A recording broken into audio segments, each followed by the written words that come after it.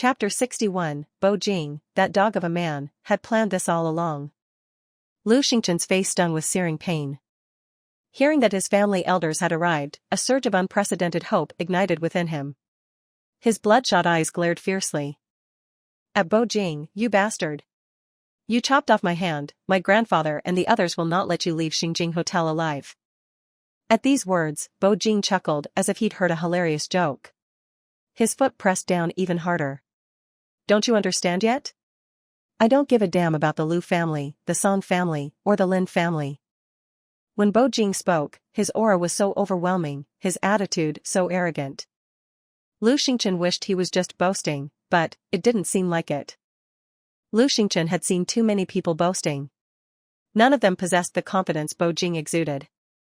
And none of them, knowing that the Lu family was coming, would still keep him, the young master of the Lu family, pinned underfoot.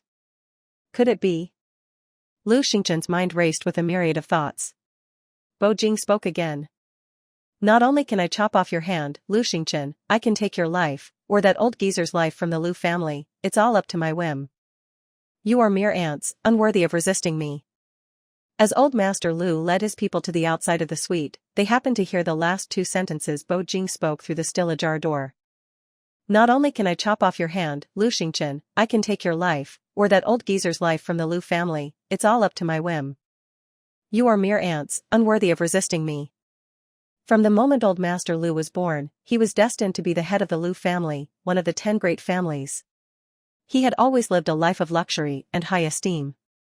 No one like Bo Jing, who didn't take him seriously, had ever appeared before. A towering rage erupted within him. Old Master Lu gave a signal to his most skilled bodyguard. The bodyguard responded respectfully, rest assured, master. I will break all the limbs of that arrogant whelp. Lu Xingchen had one of his hands chopped off. Old Master Lu instantly understood the bodyguard's words. He nodded slightly, his tone resolute, Yoshida, leave him a breath, don't kill him. As you command. You arrogant fool. Such audacious words. As he spoke, Yoshida, the bodyguard, kicked open the suite's door, which was still slightly ajar, and stormed inside. The sight that greeted him, their young master being trampled underfoot, in such a wretched state, made Yoshida's eyes go red. Red with anger. Young master, don't be afraid. The master and third master have arrived, none of these people will leave here alive today. As he spoke to comfort Lu Xingchen, Yoshida attacked Bo Jing. Yang Yi, Yang Er. With Bo Jing's order, Yang Yi and Yang Er immediately stepped forward and engaged Yoshida in combat. Bo Jing, meanwhile, sat back beside Yi Shuhua. Yoshida was the most prized student of the old president of the Qing Country Martial Arts Association. It wouldn't be an exaggeration to say he was undefeated across the land. He was among the most formidable martial artists in the country. He was confident in his abilities. Seeing that Bo Jing sent Yang Yi and Yang Er to stop him, Yoshida scoffed, mere mayflies trying to shake a tree? You overestimate yourselves. But as their fight exceeded 3 minutes, and Yoshida had still failed to subdue Yang Yi and Yang Er, a sense of unease began to creep into him. When exactly had he started taking so long to deal with 2 ants? Unless they weren't ants at all, but martial artists just like him. The moment that thought entered his mind, Yoshida's heart turned cold. He was the most capable fighter in the Lu family. If he were to be defeated, not only would the young master's revenge be impossible, but also the master and third master might. Daring not to dwell on those thoughts, Yoshida began to attack with all his might. For him, victory or defeat depended on the next 2 minutes. Yang Yi and Yang Er had been toying with Yoshida from the start of their fight. Seeing Yoshida's all-out attack, the brothers exchanged a look. One of them met Yoshida's full-force assault, while the other retreated to the side, took out some sunflower seeds, and started watching the fire from the other side. Yi Shuhua was startled by the scene. Yoshida was the top martial artist in Qing country. When Yoshida graduated from the Martial Arts Association, secretaries of important figures in the country personally visited him to offer jobs. With powerful people backing him, his future was limitless. However, due to the Lu family's act of kindness to his parents, he gave up that great career to repay them and went to the Lu family. Qing country was historically known for its courtesy and etiquette, and filial piety was the most important of all virtues.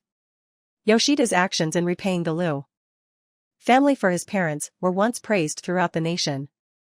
Even the most important people personally presented him with a banner to show their appreciation. Bo Jing, why is Yang eating sunflower seeds? That Yoshida is not easy to deal with. Can young heir handle him alone? Yi Shuhua asked. Bo Jing's gaze landed on her fair and exquisite face. How about we make a bet? Since Bo Jing said that, young heir was definitely going to win, with absolute certainty. Make a bet? No, there was absolutely no need to bet. They are your people, how could they be ordinary? Since young heir dares to face Yoshida alone, he must have complete confidence. There is no suspense here, why would I bet with you? After hearing Yi Shuhua's words, Bo Jing smiled meaningfully, looks like, you are not stupid. Yi Shuhua. Stupid? This was a bit insulting. She admitted, because of her outstanding looks, she had never been seen as particularly smart. But Bo Jing, I'm just not obviously intelligent, that doesn't make me stupid, does it? Bo Jing, having self-awareness isn't bad.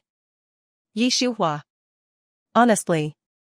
If he hadn't had a way to deal with Lu Xingchen and the Lu family, she would have immediately given him an injection, letting him know the consequences of offending a doctor. But the future was long. Sooner or later, she'd let Bo Jing, that dog of a man, know what it felt like to have his laughing point pricked. Yi Shuhua's emotions were all over her face, and Bo Jing, seeing her, felt a chill run down his spine. Although he didn't know what devilish ideas she was having, being prepared was always the best option. Therefore, he cleared his throat and called out her name, Yi Shuhua, after dealing with the Lu family's issues, how do you plan to thank me? Yi Shuhua looked surprised and let out a startled ah, are you asking me for a reward? You can think of it that way. Bo Jing acknowledged it quickly, striking a pose as though he had suffered a great loss. Of course, if you don't want to thank me, I won't force you. Yi Shuhua. If you had used a different tone, I might believe you. But honestly, Bo Jing had indeed done her a great favor in helping her deal with Lu Xingchen, it was indeed necessary to express her gratitude. Bo Jing, we haven't known each other for long, and I don't know what you like. How about you give me a hint so that I can thank you in a way that pleases you? What do you think? Even if Yi Shuhua didn't bring it up, Bo Jing would have brought it up himself. Now that she had said it, he found it even more convenient. Then, agree to 3 things for me. Yi Shuhua? Was it just her imagination, or did this dog of a man Bo Jing seem to be planning this all along? Chapter 62, since he can't speak properly, what's the use of keeping his tongue? What, you won't agree? Yi Shuhua remained silent. Bo Jing's throat tightened, and he said, alright then, I won't force you. Yi Shuhua's lips twitched. When it came to manipulating people, no one could compare to Bo Jing, that dog of a man. At the same time, she secretly rejoiced, fortunately her enemy was a money-minded and brainless lunatic like Lu Xingchen. If it were someone as meticulous as Bo Jing, it would have been a different story entirely. With a sense of resignation, Yi Shuhua gave Bo Jing the answer he wanted, I didn't say I wouldn't agree. At that moment, she had never imagined that later when she tried to perform her laughing point attack on Bo Jing, he would actually use the 3 things she had agreed to counter her. At that point, Yi Shuhua truly understood the meaning of, no businessman is not a schemer. But all this was yet to come. Yoshida, attacking with all his strength, was still easily handled by young heir. He was even mocked when young heir kicked him to the ground, the top martial artist in Xing country? Is that all there is to it? Ha ha ha, did you give yourself that title? When had Yoshida ever endured such humiliation? Anger almost overwhelmed his rationality. Unbeknownst to him, the more he acted like that, the easier it was for young heir to fight him. In less than 2 minutes, Yoshida was beaten to the point of near death, lying on the ground like a dying fish, his eyes rolling back. And young heir? He was completely unscathed, respectfully bowing to Bo Jing and Yi Shuhua on the sofa. President, Madam, what do we do with this Yoshida? Your defeated foe, why would you need to worry about him? As Bo Jing spoke, he lightly clapped his hands. Yang Yi, understanding, immediately opened the suite's door and said to the Lu family outside, our president invites you in. The Lu family had not been able to completely ignore the sounds inside the suite. However, they couldn't bring themselves to believe that the person being beaten down was Yoshida. Now, having entered the suite, seeing Yoshida lying there, barely breathing, having nearly lost his life. The Lu family were all completely taken aback. This was Yoshida, the top martial artist in the country. How long had he been inside before he was beaten to near death? One could only imagine the terrifying power of the people inside. Lu Qingyang. While the Lu family was staring at Yoshida, each with their own thoughts, Bo Jing called Old Master Lu by his full name. That call brought the Lu family back to reality from the shock of Yoshida being beaten half to death. They all turned to look at Bo Jing. He was a handsome young man, exuding a terrifying aura. He was unlike any other young man Old Master Lu had ever met. He emanated a rich, kingly presence. The only other young man who could give Old Master Lu this kind of presence was their country's leader, President Zhong Xinghuayan. A bold guess formed in Old Master Lu's mind. The reason why Bo Jing dared to treat his grandson that way, and dared to utter those arrogant words, might be because he truly had an advantage. As for what that advantage was, no one could tell. Old Master Lu's mind was a maelstrom of thoughts, and he hadn't had the chance to speak.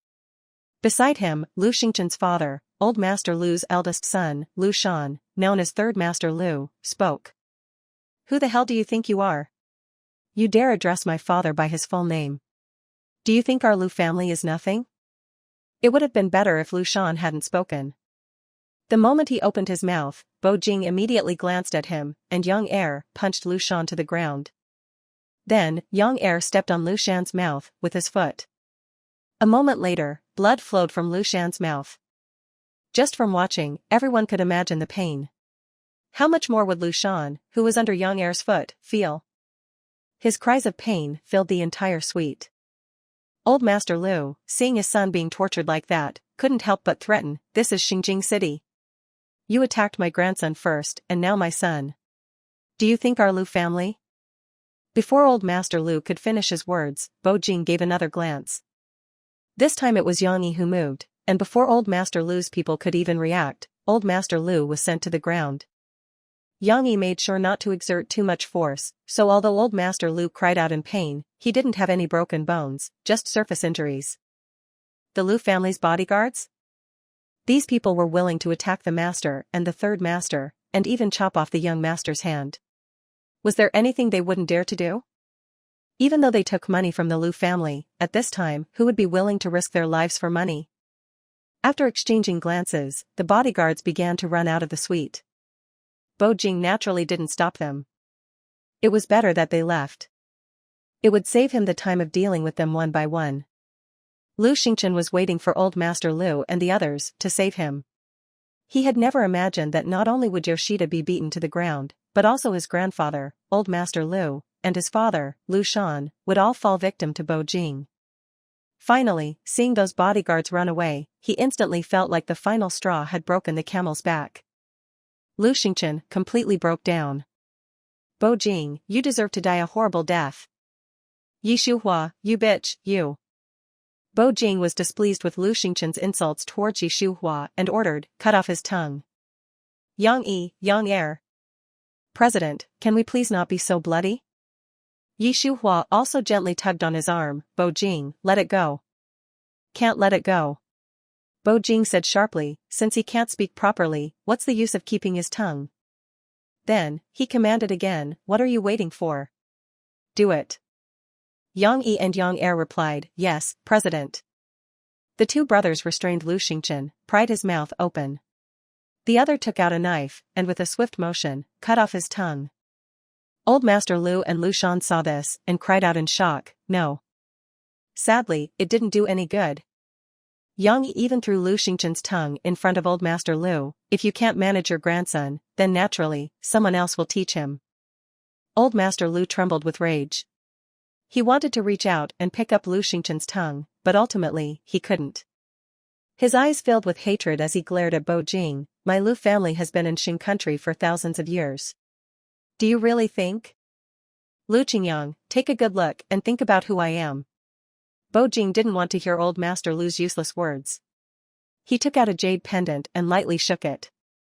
Initially, Old Master Lu didn't recognize the pendant, but as it was shaken more and more, an image gradually emerged in his mind. It was from more than 20 years ago.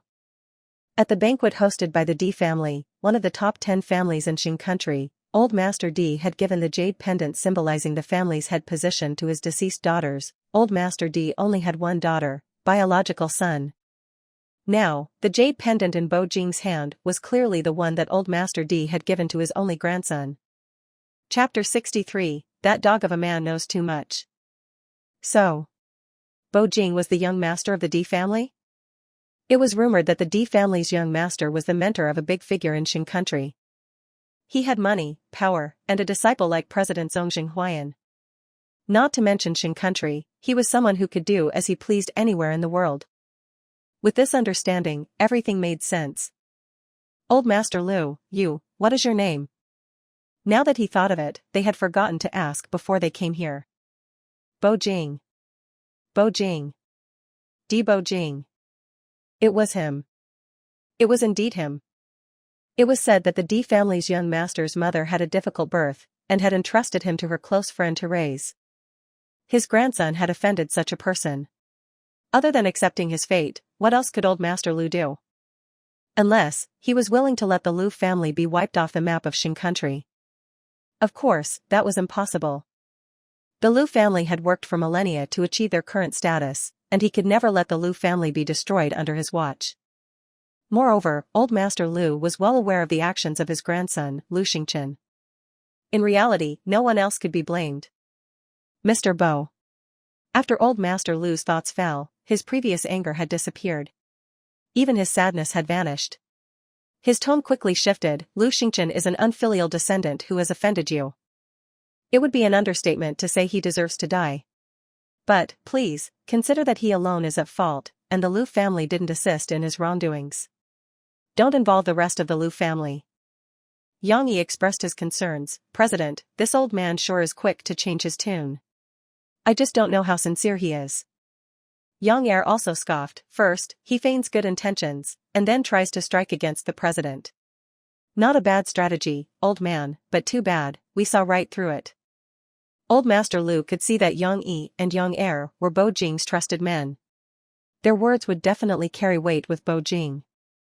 Upon hearing their words, Old Master Lu was instantly terrified. He quickly explained, Mr. Bo, I, Lu Qingyang, am absolutely not a cunning person. I would never do something so deceitful. If you don't believe me, Mr. Bo, the Lu family is willing to offer some money, as 30 billion. Before Old Master Lu could finish, Bo Jing interrupted him. His words were cold and harsh, almost heartless. Not a single cent less. Consider it compensation for the emotional distress caused by the unfilial actions of your Lu family's descendant towards my wife. After speaking to Old Master Lu, Bo Jing looked at Yi Shuhua, who had a bewildered expression on her face. Wife, what are your thoughts? Yi Shuhua. 30 billion? Emotional distress compensation? What were her thoughts? Honestly, she had never seen such a large amount of money for emotional distress before. However, Lu Xingchen, with all his illegal gains from that mental hospital, had made far more than that. 30 billion was too little. Are some things measurable by money?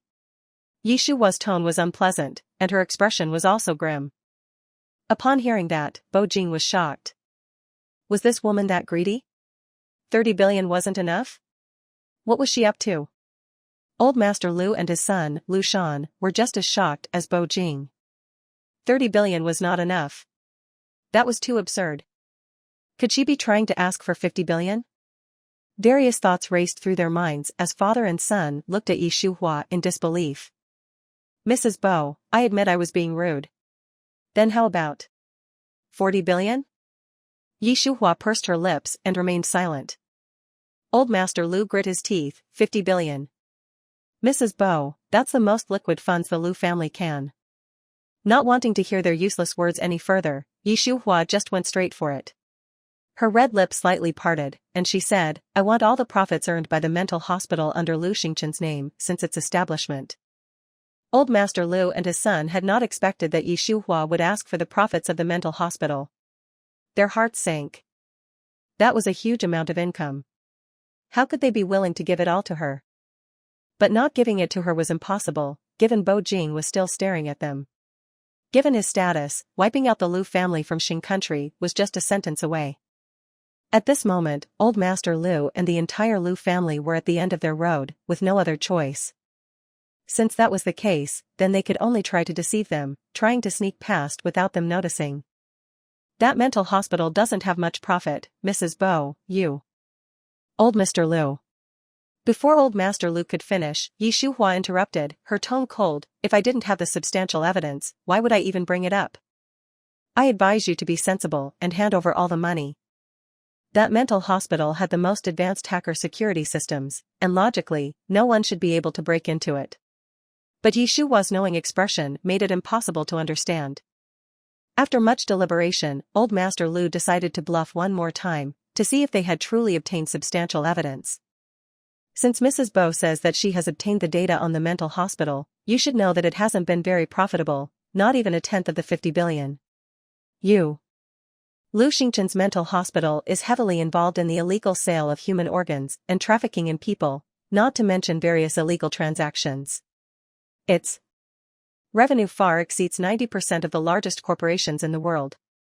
Old Mr. Lu, if you are just going to waste time with these useless words, are you trying to? Mrs. Bo. Before Shuhua could finish her words, old Master Lu's mental defenses collapsed. He dropped to the floor, as you wish. You can have all the profits from the mental hospital since it was established. It wasn't that old Master Lu didn't care about money. 130 billion, as long as there was a possibility, old Master Lu would have never been willing to hand it over. It was just that Shuhua's words had too much power. If even a single bit of that got out, the entire Lu family would be wiped off the map. Even their ancestral graves would be dug up. After the matter was resolved, Bo Jing brought Shuhua back to Jiang City on a private jet. There was no one else in the vast cabin other than the two of them. The man leaned lazily against the seat, looking at Shuhua's beautiful face. According to Yang Yi, the Lu family gave you 138.9 billion? Shuhua nodded, that's right. Bo Jing raised his eyebrows and asked again, what do you plan to do with this money? Shuhua was surprised by his question.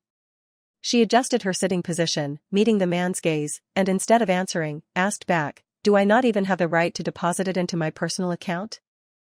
You're not that kind of person. Bo Jing spoke with certainty, as if he knew everything about Shuhua. Even if you donate the money, you won't use it on yourself. Shuhua curved her lips, thinking to herself, that dog of a man, Bo Jing, knows too much. I'm not worthy of enjoying money that's stained with blood and lives. As she spoke, Shuhua opened her phone, opened a document, and handed it to Bo Jing. I'm planning to use this money to establish an angel medical foundation, to bring hope to those who are suffering from serious illnesses but cannot afford treatment. Chapter 64, Me, a Nobody, Dare I Ask You to Be My Driver? Bo Jing, I want every patient in Xing country to afford treatment. Bo Jing thought Shuhua's idea was excellent. There were far too many people in the world who couldn't afford medical care. Without money, they could only wait to die if they contracted a serious illness. Without money, no matter how reluctant they were, they could only watch their beloved family members leave this world. Money was never the answer to everything. But without money, nothing was possible. Shuhua's idea could save many lives. However, an idea was still just an idea. From ancient times to the present day, what this world lacked the least was selfish and greedy people. Whether it was establishing a medical foundation or anything else, less than 1/10,000th of that money would eventually reach those who needed it. Thinking this in his heart, Bo Jing said, it's a good idea, but there will be some difficulties in implementing it. She instantly understood the hidden meaning in his words. She looked at him and gave a mysterious smile, with you here, there shouldn't be any difficulties. Bo Jing's scalp tingled from her mysterious smile, and his lips twitched. Shuhua, I have a feeling you're scheming against me? It's not scheming. Shuhua put her phone away, hooked her arms around Bo Jing's, and whispered a few words in his ear. Bo Jing's emotions changed several times because of her words. Finally, his eyes were filled with shock, and he asked her, you guessed it? When did you figure it out? From the moment you took out that jade pendant. Shuhua raised her small face, her eyes meeting his, so, I guessed right, didn't I? Bo Jing. He couldn't remember the last time someone had called him Bo Jing. For a moment, Bo Jing felt a little disoriented. But in just the blink of an eye, he returned to normal. He raised his hand to pinch Shuhua's chin. You sure know a lot. Come on, tell me, how many more secrets are you hiding from me? Do I have any secrets? Don't you already know? As Shuhua spoke, she raised her hand to grab Bo Jing's wrist. Didn't you send Yang Sen all over the world to investigate me? Bo Jing. Heaven knows, he had sent Yang San to investigate everything about Shuhua, and not even Yang Yi and Yang Er knew about it. Now the question was, how did she know? Shuhua understood what Bo Jing was thinking. The smile on her face deepened, and she answered his question, no secret remains hidden forever. If you want people not to know, then you shouldn't do it. Did someone tip you off? Bo Jing narrowed his eyes, asking her. Shuhua let go of his wrist, and instead, hooked her arms around his neck. What do you think? Yang San had always been reliable in his work. Aside from someone tipping her off, Bo Jing couldn't think of any other possibility. So, what was there to guess? I don't like to guess. As he spoke, his hand moved to her waist. Shuhua, are you trying to seduce me by being so proactive? Will you help me with the medical foundation? Instead of answering his question, Shuhua asked him back, we're a legally married couple, you have no reason to refuse me, right? Bo Jing didn't want to talk about this with Shuhua, so he intentionally changed the topic. Being legally married is true, but going to work, we haven't had the chance to do it yet. It took Shuhua a long while to realize what Bo Jing meant. She felt extremely embarrassed. She raised her hand to gently hit his chest. Bo Jing, you're being so openly lewd, do you have no shame? We're a legally married couple, why do we need shame? Bo Jing said as he pinched her waist, you should feel honored that I'm being lewd with you. After all, we men have limited energy. Once we are lewd outside, we are too lazy to do it when we go home. This was the first time Shuhua had ever heard Bo Jing say something so unlike his persona. She was both surprised and bewildered. She stared at his face for a long time, before subconsciously asking, Bo Jing, do you have women on the outside? Bo Jing. Heh. This damn woman, Shuhua, her focus was truly different from others. Shuhua, don't even think about the medical foundation. After Bo Jing said that Shuhua shouldn't even think about the medical foundation, he ignored her. Shuhua felt like her head was about to explode. She didn't seem to have said anything wrong, nor had she done anything wrong. What was with this dog of a man, Bo Jing? After they got off the plane and returned to Bo Manor, taking advantage of the moment when Bo Jing went to his room to change his clothes, Shuhua directly blocked him in his walk-in closet. Are you giving me the cold shoulder? Bo Jing ignored her. Shuhua took a deep breath and asked again, you haven't spoken to me for 1 hour and 35 minutes. How long are you going to give me the cold shoulder? Bo Jing still ignored her. Shuhua. If she couldn't beat him, she really wanted to hashtag at % and asterisk. At that moment, Bo's mother called. She asked, Shuhua, where are you now? Hearing Bo's mother's question, Shuhua suddenly remembered that they were supposed to pick up Dabo and Bao from the hospital today. She put her hands to her head, and lied, Mom, we're just going out the door. Hearing her, Bo's mother gave her a few words of advice, and hung up the phone. Shuhua put away her phone, and looked at Bo Jing, who had already changed his clothes. He was also looking at her. His throat tightened, and he told her, go and change your clothes. Shuhua didn't quite understand what was happening. You only have 5 minutes. After he finished speaking, Bo Jing's long legs stepped out of the room, and he went downstairs. When Shuhua had changed her clothes, and was downstairs, the people in the car were already stepping on the gas pedal. She hurriedly took a few steps to catch up. Just as she was about to open the rear door of the car, Bo Jing, who was driving, said, sit in the front. Shuhua. What was going on? This dog of a man, Bo Jing, was actually driving himself. Where were Yang Yi and Yang Er? As Shuhua pondered, Bo Jing's accusing question entered her ears, what, you want me to be your driver? Asking the young master of the prestigious D family to be her driver? No, Shuhua didn't dare to. Although, she hadn't yet understood how Bo Jing went from being the D family's young master to someone from the Bo family in Jiang City, there was one thing she was certain of, if this dog of a man wanted to, he could return to the D family at any time.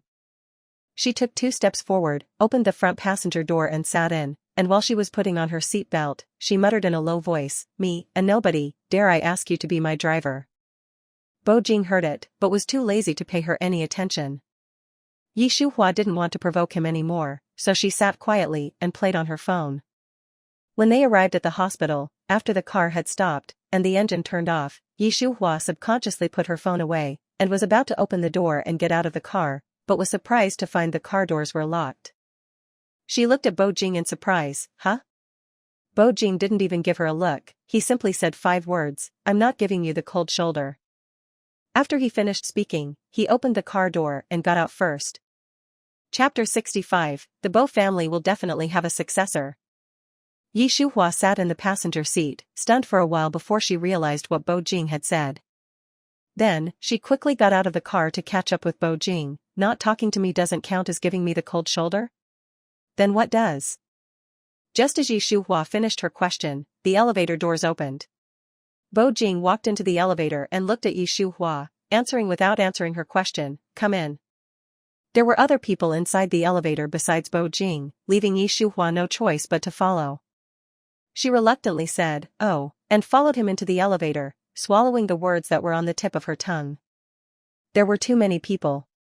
What she wanted to say, and ask, wasn't appropriate to say here. The elevator quickly arrived at the floor where Dabo and Erbao were staying. Before they left the elevator, Bo Jing purposely grabbed Shuhua's wrist. After they had both walked into the ward, Dabo and Erbao's eyes were filled with joy, and they called out in unison, "Daddy, Mommy." Bo Jing's face remained emotionless. His eyes swept over Dabo and Erbao's faces, before finally landing on Bo's father and Bo's mother. "Dad, Mom, have you packed everything?" Bo's father nodded. "Your mother has checked it several times. Everything that should be packed and everything that shouldn't be packed is there." Bo's mother was unhappy with how Bo's father was speaking, and playfully hit his arm. "How can you be so careless, even though you're so old?" After speaking to Bo's father, Bo's mother turned to Bo Jing. "I haven't packed anything that shouldn't be there. I trust you to get things done, Mom." Bo's father and Bo Jing took the things downstairs first. Bo's mother, meanwhile, stayed with Shuhua, and was in the ward with Dabo and Erbao, waiting for the father and son to return. They all knew what had happened in Xinjing City. Taking advantage of Bo Jing's absence, Bo's mother asked Shuhua very cautiously, "Shuhua, you already know about Bo Jing's background, right?" Shuhua nodded. Bo's mother sighed. "It's not that we meant to hide it from you, it's just that." "Mom, you don't have to explain it specifically, I understand." Bo's mother was surprised by what Shuhua said. She stared at Shuhua for a long while, and then asked, "Shuhua, you aren't mad at him, or that we hid it from you?" "I'm not mad." Shuhua's expression was calm, and her tone was gentle. "Shuhua, you're such a good child," Bo's mother said, while tightly holding Shuhua's hand. "That child, Bo Jing, has also had a hard life. His mother had a difficult childbirth, and she passed away without even seeing him. She stopped for a few seconds, before continuing, "Bo Jing's mother, Lan, was one of my very good friends. Before she died, she asked us to take him in, and my husband and I had also just experienced the pain of losing our own son." Bo's mother told Shuhua why Bo Jing grew up in the Bo family, and how he was treated as if he was their biological son, in a shortened version. After listening to it, Shuhua sighed in her heart. So, Bo Jing's background was like this. Meanwhile, on the other hand, everything that Bo Jing had done in Xinjing City made Bo's father very unhappy. Now, with just the two of them, Bo's father didn't hesitate to reprimand him. "You can be as high profile as you want in Jiang City, but why couldn't you be more restrained in Xinjing City? It isn't like Jiang City. What if something had happened to you? How could your mother and I explain it to Lan?" "You, Dad." Bo Jing interrupted Bo's father, and seriously expressed his thoughts. "After my wedding, I plan to bring the 5 of them back to Xinjing." Previously, no matter how old Master Bo, Bo's father, and Bo's mother persuaded Bo Jing to return to Xinjing, he refused. He said, "The kindness of raising is greater than the kindness of birth." There were no male descendants in the Bo family. He was the Bo family's male descendant, and that would never change. Because of this, old Master Bo, Bo's father and Bo's mother always felt like they owed the elderly old Master D. They were always waiting for Bo Jing to change his mind. But now, he really had changed his mind, and Bo's father wasn't as happy as he thought he would be. Looking at this son he had raised for nearly 30 years, Bo's father felt stifled. You thought it through? Bo Jing nodded, MHM. Bo's father suppressed the bitterness in his heart and said the opposite of what he was thinking. It's good that you thought it through. If you still didn't go back, your grandfather would have hated all of us from the Bo family. How could Bo Jing not know what Bo's father was thinking? Dad. He called out to Bo's father again, and said, Grandfather's health is declining. The D family needs me. Bo's father didn't say anything, and directly walked towards the elevator. Bo Jing looked at his back, pondered for a moment, and then said, Dad, you're still young. When the years pass and you get older, Zimo and the others will have also grown up. The Bo family will definitely have a successor. Bo's father stopped in his tracks. After a few seconds, he turned around, and his eyes met Bo Jing's in the air. A gentleman's word. Bo Jing is as good as a deed. The Bo group was now going back into Bo's father's hands, and there were too many things that needed to be arranged. After picking up Dabo and Bao from the hospital, and returning to Bo Manor, Bo Jing had been in the study busy. Dabo, Bao, Sanbao, and Xiaobao were Shuhua and were constantly talking to her. Mommy, Dad's revenge has been taken, right? Mommy, Dad is really good to you, you have to cherish him. Dad actually has another identity. I thought I was super smart, but I didn't find out, so sad. Mommy, Dad is the heir of the richest family. Does that mean that my brothers and I will also be heirs to the richest family in the future? The words that Dabo, Bao, Sanbao, and Xiaobao were saying, and the questions they were asking, made Shuhua's head hurt. Answer them? No. It was impossible for her to answer them. The four little ones had asked for a long time, but they still couldn't get Shuhua to answer. All their little faces were wrinkled up. Mommy, why aren't you paying attention to us? Mommy, say something. Mommy. Shuhua's lips twitched. You guys are talking non-stop, where would I even have a chance to interject? Dabo, Bao, Sanbao, and Xiaobao. That did seem to be the case. Thinking this in their hearts, the four little ones looked at each other. Their faces were all red. Dabo, Mommy, we'll start again. Bao and Sanbao, big brother first. Xiaobao nodded vigorously, I promise not to interrupt. Shuhua. But despite her speechlessness, she still nodded seriously. Dabo started right away with a challenging question, a soul-searching question. Mommy, I heard that the bad guy wanted you and Dad to divorce. Tell me the truth, did you want to divorce him? Shuhua put her hands to her head. Dabo instantly understood. His face instantly fell. Mommy, I have to criticize you. You said we would never separate as a family a few days ago, but then you thought about divorcing Dad. You went too far. Bo Jing had already profoundly taught her about wanting to divorce him. She really did know that she was in the wrong. At that moment, facing Dabo's criticism, Shuhua responded very seriously, it was really too far. But I promise you, it won't happen again. What use is a promise? Dabo sighed helplessly, Mommy, you have a failing grade for credibility in my book now. Chapter 66, Giving Dad and Mommy a Heavy Dose. Shuhua never thought that Dabo would actually say the words, Mommy, you have a failing grade for credibility in my book to her. Her lips twitched, and she asked back with a less than amicable tone, Zimo, are you actually my biological son? Of course, I am.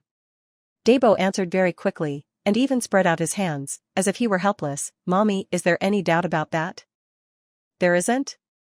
Shuhua raised her hand to rub Dabo's hair. My biological son is doubting my credibility, what a joke. Dabo. Was there a relationship between those two things? I suspect Mom is just looking for trouble, but I don't have the evidence. Not wanting to continue dwelling on this topic, Dabo simply changed the topic. When did you find out that Dad was the D family's heir? That question was much simpler than the previous one. Without thinking, Shuhua said, today. Shuhua carefully planned that night with Bo Jing 7 years ago, to save Cici's life. Dabo, Bao, Sanbao, and Xiaobao had absolutely no idea. Therefore, after she finished saying today, and before Dabo could even ask another question, Sanbao was already speaking with a serious expression. Mommy, you didn't lie to us, right? why would I lie to you guys? Yi Shuhua was confused by what Sanbao had said. I really did just find out today. Sanbao reluctantly said, oh, and asked again, Mommy, then why did you have us with Dad back then? This was the first time that the children had asked Yi Shuhua such a question. Honestly, if she had known beforehand that the 4 children were going to ask her all sorts of soul-searching questions tonight, questions she wouldn't be able to answer, she would have gone overtime just like Bo Jing to escape. She condemned the people who would rather work overtime than take care of the kids. She understood the people who would rather work overtime than take care of the kids. In the future, Yi Shuhua vowed to become someone who would rather work overtime than take care of the kids.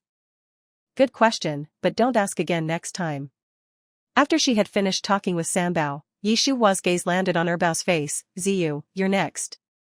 Erbao blinked his eyes, and after learning from Dabo and Sanbao's mistakes, he called out to Yi Shuhua, Mommy, I can ask anything, right? Of course. Erbao nodded thoughtfully. Will you and Dad not get a divorce in the future? That was still a question that Yi Shuhua couldn't answer, at least not the answer that Erbao was hoping for. She seriously pondered for a few seconds, before saying, nothing in this world is constant. Whether it's family, friends, or lovers, it all comes from the beginning of a relationship, and the end of one. No one can predict. Mommy, before Yi Shuhua could finish, Erbao interrupted and asked her again, are you saying that in the future you and Dad could still divorce? Yi Shuhua frowned, it hasn't happened yet, how can I answer you? Erbao's little face fell, okay, then I understand, I don't have any more questions. Since he said he didn't have any questions, Yi Shuhua naturally looked at Xiaobao. Zijin, you're next. The little girl had already thought out what she was going to say to Yi Shuhua. As soon as it was her turn, she immediately asked, Mommy, did that bad guy really harm great-grandpa? Mommy, that bad guy will never appear again, right? Mommy, we are Dad's children, will we be the heirs to the richest family in the future? Mommy. At this moment, Xiaobao was just a walking 10,000 wise. Yi Shuhua. Heh, Yi Zijin, you've got me beat. However, despite what she was thinking in her heart, Yi Shuhua had already answered Xiaobao's questions in order.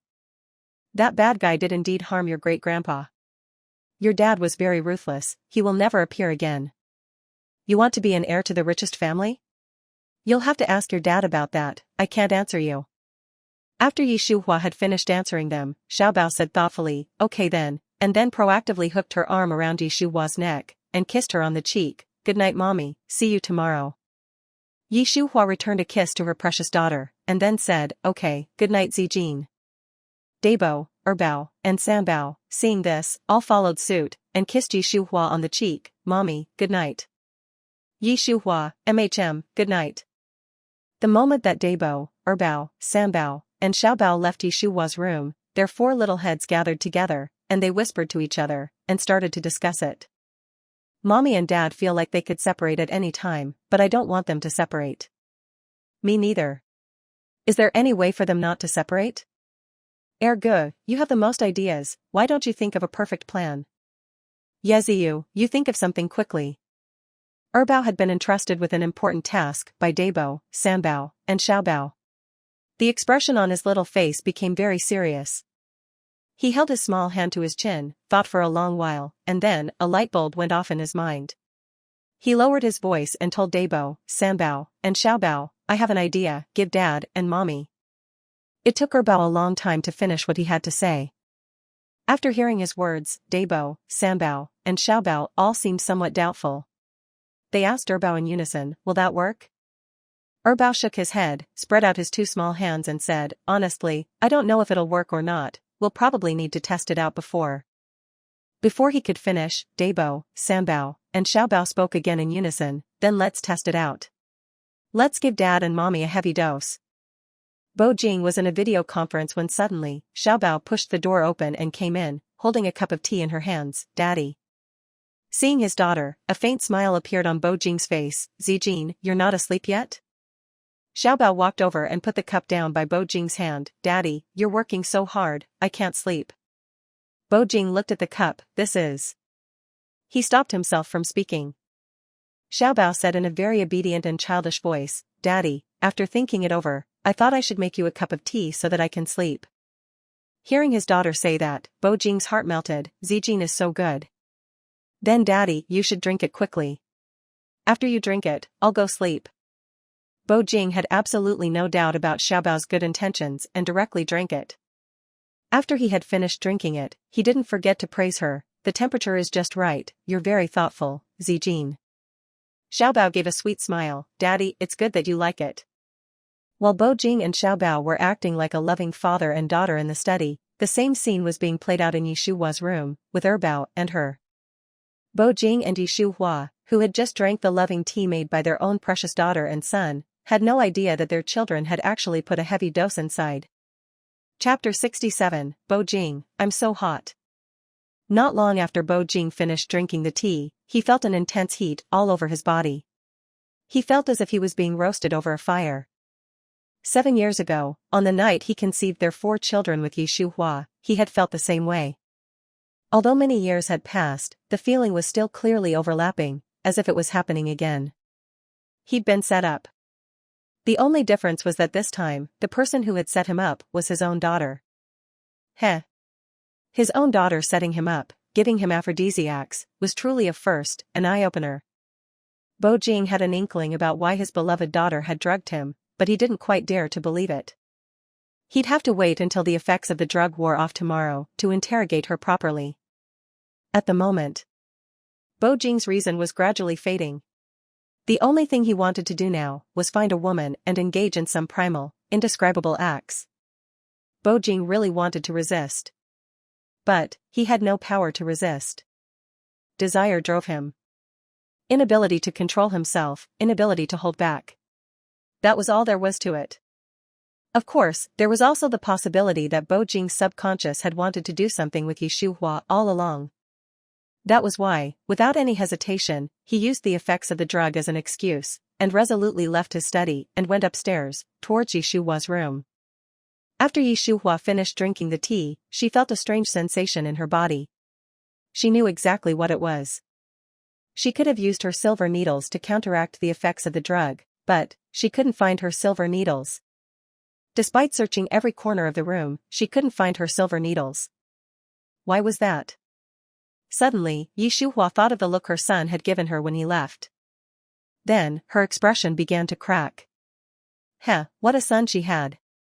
He actually went through with selling out his mother for personal gain. You little brat, you wait. If I don't properly beat you up tomorrow, then my name isn't Yi. After cursing and complaining, Yishuhua's reason almost completely disappeared. What she wanted to do now was engage in some activities with a man. And in the whole of Bo Manor, apart from Bo Jing, no one else was suitable for her to do anything with. So, she gritted her teeth and staggered towards the door. Yes, she was going to find Bo Jing.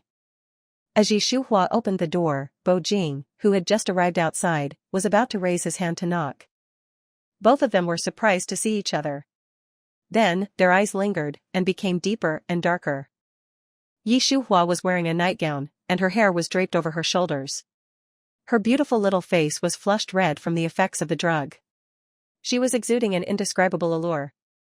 To put it simply, at that moment, Yishuhua was unbelievably beautiful.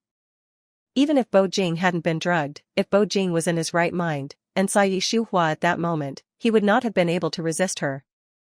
His Adam's apple bobbed, and he called out her name in a low, husky voice. Yishuhua. Bo Jing's voice was very pleasant, like a cello playing a low note. The moment he opened his mouth, he captured Yishuhua's mind. Looking at the man's lips moving, thin and sensual, Yishuhua was swallowing saliva like crazy. She wanted to kiss him. She didn't want to wait any longer. Thinking this, Yishuhua felt like she was instantly ignited. She mumbled a soft, melodious mmm, and then, without any hesitation, she raised both her hands, and accurately hooked them around Bo Jing's neck. Mmm, Bo Jing, I'm so hot. Yishuhua's seductive charm, and her soft moans, completely ignited Bo Jing. The man reached out with his long arms, and pulled Yishuhua, whose body was soft and pliant, into his embrace. Then, he took a step forward, and pushed her against the wall, starting a long and deep kiss. The man's kiss was possessive, passionate, and full of a wild demand. In ordinary circumstances, Shuhua wouldn't have been able to handle it, but under the current situation, in this moment and place, she wanted more. So, she responded passionately. Everything happened as it should. Everything was naturally heading towards a deeper level. Outside of Shuhua's room, Dabo, Erbao, Sanbao, and Xiaobao were hiding around the corner. The four little ones had specifically camped out here, waiting for Bo Jing and Shuhua to complete a great harmony of life as they had hoped. Now that the four little ones had seen Bo Jing enter Shuhua's room with their own eyes, and saw him use his leg to slam the door shut from the inside, they finally felt relief. Dabo said in a low voice, "Dad and Mommy will stay together tonight, right?" Erbao proudly raised his chin, with an air of complete confidence, "Of course. No one can resist the drug Mommy made." Sanbao said with a proud face, "Good thing I was smart and took Mommy's silver needles beforehand. Otherwise, this wouldn't have gone so smoothly." Xiaobao didn't care about any of that. She stared intently at the closed door, and softly asked her three older brothers, "Big brother, second brother, third brother, does this mean Mommy will be pregnant with younger brothers and sisters after tonight?" None of the three older brothers knew how to answer Xiaobao's question. So, they all looked at the little girl's face, and said in unison, "It's late, go back to your room and sleep." Xiaobao? Although Bo Jing was almost 30 years old, he was still incredibly strong, and aside from Shuhua, had never slept with another woman. He was a man who knew how to preserve himself. Every push-up he had done, every run he had taken, every time he had lifted weights, all of it had laid a good foundation for his valorous battle today. Once, twice, 3 times, 5 times, 7 times. He demonstrated to Shuhua in his own way, he was strong, incredibly strong. He was no less powerful compared to 7 years ago. At first, he had really relied entirely on the effects of the drug. But later, he had completely lost himself in the moment. He had. And so did Shuhua. That was how people were. That was human nature. When one is adrift in a sea of desire, being carried away is always inevitable. After all, they were all ordinary mortals in this chaotic world, who could truly resist the extreme pleasure that dopamine brought. This great harmony of life that could be called perfect, continued until 5:30 in the morning. At that moment, Shuhua was completely exhausted and fainted. Bo Jing was still not fully satisfied, but he had no choice but to let her go. At this time, his reason had completely returned. Looking at Shuhua, lying next to him, her entire body covered in purple and blue marks as if she had been tortured, he couldn't help but raise his hand to his forehead, thinking, "Bo Jing, you really are an Ani. Mel. Look at what you did to her, can't you be a little more restrained?" Chapter 68, Having to Let Her Go. After scolding himself under his breath, a line of thought suddenly came to Bo Jing's mind, quickly connecting everything that had happened that night. His precious daughter had not only drugged him, but also Shuhua. That was how he and Shuhua had been so crazy all night. And the reason why they had been drugged was even more obvious. The honest truth was that Bo Jing had originally thought that he would be very angry, that he would blame the little girl. But because he had woken up, and saw Shuhua lying next to him, looking like she had been properly cherished, he felt that his precious daughter's actions were not to be blamed, but rather, to be thanked.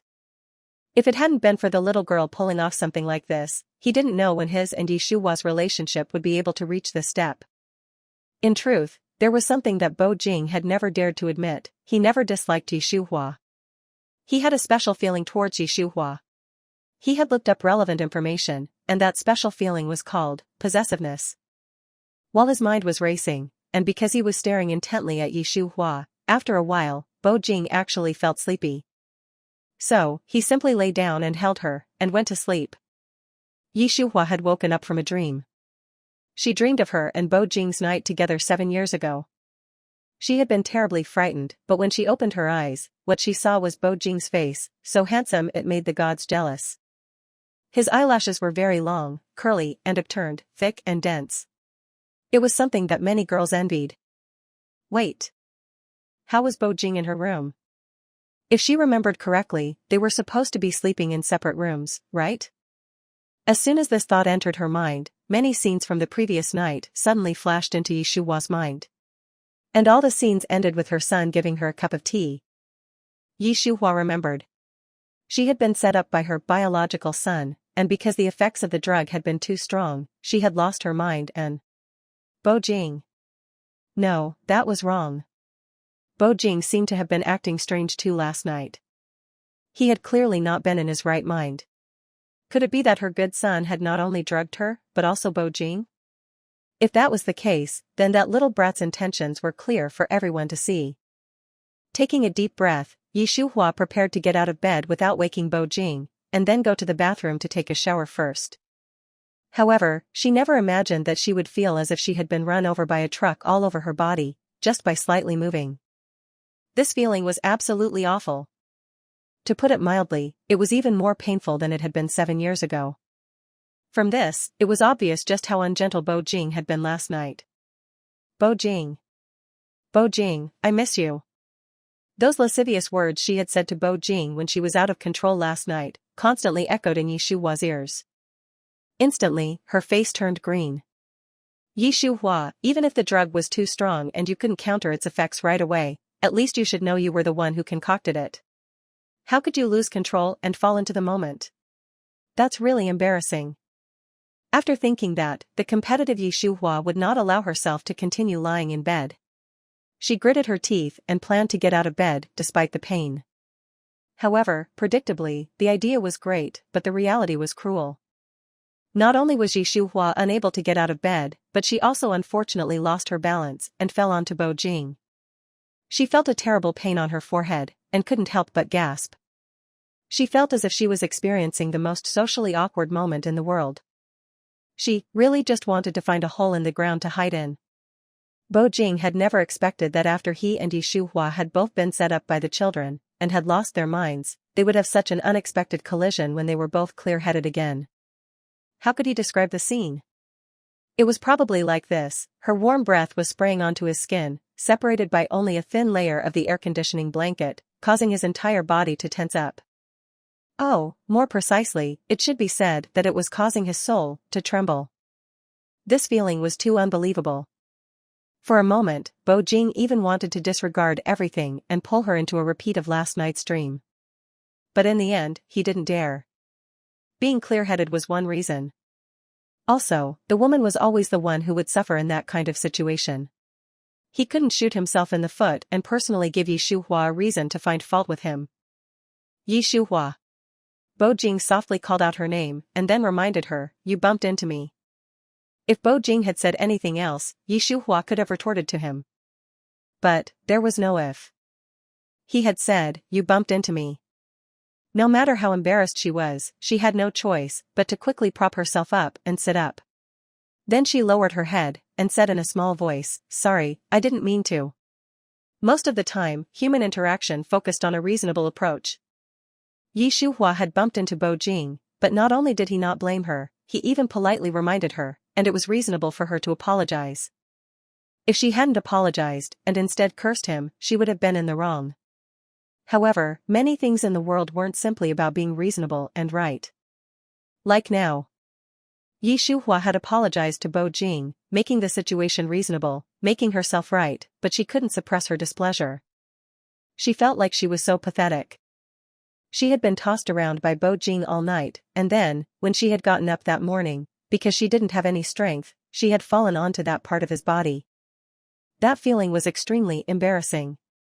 And the culprit was Bo Jing, and their good son. It could have been anyone, but it would never be herself. But the person apologizing had to be her. Why was that? The more Shuhua thought about it, the more wrong she felt. And gloriously, her eyes turned red. When Bo Jing saw that Shuhua's eyes were red, that her small face was filled with wronged emotions, and that she had a depressed aura, he instantly felt lost and confused. He didn't think he had said anything harsh. He felt like he had simply reminded her. Was he making a big mistake? Shuhua, this woman, don't make it seem as if he was the one bullying her. Cough, cough. Bo Jing coughed lightly several times. Then, he softly asked her, "Shuhua, are you going to cry? I can explain what happened last night." "Don't cry, I can't stand to see." "Shut up." Shuhua didn't want to listen. She interrupted Bo Jing in an irritable voice, "I just want to be alone now, don't talk." Bo Jing was really confused. Chapter 69, Wanting you and Dad to have a few younger siblings to play with. If Yi Shuhua was left alone at a time like this, she would most likely get stuck in a dead end. So, even though Bo Jing was confused, he still refused without thinking. Yi Shuhua, you can be alone anytime you want, but not now. Yi Shuhua was directly amused by Bo Jing's words. Well, amused to the point of being angry. She glared at him with a very unpleasant expression. You decide if it's okay? Why should I listen to you? Just because what happened last night wasn't an accident. Bo Jing was domineering, and as he spoke, he used both his hands to hold Yi Shuhua's face, forcing her to make eye contact with him. Yi Shuhua, we need to have a serious talk. Yi Shuhua naturally knew what had happened last night. Now, hearing Bo Jing say that he wanted to have a talk with her, she couldn't help but become curious. Talk? Talk about what? She wanted to see how two adults could deal with being set up by a few children, and still be able to save their face and keep their dignity. You first. I'm listening. After speaking, Yi Shuhua looked at Bo Jing meaningfully, clearly waiting for him to continue. Honestly, Bo Jing felt a lot of pressure with Yi Shuhua looking at him like that. He racked his brains, thought it over, and deliberated repeatedly, before finally saying a complete sentence. What the kids did wasn't right, but their intentions were for our good. I think. Bo Jing, did I hear you wrong? Yi Shuhua interrupted Bo Jing before he could finish. She stared at him like he was a ghost. You're actually calling everything that happened last night, them doing things for our good? In what way was it good? Bo Jing, don't be so ridiculous. Bo Jing frowned, that's not what I meant, you. Don't say anything more, I don't have anything to discuss with you. After saying that, Yi Shuhua grit her teeth and, despite the pain, got out of bed and went into the bathroom to take a shower. It wasn't until the sound of water dripping from the bathroom was heard that Bo Jing snapped out of his thoughts, and raised his hand to scratch his hair. 5 minutes later, Yi Shuhua came out of the bathroom after showering. Seeing that Bo Jing was still sitting on the bed, not moving, she couldn't help but frown. Bo Jing, why haven't you left yet? Her tone was not at all friendly, and even had a hint of anger mixed into it. Bo Jing. If he wasn't wrong, if this woman had come out of the bathroom and not seen him, her response would have been completely different. Well, it was fine, since he had been a little rough with her last night. Bo Jing gave an ambiguous and responded, I'll leave now. Watching him walk towards the door, Yi Shuhua didn't know what had come over her. She suddenly, and inexplicably, called out to him, Bo Jing, you went too far last night. Bo Jing's back stiffened, and he stopped walking. Seeing this, Yi Shuhua said again, rather irritably, after I deal with the little ones, we can talk properly.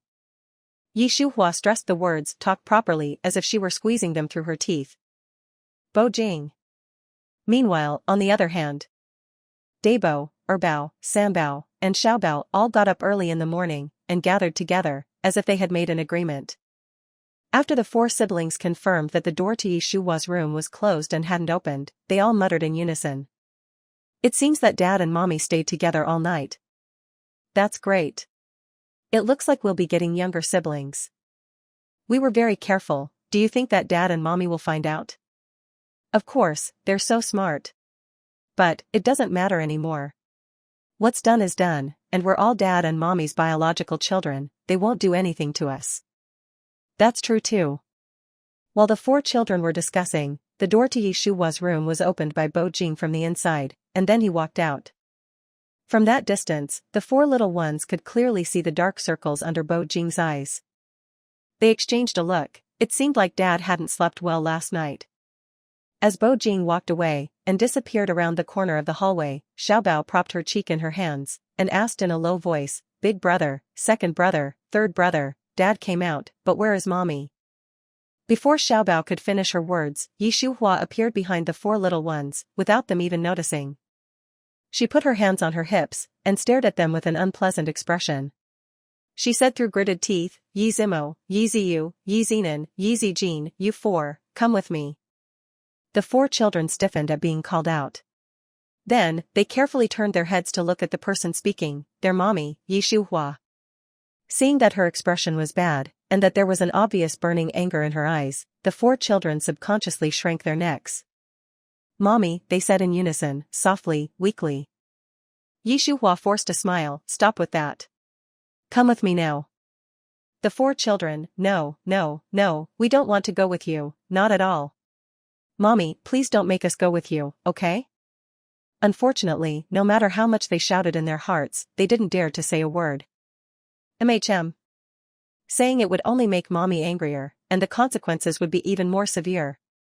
In the end, the four children could only give up and slump their heads, and follow Yi Shuhua. Yi Shuhua took the four children out of Bo Manor, and drove to a nearby wetland park. At this time, there were basically no people in the park. Yi Shuhua parked her car in the parking lot, and then took the four children out of the car, and went to a clearing. There was no sun today, it was a cloudy day. The breeze was gentle, and it was actually quite comfortable. Yi Shuhua, as if she was training soldiers, held a ruler in her hands, and began a very strict, unreasonable devil training for the four children. Running, frog jumps, holding their heads while squatting, etc., anything she could think of, she did to the four children. In just half an hour, they were all crying out and asking to be let go. Debo, Mommy, I know I was wrong. I really can't keep going, please let me off the hook. I'm saying this 3 times, because it's important. Bao, Mommy, I also know I was wrong. I'm wrong, please let the law punish me. Please don't make me do physical exercise. I'm really healthy, I don't need to do any more. Sanbao, Mommy, it was our fault for digging a pit for you and Dad without your permission, but we had our reasons. Please don't just look at things from one side, please listen to us. Xiaobao, Mommy, big brother, second brother, third brother, and I just wanted you and Dad to have a few younger siblings for us to play with. We didn't have bad intentions. Mommy, don't be angry. Please stop making us do physical exercise. I'm about to die from exhaustion, woo-woo. Chapter 70, Yi Shuhua, have you gone mad? Mommy. Mommy, please let us off the hook. The four children tried everything they could, hoping that Yi Shuhua could see that they were her biological children, and stop torturing them by making them do physical exercise. And Yi Shuhua was very clear about the four children's intentions, but that was all she was clear about. Before she had brought them to the wetland park, she had already anticipated what would happen in this moment, and had already mentally prepared herself. To put it mildly, unless the four children were completely worn out from physical exercise and passed out today, none of them would be let off the hook. After saying so much, and realizing that Yi Shuhua was completely ignoring them, Debo and Bao exchanged a look, and started acting pitiful. Debo said, Mommy, I only got into a car accident a few days ago, if you make me do physical exercise like this, I really won't be able to handle it. Mommy, you love me the most, you wouldn't want to see me go back to the hospital again, right? Bao echoed him, that's right, Mommy, big brother and I haven't fully recovered yet, we really can't continue with the physical exercise, what if? I'm a doctor. Yi Shuhua had already seen through Debo and Bao's little thoughts. Before Bao could finish speaking, she said seriously, I know all of your conditions. To put it a different way, even if something were to happen, with my medical skills, I would be able to save your lives. Debo. Help, Mommy had never been this scary. Bao. Damn it. After going to Xingjing City, has Mommy been possessed by another soul? Aside from this explanation, he really couldn't convince himself to believe that they were still Mommy's biological sons. Debo and Bao, defeated. Sanbao looked around nervously, racking his brains trying to figure out how he could convince Mommy. Xiaobao was more simple and direct. She pouted her mouth, and started letting out big tears, one after another. Yi Shuhua almost laughed in anger. Heh. The four children were the ones in the wrong, not her, okay? Using reason, emotion, and even tears to try to escape punishment. Really skilled.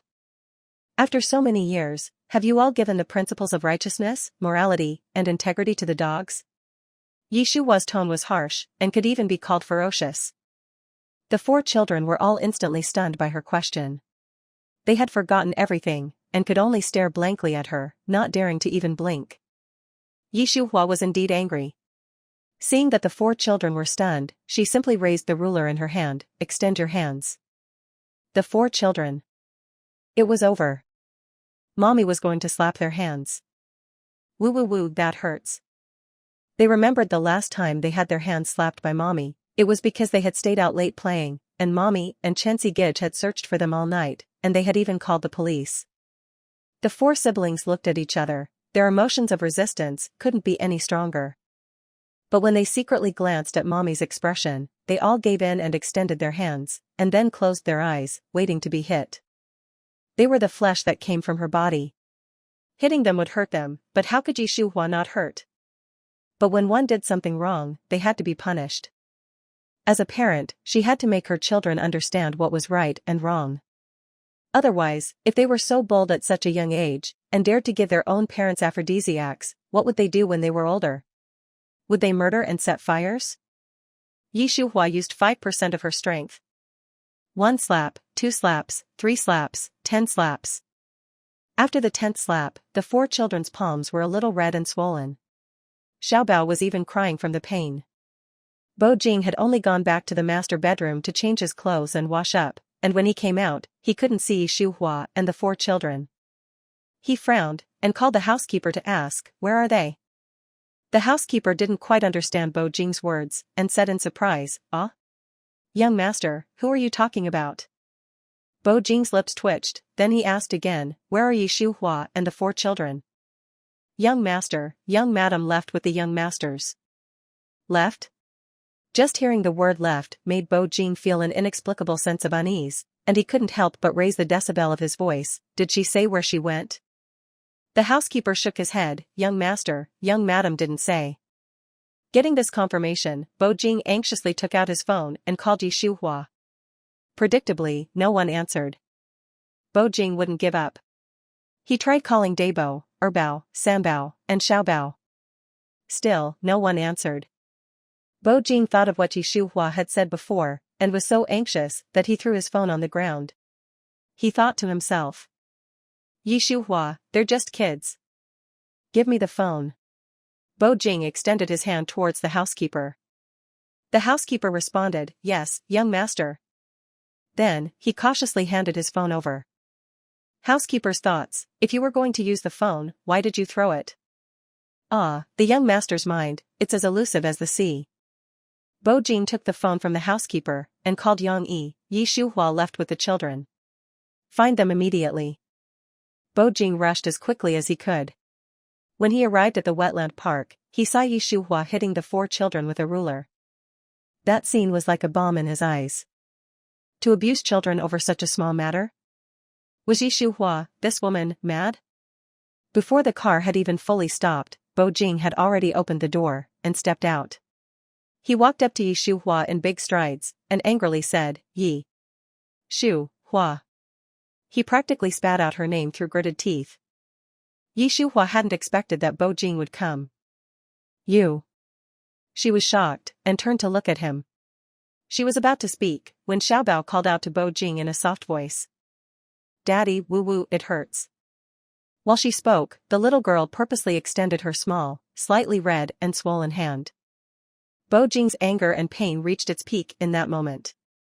He bent down to pick up his beloved daughter, and while he was blowing on her small hand, he gently coaxed her, "Blow and it won't hurt.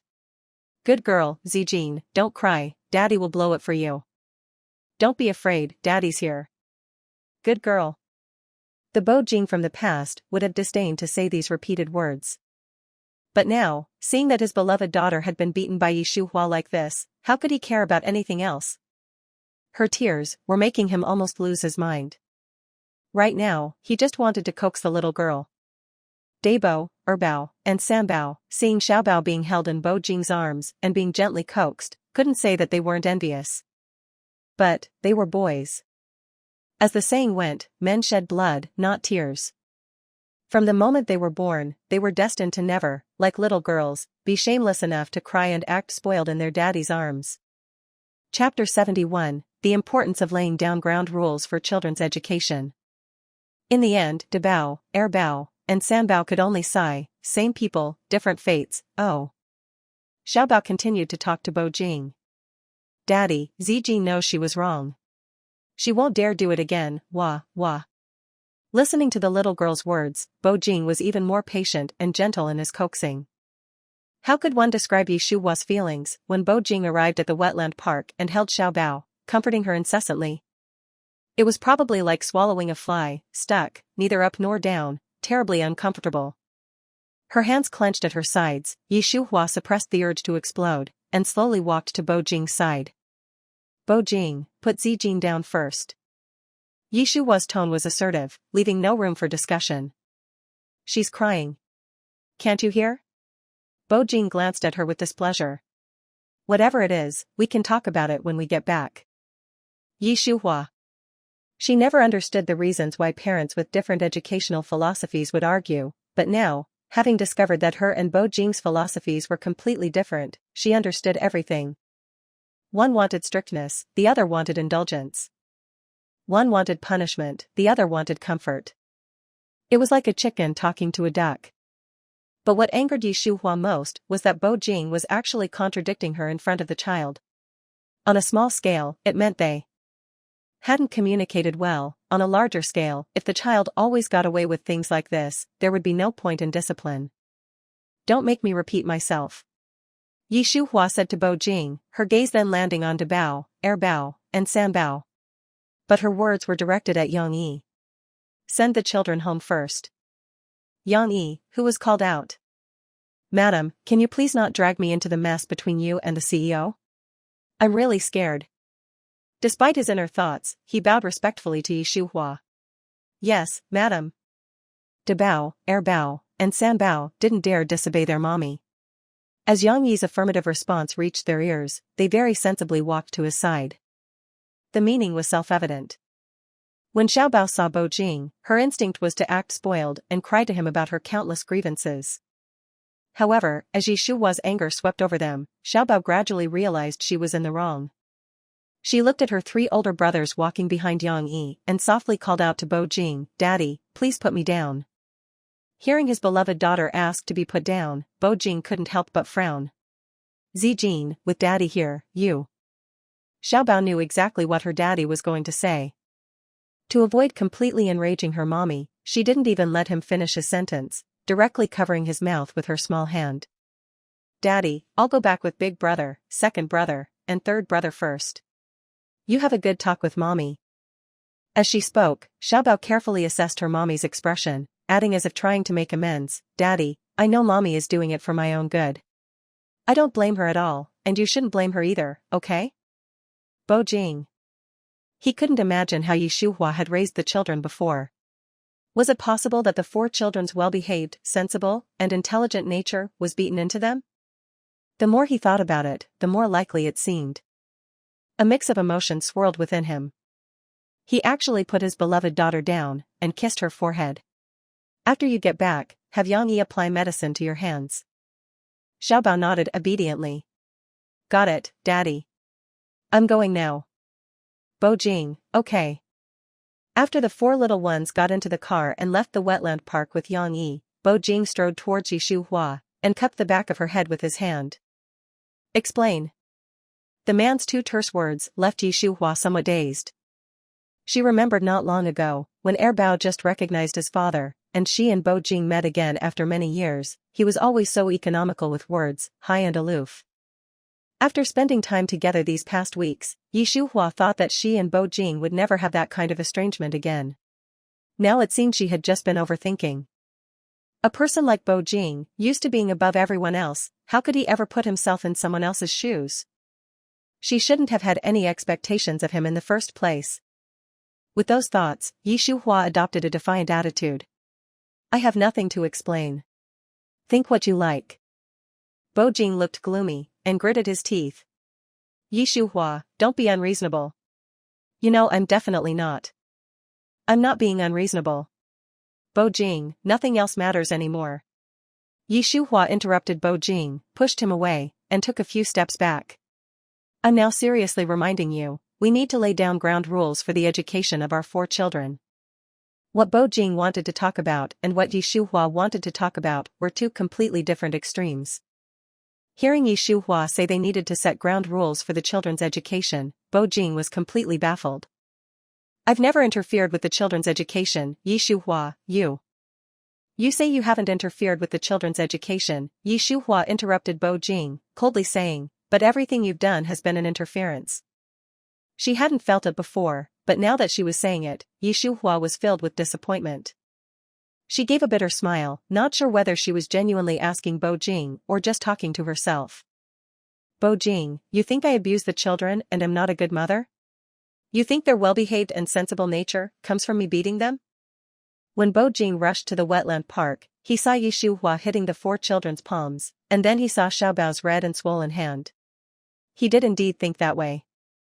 But now that he'd calmed down, he realized the possibility was very low. He was clear that those earlier thoughts and ideas were the result of his misunderstanding in a moment of panic. He thought that those were just his own thoughts, and no one else would know them. But now, Shuhua had asked the question, making Bo Jing feel quite embarrassed. His Adam's apple bobbed, and he wanted to say something several times, but he ended up not saying a word. Bo Jing didn't speak, and Shuhua didn't care. She continued on her own. No matter what you think, I insist on the children's education. Shuhua. Bo Jing really didn't want to hear any unpleasant words from Shuhua that would distance them further. He called her by her full name, very seriously saying, "You are the children's mother. You carried them for 10 months and brought them into this world. You have the right to decide what kind of education they receive."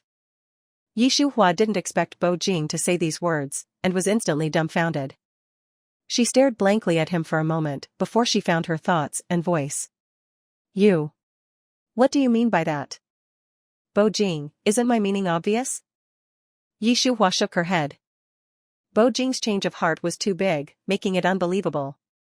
Bo Jing softly said, and continued, "It means, you can decide about the children's education, I will listen to you."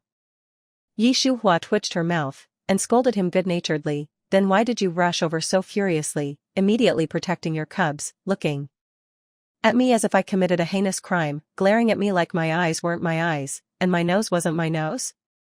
What was the meaning of all that?" Chapter 72, This must be very expensive, right? And you say you'll listen to me? Do you take me for a fool? Do you think I'll believe you? Bo Jing already felt extremely ashamed without Shuhua bringing it up. But now that she mentioned it, he wanted to find a hole to hide in. His expression was complicated. He racked his brain for a long time before saying in a small voice, "Wasn't I just a little worked up? Don't take it to heart." Shuhua ignored him. It had to be said that men were naturally talented in many things. Seeing that Shuhua was ignoring him, Bo Jing quickly admitted his mistake. "Shuhua, I know I was wrong. Just forgive me." Shuhua glared at Bo Jing resentfully. "How could you be wrong? If anyone's wrong, it's me." Bo Jing. Indeed, coaxing a woman was more difficult than ascending to heaven. It seemed like he couldn't cause trouble for himself in the future. Even if Shuhua was wrong, he had to insist that she was right. She would never be wrong, or if she was, it was a reference that she wouldn't be wrong. I'm wrong. You're right," Bo Jing said as he pulled out a super rare 7-colored diamond bracelet, waving it in front of Shuhua. "This is my gift of apology. Shuhua, accept it and don't be angry anymore." The 7-colored diamond bracelet was beautiful. Just looking at it, Shuhua could tell that the price of the 7-colored diamond bracelet was also beautiful. With Bo Jing's personality, he definitely wouldn't have bought it so early. Thinking about how he took the time to prepare such a gift for her after waking up in the morning, most of the anger in Shuhua's heart disappeared. However, although most of her anger had dissipated, she really didn't want to talk to him either. She snorted proudly. Bo Jing sighed helplessly, deciding to use some extreme measures. Well, this was taught by Si Huiqing, use the ambiguity between a man and a woman to resolve any unsolvable situation. If you want to do it, then do it. Bo Jing directly cupped Shuhua's face in his hands, and then in her shocked gaze, he kissed her lips forcefully and domineeringly, initiating a long and deep kiss. At the beginning, Shuhua was definitely struggling, but Bo Jing was firmly holding her face, like a general capturing a city, stirring up a storm in her mouth. Shuhua's feelings for Bo Jing were very complicated, especially after the intensity of the night before. As the kiss deepened, her resistance gradually faded, replaced by a faint sense of surrender. Bo Jing was very satisfied. His heart began to cheer. 5 minutes passed quickly. Bo Jing ended the kiss when both of them were gasping for breath. He pressed his forehead against Shuhua's forehead, and softly asked her, "Don't be angry anymore, okay?" Shuhua was sullen, unwilling to speak. Bo Jing continued to coax her. "Mrs. Bo, just forgive me. I, an old man who has been single for almost 30 years, really don't know how to." This time, before Bo Jing could finish, Shuhua interrupted him, annoyed. "Even now, you're still making excuses?" "I'm not making excuses." Bo Jing's words were clear and strong. "I'm trying to say that making mistakes is inevitable, but as long as I'm willing to change, then it's good. Mrs. Bo, will you give me a chance?" Actually, Shuhua knew everything perfectly well. With Bo Jing's status and position, what could anyone do to stop him if he wanted to do something? Now he was talking to her so nicely, partly because of their 4 children and partly because of last night. Perhaps, that dog of a man, Bo Jing, felt the same way as her. Their relationship had a new perspective. Shuhua snorted coldly. "You say you will change, but will you really change? I don't believe you at all." Bo Jing was silent for a few seconds, then suddenly seemed to think of something, and asked Shuhua, "Then what do I have to do to make you believe me?" Shuhua was silent. "Bo Jing, tell me, as long as I can do it, I'll do anything." "Is that true?" Shuhua smiled meaningfully and asked him, "No takebacks?" A strong sense of unease rose in Bo Jing's heart, but he didn't back down. Shuhua got his confirmation again, and said, "The wedding is temporarily off the agenda. I'll give you a 1-month trial period. If you don't satisfy me, I..." Before Shuhua could finish, Bo Jing suddenly grabbed her wrist in excitement. "Shuhua, do you still want a divorce?" Shuhua. Really? She remembered only mentioning divorce once, and this dog of a man already developed a conditioned fear. Shuhua was speechless and didn't say anything. Bo Jing misunderstood her even more. "Shuhua, do you really want to divorce? Don't force me. Whose dad are you calling yourself?" Shuhua raised her hand and gave Bo Jing's chest a small playful punch. "Bo Jing." He was speechless, and Shuhua spoke again. "Bo Jing, I didn't say I want to divorce you." Bo Jing was shocked. "You mean, you didn't want a divorce?" Shuhua nodded. Bo Jing's mouth twitched. "Then what did you mean by a 1-month trial period?" He stopped there. Shuhua, that's right, a 1-month trial period. If you can't satisfy me, we won't have the wedding. Bo Jing was saying, "I'm completely lost." Shuhua knew that Bo Jing didn't understand. She cleared her throat, and continued to say, "From now on, we will have the name of a couple, but we will be a married couple in name only." Halfway through Shuhua's sentence, Bo Jing questioned her through gritted teeth, "Shuhua, you are so cruel, do you want me to live like a widower?" Shuhua. If she remembered correctly, the term live like a widower is usually used for women, right? Shuhua was speechless, but still spoke without delay. "Enough nonsense, Bo Jing, I'm just asking you, do you dare for a 1-month trial period?" In Bo Jing's world, there was nothing he didn't dare do. When Shuhua asked, he almost subconsciously answered, "Okay, just 1 month." Shuhua's face didn't reveal any emotion, but she thought to herself, "You didn't even think about it, Bo Jing, you really are arrogant." Just as she was thinking this, Bo Jing suddenly put that 7-colored diamond bracelet on her wrist. As she was figuring out how to take it off, Bo Jing whispered a reminder. "The trial period has already started. Now that your husband is giving you a gift, are you sure you don't want it?" Shuhua. Although she felt something was not right, it didn't seem like she could argue against it, right? She pursed her lips. "This must be very expensive, right?"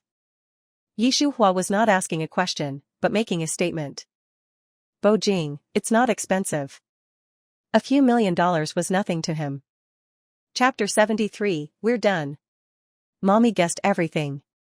Since Bo Jing said that, Shuhua didn't bother arguing about it. She immediately changed the subject. "The fact that the 4 children drugged us, that's a terrible thing. Bo Jing, I don't care what you think, I must punish them severely." Hearing her words, Bo Jing couldn't help but think about Xiaobao's red and swollen hand, and Shuhua making the 4 children exercise, making them all sweaty and pitiful. There was nothing wrong with receiving punishment for doing something wrong, but the problem was that Bo Jing didn't agree with Shuhua's way of punishment. corporal punishment, was very bad. Especially bad. I think. Bo Jing wanted to stop Yi Shuhua from using corporal punishment on the 4 children. He already had the words at his mouth, but then his mind suddenly flashed back to the 1-month trial period, and the words he was going to say were abruptly changed. He said, I think your idea is excellent. They are so young and have already done something so horrible. How will they be when they grow up? They must be punished severely. Bo Jing's acting was not even convincing. Yi Shuhua didn't expose him. Instead, she asked, so you have no objections? Bo Jing's inner thoughts, how would I dare to have an objection, how could I possibly have an objection? Bo Jing's mouth said, you are their biological mother. Would you ever harm them? Of course, I have no objections. At this point, Bo Jing and Yi Shuhua had basically reached a consensus on the children's education. Well, Yi Shuhua had the final say. Meanwhile, De Bao, Bao, Sam Bao, and Xiao Bao had returned to the Bo Manor with Yang Yi. 1, 2, 3, 4, every single one of them were lying motionless on the lounge chairs in the yard. Seeing their little hands red and swollen, Yang Yi felt very sorry for them. He called the servants, and treated them like little masters, applying medicine to their hands. The special ointment on their palms was cold and soothing, making them feel very comfortable. Xiao Bao smiled sweetly. Thank you, Uncle Yang Yi. Little miss, you're too kind. Yang Yi said, while looking at the instructions, he urged Xiao Bao, this ointment will reduce the swelling quickly. Try to let it stay on your hands for a longer time, and wash your hands after the swelling has gone down. Xiao Bao nodded obediently. Okay, I understand. Don't worry, Uncle Yang Yi, I won't wash my hands early. After the little girl finished speaking, Yang Yi looked at De Bao, Bao, and Sam Bao. Young masters, you can't wash your hands either. De Bao, Bao, and Sam Bao said in unison, got it. Compared to Xiao Bao, Bao, and Sam Bao were incredibly cold. Yang Yi couldn't help but secretly sigh, I think I can understand why the CEO likes the little miss more. After all, who can resist a well-behaved, cute, and likable daughter? On the other hand, the 3 young masters are cold, like little ice mountains, not likable at all. Bo Jing and Yi Shuhua didn't drive back to the Bo Manor until after the swelling on De Bao, Bao, Sam Bao, and Xiao Bao's hands had gone down. As soon as he entered the door, Bo Jing gave the 4 kids a deep look and went straight to his study upstairs on a work escape. Yi Shuhua, on the other hand, slowly walked up to them, and after dismissing all the servants, she asked, do you all know you were wrong? The 4 kids replied in unison. Mommy, we know we were wrong. They had been spanked. They had also done their exercise. If they didn't know they were wrong after all that, that would be like looking for trouble with a light in the toilet. Since you know you were wrong, tell me your purpose. The 4 kids looked at each other, their foreheads full of question marks. What did Mommy mean by that? Wasn't it supposed to be over now that they knew they were wrong? Why were they being asked about their purpose? Mommy, we didn't have a purpose, the 4 kids said in unison again. Yi Shuhua said oh and narrowed her eyes meaningfully, a dangerous light flashing in the depths of her pupils. No purpose?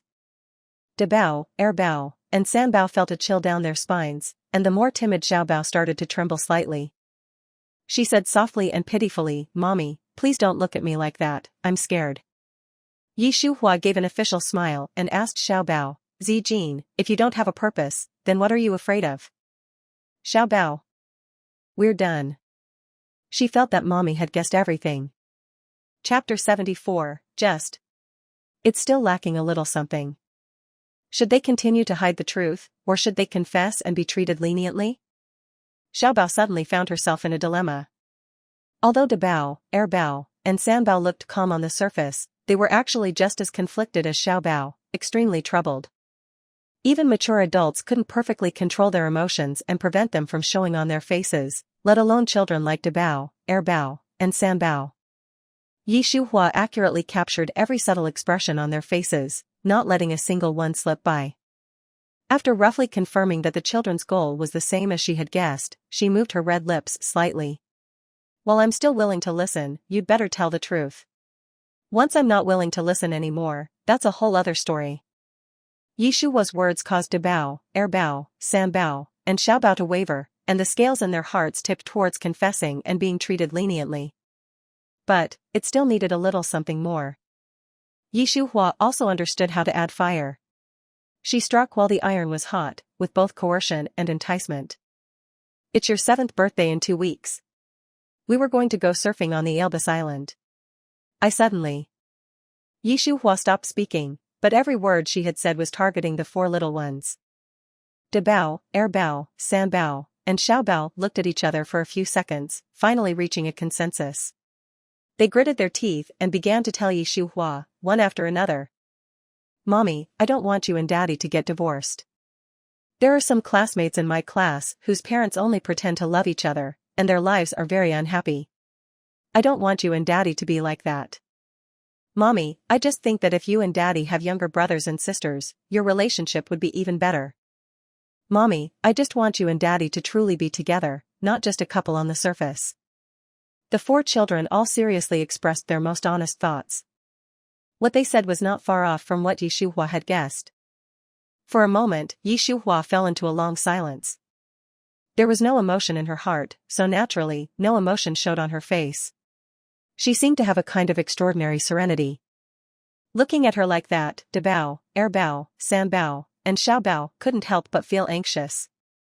Mommy, what's wrong? Mommy, don't scare us. Mommy. Yi Shuhua returned to her senses amidst the children's anxious cries. Her gaze swept over their faces, one by one. Then she looked out into the distance. Just this once, never again. De Bao, Bao, San Bao, and Xiao Bao? Did Mommy mean she wouldn't investigate any further? That was not Mommy's style. Even though everything seemed fine, their hearts were inexplicably uneasy. They didn't know what to say for a moment, so the 4 little ones exchanged glances and said in unison, Mommy, we really know we were wrong. The children's careful behavior made Yi Shuhua both amused and annoyed. She smiled gently, reaching out to stroke the hair of each of the 4 children. There are some things I've never told you. Since the timing is just right today, let's have a good chat. I wasn't lying. Bo Jing and I really don't plan to get divorced. Your worries are completely unnecessary. As for having younger brothers and sisters, we don't have that plan. You 4 are enough to keep us worried, we really don't have the energy. Yi Shuhua said a lot of things, treating the 4 children as if she was training them, chatting and talking with them in a very normal way. After she finished speaking, De Bao suddenly bowed to Yi Shuhua at a 90-degree angle. Mommy, I'm sorry. This apology from De Bao was more sincere than all the previous apologies they had made. After him, Bao, San Bao, and Xiao Bao followed suit. Bao, Mommy, I'll be good in the future and won't make you and Daddy worry. San Bao, I was the mastermind behind drugging you and Daddy. Mommy, punish me. Xiao Bao, Mommy, as long as you and Daddy don't get divorced, and we are always a family, I don't need younger brothers and sisters. Yi Shuhua said, good. Yi Shuhua's inner thoughts, they're my own, they're my own, they're my own. Bo Jing did have a lot of work, and he was busy until 4:30 in the afternoon, even skipping lunch. Yang Yi, CEO, are you having lunch now? Bo Jing stretched, then shook his head at Yang Yi. I won't eat now, I'll wait for dinner to eat with them, the 5 of them. Upon hearing that, Yang Yi's face turned slightly serious. CEO, you haven't even had lunch. How can you hold on? I'm not hungry. As he said that, Bo Jing put down the pen in his hand, changed the topic, and asked Yang Yi, what are they doing right now? The they in Bo Jing's mouth referred to Yi Shuhua and the 4 children. Yang Yi knew this. So, as soon as he finished asking, Yang Yi replied, Madam went to Jiangqing University. It seems that there was an emergency. The 3 young masters and the little miss are having online classes. They should be finishing soon as well. Hearing that, Bo Jing made an ambiguous sound, and without giving Yang Yi any further looks, he walked out of the study and went to the newly organized study room where the 4 little ones were having their online classes. Just as Yang Yi had said, the 4 children had just finished class. Seeing Bo Jing appear at the door of the study room, Xiao Bao smiled brightly. She immediately climbed down from her chair, ran to Bo Jing, and hugged him tightly. Daddy, why are you here? Bo Jing lovingly stroked his beloved daughter's hair. I just finished work and came to see you taking online classes. We finished class, oh, Xiaobao said while playfully pointing at the time on her children's watch, reminding Bo Jing, Daddy, if you want to watch us take online classes in the future, you have to come before 4:30 p.m., oh. Bo Jing nodded seriously. Okay. Grumble. It was Xiaobao's stomach growling. She probably didn't expect her stomach to growl at this moment. Her face turned red with embarrassment, and her voice was so soft it could barely be heard. Daddy, I. The little girl stammered for a long time, but she couldn't manage to say a complete sentence. She was exceptionally adorable. The tenderness and doting in Bo Jing's eyes were even greater than before, and even the words he spoke were several degrees warmer than usual. Is Zijin hungry? Xiaobao's cheeks turned even redder from the question. She released Bo Jing's arm and covered her small face with her two chubby hands, only revealing her two big, bright, dark eyes. Daddy, please don't ask. That little appearance was too adorable. Bo Jing didn't know why, but looking at his beloved daughter, he suddenly saw Yi Shuhua's face and smile in his mind. Ahem. He wasn't sure if it was because of a guilty conscience or what, but Bo Jing coughed several times, and then called out to Yang Yi. Call and ask Yi Shuhua when she's coming back. Yang Yi respectfully replied okay and began to call Yi Shuhua. Madam, when will you be coming back? Yi Shuhua asked something on the other end of the phone, and Yang Yi covered the earpiece and asked Bo Jing, CEO, Madam asked if there was something you needed. Bo Jing didn't rush to answer Yang Yi. Instead, he glanced at Xiaobao, who was standing in front of him. Then, he slowly said, her beloved daughter is hungry, and we're waiting for her to come back for dinner. Yang Yi repeated the original words, and Yi Shuhua on the other end of the line said I'll be back in half an hour before hanging up the phone. Xiaobao never expected that Daddy would actually ask Uncle Yang Yi to call Mommy to come back for her. At this moment, her eyes looking at Bo Jing were filled with intense excitement. Daddy, you're so good to Zijin. Bo Jing smiled as he picked up his beloved daughter and kissed her forehead. Zijin is my little cotton-padded jacket, so of course I'll be good to you. Mommy will be back soon. Shall we go eat some small desserts first to fill our stomachs? Okay, the little girl said, and kissed Bo Jing on his face twice. Daddy, Zijin loves you, oh. Daddy loves Zijin too. And so, the two of them, father and daughter, walked off together, filled with deep love. De bao? Er bao? San bao? Daddy's attitude toward Yi Zijin versus Daddy's attitude toward them. TSK, TSK, TSK. It was true that without comparison, there was no harm. If I didn't look exactly like Daddy, I would have suspected I was picked up from the side of the road. Er bao sighed sincerely. De bao agreed. +1. +2. San bao also said. At Jiangqing University, in Guqishan's office. Yi Shuhua was sitting on the sofa, giving a full account of how Lu Xingshen had arranged for someone to poison Guqishan, as well as the subsequent events. Guqishan sat opposite Yi Shuhua, his expression unusually solemn as he stared at his most outstanding disciple. After hesitating for a long time, he decided to be honest with her. Shuhua, do you know the reason why I asked you to find Bo Jing to save Cici back then?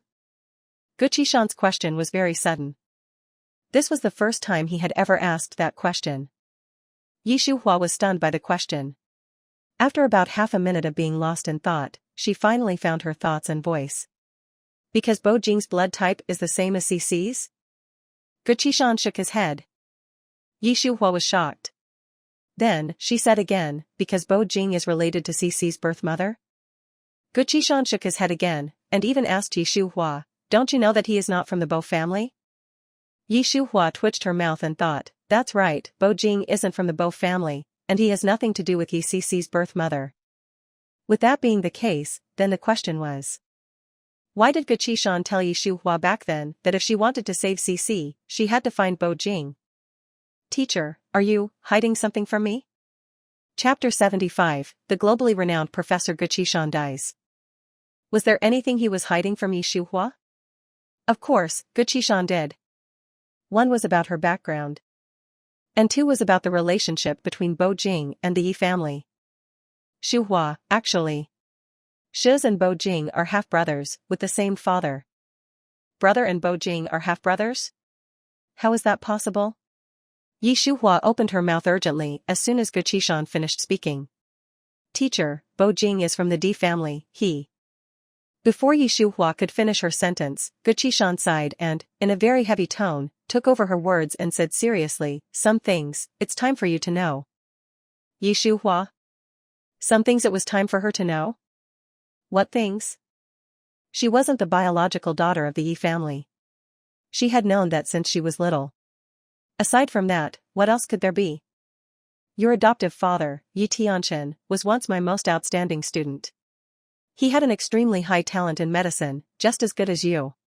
If it weren't for the Yi family elders threatening him with death, forcing him to give up medicine and marry a woman he didn't love, perhaps he wouldn't have died. At that point, Guqishan couldn't help but sigh. It could be seen that he still held a grudge about Yi Tianchen abandoning medicine and becoming a politician. Father and mother's relationship had always been very good. Teacher, could you be? It was just a facade. Before Yi Shuhua could finish her sentence, Guqishan interrupted her resolutely, his words clear and strong. Shuhua, don't you understand yet? If their relationship was really good, how could there have been a Bo Jing? Yi Shuhua. The feeling at this moment was like touching some kind of taboo. She felt that she shouldn't listen anymore. But, she couldn't resist the yearning curiosity. Guqishan, who had seen countless people, how could he not know Yi Shuhua's thoughts? He sighed again and continued, Lan was your father's first love. They were once a pair that everyone at Jiangqing University envied. If it wasn't for your mother plotting against him and getting pregnant with Shuz, they wouldn't have missed each other. Ah. Guqishan said many things. It was through what he said that Yi Shuhua learned that her parents were not what she and her brother had always thought. It turned out that from the day they got married, their relationship had always been like fire and water. And whether it was having an affair and Bo Jing with Lan, or adopting her, it was all Ye's father rebelling against his unhappy marriage.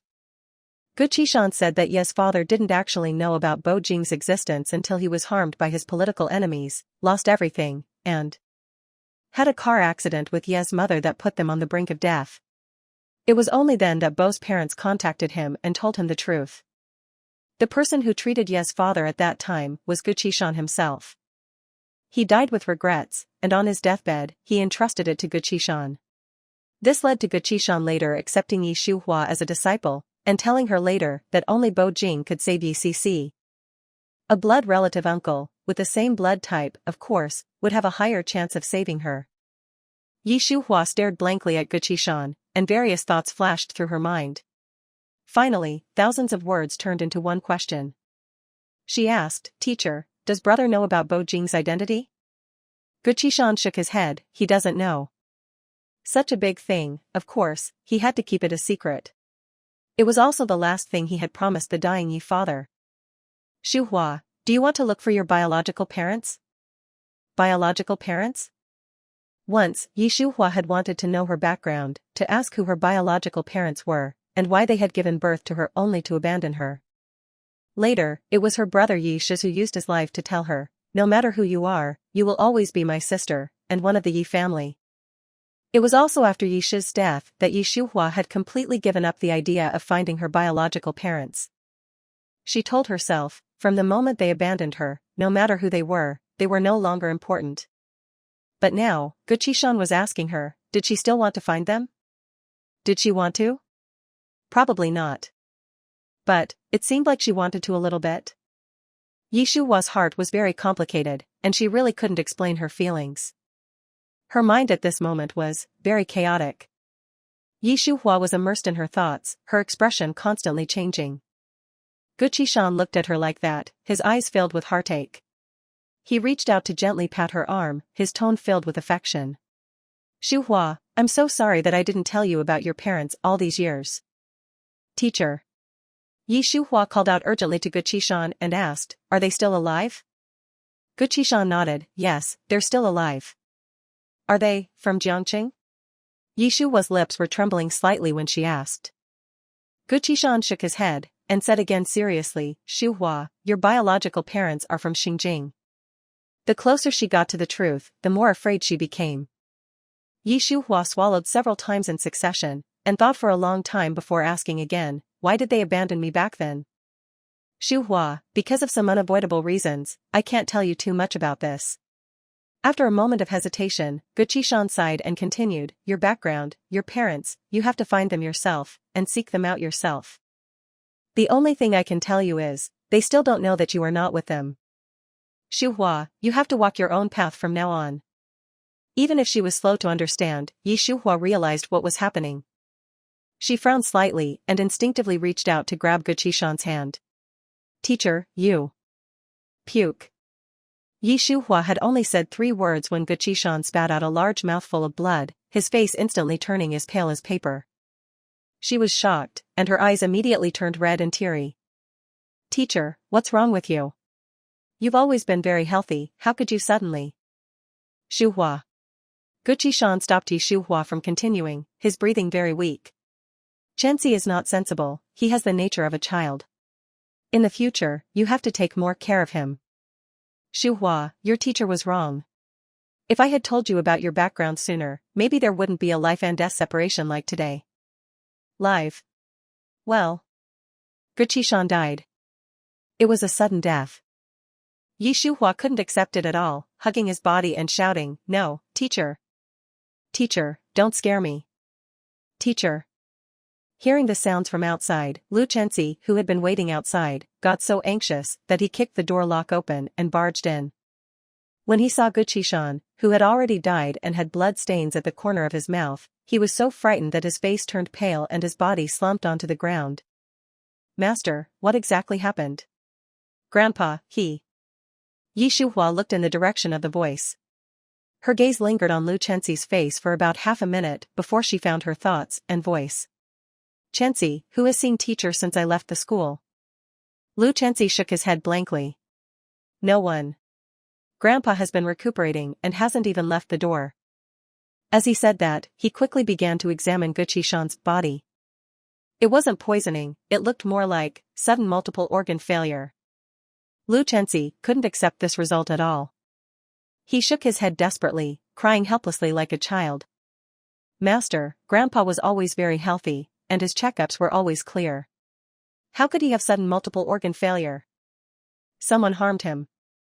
Master, what exactly did he tell you? How could he have? If I find out who harmed Grandpa, I will kill him. Ah. Lu Chenzi's emotions gradually became agitated and out of control. Shuhua's grief was no less than Lu Chenzi's, but after all, she was a few years older than him and had experienced more, so after a brief loss of rationality, she had returned to her usual self. Afraid that Lu Chenzi would do something irreversible, Shuhua used one hand to pull out a silver needle and stabbed it into a point that would cause him to sleep.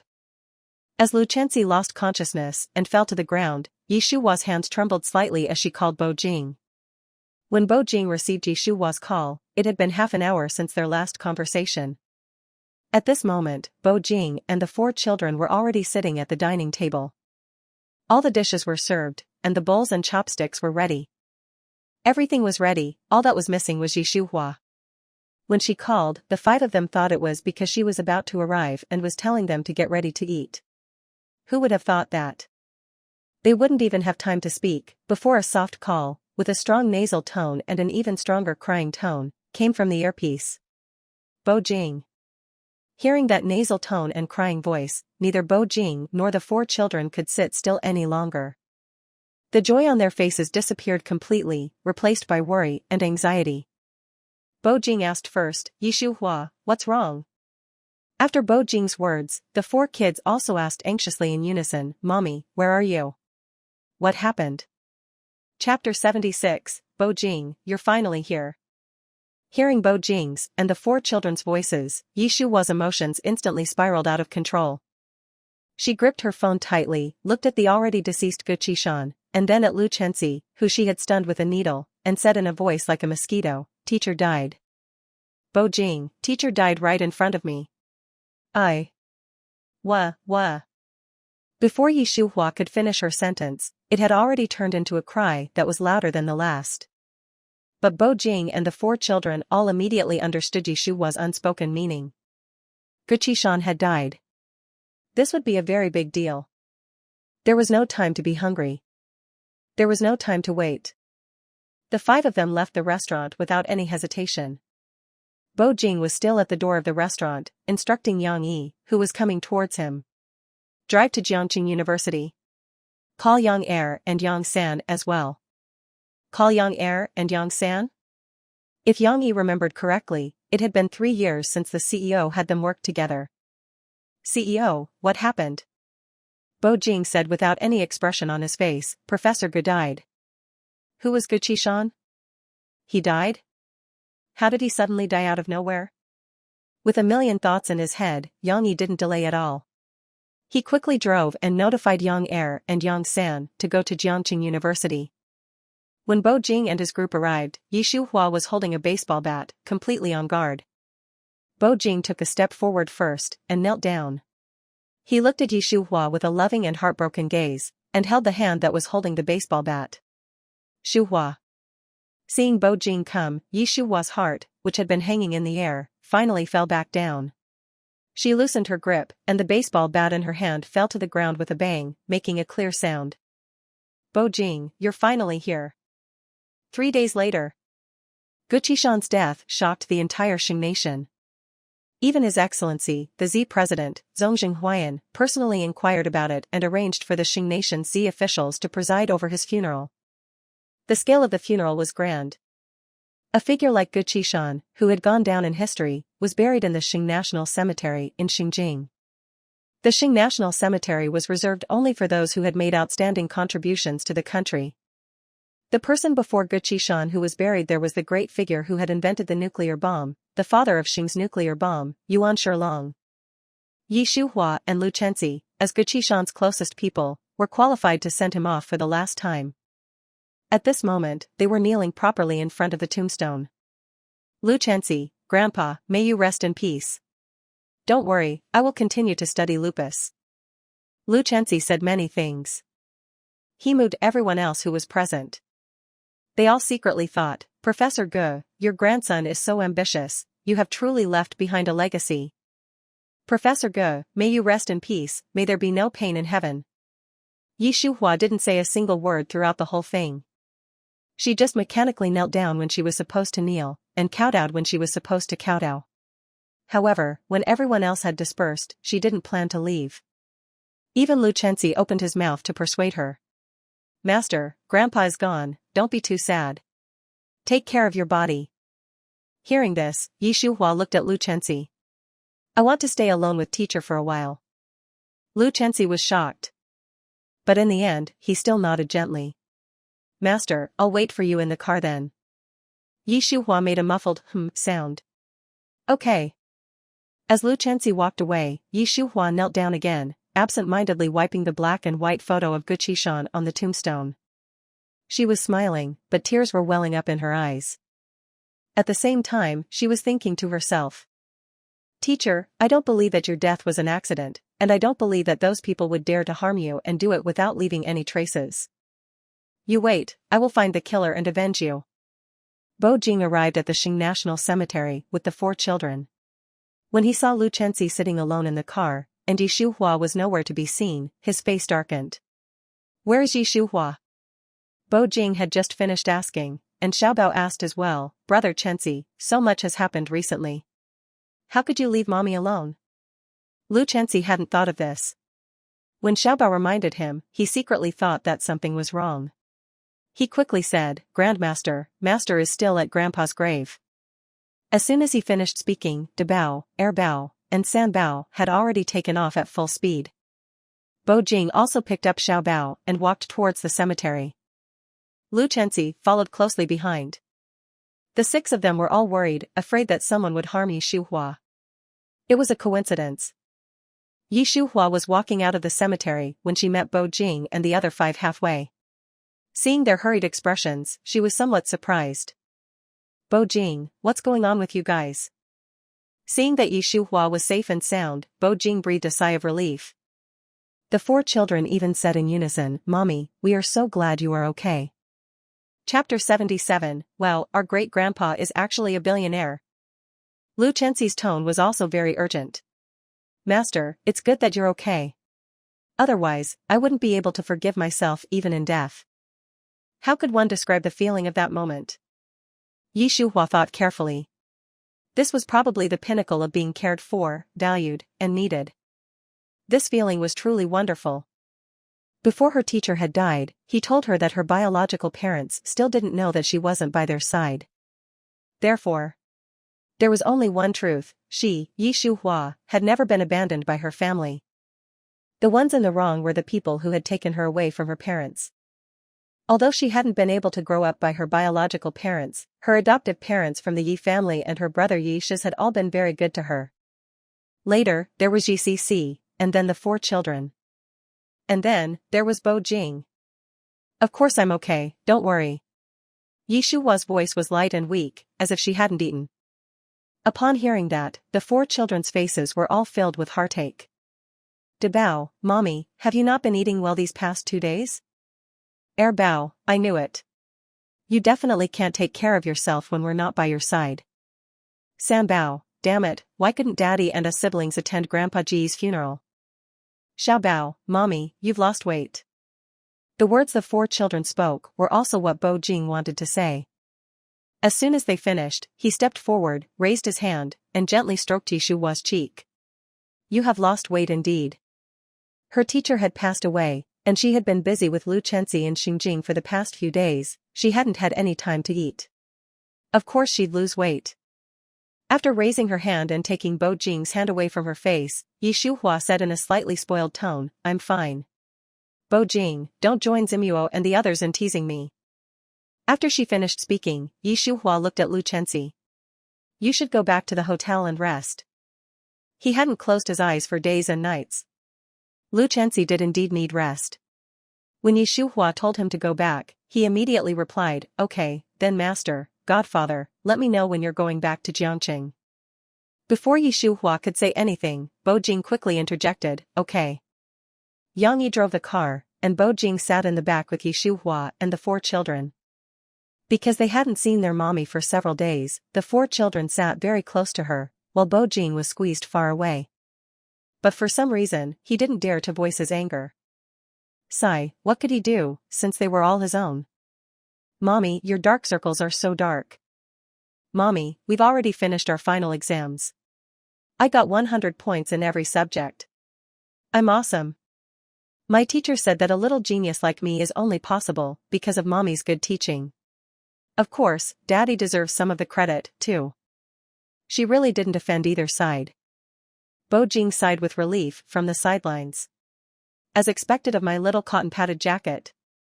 Mommy, oh yeah, big brother, second brother, and third brother also got 100 points. Aya, our family's genes are so good. Xiaobao chattered non-stop, talking to Yi Shuhua constantly. Later, she might have felt that it wasn't close enough, so she stood directly in front of Yi Shuhua, her small arms around her neck. Mommy, you've suffered. Zijin must grow up quickly and stand in front of you to protect you. Before this, no matter what Xiaobao said, Dabao, Bao, and Sanbao were all indifferent, looking at her as if she were a fool. But at this moment, as Xiaobao's words, grow up quickly and stand in front of you to protect you, reached Dabao, Bao, and Sanbao's ears, they all stood up straight and echoed in low voices.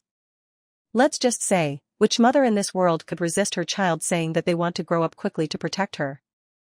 Yi Shuhua's eyes instantly turned red, and she held her 4 children in her arms as much as she could. Her voice was low, but every word was clear. Zimo, Ziyu, Zenon, and Zijin, Mommy thanks you for coming into my life and becoming my treasures. With you, no matter what Mommy encounters, I'll have the courage to face it. Mommy loves you, especially loves you. After she finished speaking, Yi Shuhua also kissed each of the 4 children on the forehead. Looking at the 5 of them, mother and children, hugging each other in a very emotional scene, Bo Jing had a feeling of unreality. But in the blink of an eye, that feeling of unreality disappeared, replaced by the desire to join in. In fact, Bo Jing not only thought about it, but he also did it. He moved closer to them and gathered all 5 of them into his arms. Smelling the unique fragrance of Yi Shuhua and the scent from the 4 children's hair, Bo Jing felt satisfaction and happiness for the first time in his life. It was also the first time he began to face his feelings for Yi Shuhua squarely. Although he was a little late in realizing it, he couldn't deny that when he realized that she was indispensable to him, it was already very passionate and overwhelming. And even faintly, Bo Jing felt that perhaps as early as that night 7 years ago when they were together so passionately, he was already attracted to her. It was just that she had disappeared too thoroughly afterward. And when she reappeared, she had already secretly given birth to his children and raised them so big. At the moment when he learned the truth, Bo Jing felt that his male dignity had been greatly challenged and humiliated. This was the reason why he almost always had a bad attitude towards Shuhua at the beginning. But the more he came into contact with her, the more he understood her, and the more he learned about her. She was like a warm sun, attracting him and making him want to get closer, and to embrace her. When he realized it, like at this moment, it was already a deep-rooted love, difficult to extricate himself. Perhaps this was another kind of destiny, predestined by fate. Now that things had come to this point, Bo Jing felt that it was time for him to do something. Lu Chanxi returned to the hotel, but Bo Jing and his family of 6 did not. Actually, they were originally going to go back. Because Shuhua hadn't slept for several days and nights, Bo Jing and the 4 children all wanted her to rest well. But Shuhua wouldn't agree. She insisted on saying that she couldn't sleep, and also insisted on taking Bo Jing and the 4 children out to eat. She gave the beautiful name, they had come all the way from Jiangqing, how could she bear to let them go hungry? She also mentioned, I had originally promised to go back and have dinner with you on the night that teacher passed away, but I didn't even have the time. When Shuhua had said it to this degree, how could Bo Jing and the 4 children refuse? And so, they went to Xinjiang's best national cuisine restaurant, Xinjiang Flavors, and entered the best private room. During this time, Bo Jing went out to make a phone call. When he came back, Shuhua and the 4 children all asked him what he had gone out to do, and he said, the restroom. And the 5 of them actually didn't even suspect it. In the blink of an eye, 10 minutes later, as the waiters at Xinjiang Flavors brought the first dish to the table, a man who looked extraordinary, with an outstanding temperament, walked into the private room. His gaze lingered on Shuhua and the 4 children's faces for a few seconds each, and finally locked onto Bo Jing's face. When did you come back? Just a short while after we got off the plane. Bo Jing's maternal grandfather, that would be Xing Nation's current richest man, Old Man D? He was very low profile and almost never appeared in public. Many people thought that it was because he was too old and it was inconvenient for him to do so. But now that she saw him, Shuhua couldn't help but sigh. TSK, this Old Man D, who is rumored to be 80 years old, actually looked only in his 60s. Moreover, it was only after seeing Old Man D that Shuhua finally knew who Bo Jing got his handsome looks from. The D family has good genes. Thinking about the word genes, Shuhua couldn't help but see her adoptive father's face in her mind. Thinking about it again, Bo Jing didn't look like her adoptive father at all. On the contrary, he looked very similar to Old Man D.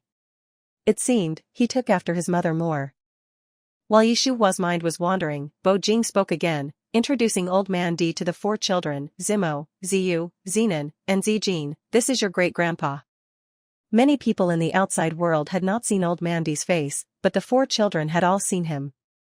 Well, with Bao, this little hacker genius, there wasn't anyone in this world that they wanted to see, but couldn't. This legendary figure, who had been at the top of the richest list in Xing Nation for decades, was actually their great-grandfather. They were really awesome plus. Chapter 78, Our Billionaire Grandpa is Really Generous. For a moment, all 4 children tacitly sighed. Being born was a skill, and they, as siblings, had obviously completely mastered this skill. Thinking about it again, when they had seen Old Man Bo, and Bo's father and mother at the Bo family before, they had all been confused as to why neither their daddy nor they as siblings looked like anyone from the Bo family. Now that they had seen Old Man D, they knew the reason. With no blood relations, how could they be alike? Look at this. Other than Xiao Bao, who took after their mother, weren't De Bao, Bao, and San Bao especially similar to Old Man D? Grandpa, I'm Shuhua. It's nice to meet you. After Shuhua greeted Old Man D, the 4 children immediately said. De Bao, great-grandpa, hello. I'm De Bao, and my name is Zimo. Bao, great-grandpa, hello. I'm Bao, and my name is Ziyu. San Bao, great-grandpa, hello. I'm San Bao, and my name is Yi Zinan. Xiao Bao, great-grandpa, hello. I'm Xiao Bao, and my name is Yi Zijin. After introducing themselves, the four children exchanged glances, and then said in unison, Great-grandpa, we're all very happy to meet you. Bo Jing had been single for so many years. Not only were the Bo family worried, Old Man D was even more worried. He had prompted him countless times, both openly and secretly, but this grandson didn't seem to be in a rush at all. And now, it was great. A few days ago, Old Man D was still worried that he wouldn't be able to see a great-grandchild before he died, and now he had suddenly seen four energetic, smart, and sensible little ones. They were also very polite. This was truly. God had opened his eyes. Good, good, good. Old Man D said good several times in a row, and then said, shouting towards the door, Old Han, come in. Old Han was the D family's old housekeeper. He had been with Old Man D for decades. He responded and came in, placing a box that looked very expensive on the table. Take the things out and give them to Shuhua and the four children, Old Man D instructed. Old Han nodded and replied respectfully, yes, sir. The box was opened. The items inside were even more expensive. Among them, the 2 sets of jewelry that Old Man D gave to Yi Shuhua were priceless antiques, the kind of rare items that you couldn't buy with money. Yi Shuhua was truly shocked. Giving her such precious things, Bo Jing's billionaire grandfather was really so generous. Grandpa, these are too precious, I can't accept them. Priceless. 2 priceless sets. Old Man D's face was kind and loving, and he said slowly, this was the dowry I prepared for Lana back then. She was stubborn and didn't have the good fortune to wear them when she got married. Shuhua, you're Bo Jing's wife and the future headmistress of the D family. For your wedding, Grandpa wants to see you wear them. Old Man D's words were honestly a bit rambling. But Yi Shuhua understood. He was essentially saying, his daughter hadn't been able to enjoy that kind of fortune, and Old Man D wanted her, his granddaughter-in-law, to enjoy it in place of his daughter. It was the loving heart of a parent. Even if their children had passed away, the grandchildren were just as important, or even more important. Yi Shuhua still felt that 2 sets of priceless jewelry were not something that an ordinary person like her should wear. But, how could she let an elder down and disappoint them? Even if she never wore them again after the wedding, she still had to accept them and keep them safe. In the future, they could also be kept as heirlooms and passed on to the children after 100 years. Since Grandpa is giving them to me, then I won't refuse them. After taking the 2 sets of jewelry from Old Han, Yi Shuhua thanked Old Man D, thank you, Grandpa. After the gifts for Yi Shuhua were given, it was the 4 children's turn. Their preferences were different, but every single item that Old Han brought out was something that the 4 children had been wanting for a long time. This time, they had really hit the spot. From this, it was clear that Old Man D had obviously put in a lot of effort for today's meeting. Yi Shuhua felt warm inside. She knew that all of this was thanks to Bo Jing. If it weren't for him, given Old Man D's status and position, why would he care if the gifts would be something that the children would like? Seeing the satisfied smiles on the faces of the 4 children, Yi Shuhua couldn't help but reach out and hold Bo Jing's hand. There was no particular reason. She just wanted to do it. At this moment, she wanted to do it more than ever before. Bo Jing didn't expect Yi Shuhua to reach out and take his hand. His face didn't show any emotion, but his heart was surging like a stormy sea, unable to calm down. He glanced at their hands clasped together, then at Yi Shuhua's face as she stood by his side with her attention fully focused on Old Man D and the 4 children, and he satisfiedly curved his lips into a smile. He then held her hand even more tightly. Everything was implied, unsaid. De Bao wasn't very good at communicating with people, but he was a sensible older brother. Which elder wouldn't like a sensible child? Bao was a chatterbox, and his flattery was effortless. With just a few words from him, Old Man D was elated. San Bao was also a quiet person, but he was also the kind of person who would make Old Man D happy whenever he opened his mouth. And so, the more Old Man D looked at him, the more he liked him. And lastly, there was Xiao Bao. She was the only girl out of the 4 children, and as people were rare and precious, Old Man D had no reason not to like her. With his 4 great-grandchildren, Old Man D could be described as completely besotted. Later, he could only look at the 4 children and say, good, good, good, non-stop. After they had finished eating, Bo Jing sent Shuhua and the 4 children back to their hotel to rest. Old Han sent Old Man D back. In the car, Old Man D looked at the photos he had taken with the 4 children on his phone, and a smile slowly spread across his lips, unable to be contained. Old Han hadn't seen his master smile like this in a very long time. And so, he sighed, now that Master Bo has married and had children, the young miss must be very happy if she knew. Chapter 79, Sleep wherever you want, it's none of my business. The 4 little ones were truly sensible. Knowing that Shuhua needed Bo Jing's company, they said in unison as soon as they arrived at the hotel, Daddy, Mommy, we want to watch cartoons. You guys rest early. How could Bo Jing and Shuhua not know what the 4 little ones were thinking? They exchanged a look, and then Bo Jing spoke, watch for a while and then go to sleep. We're going back to Jiang City early tomorrow morning. If you can't get up, you'll stay in Xinjiang. Bo Jing's intention was to have the 4 little ones sleep on time. Never did he expect that as soon as he finished speaking, Bao would look at him curiously and ask in a low voice, Daddy, can I stay with great-grandpa? As soon as Bao spoke, Bao also asked, Daddy, can we study in Xinjiang in the future?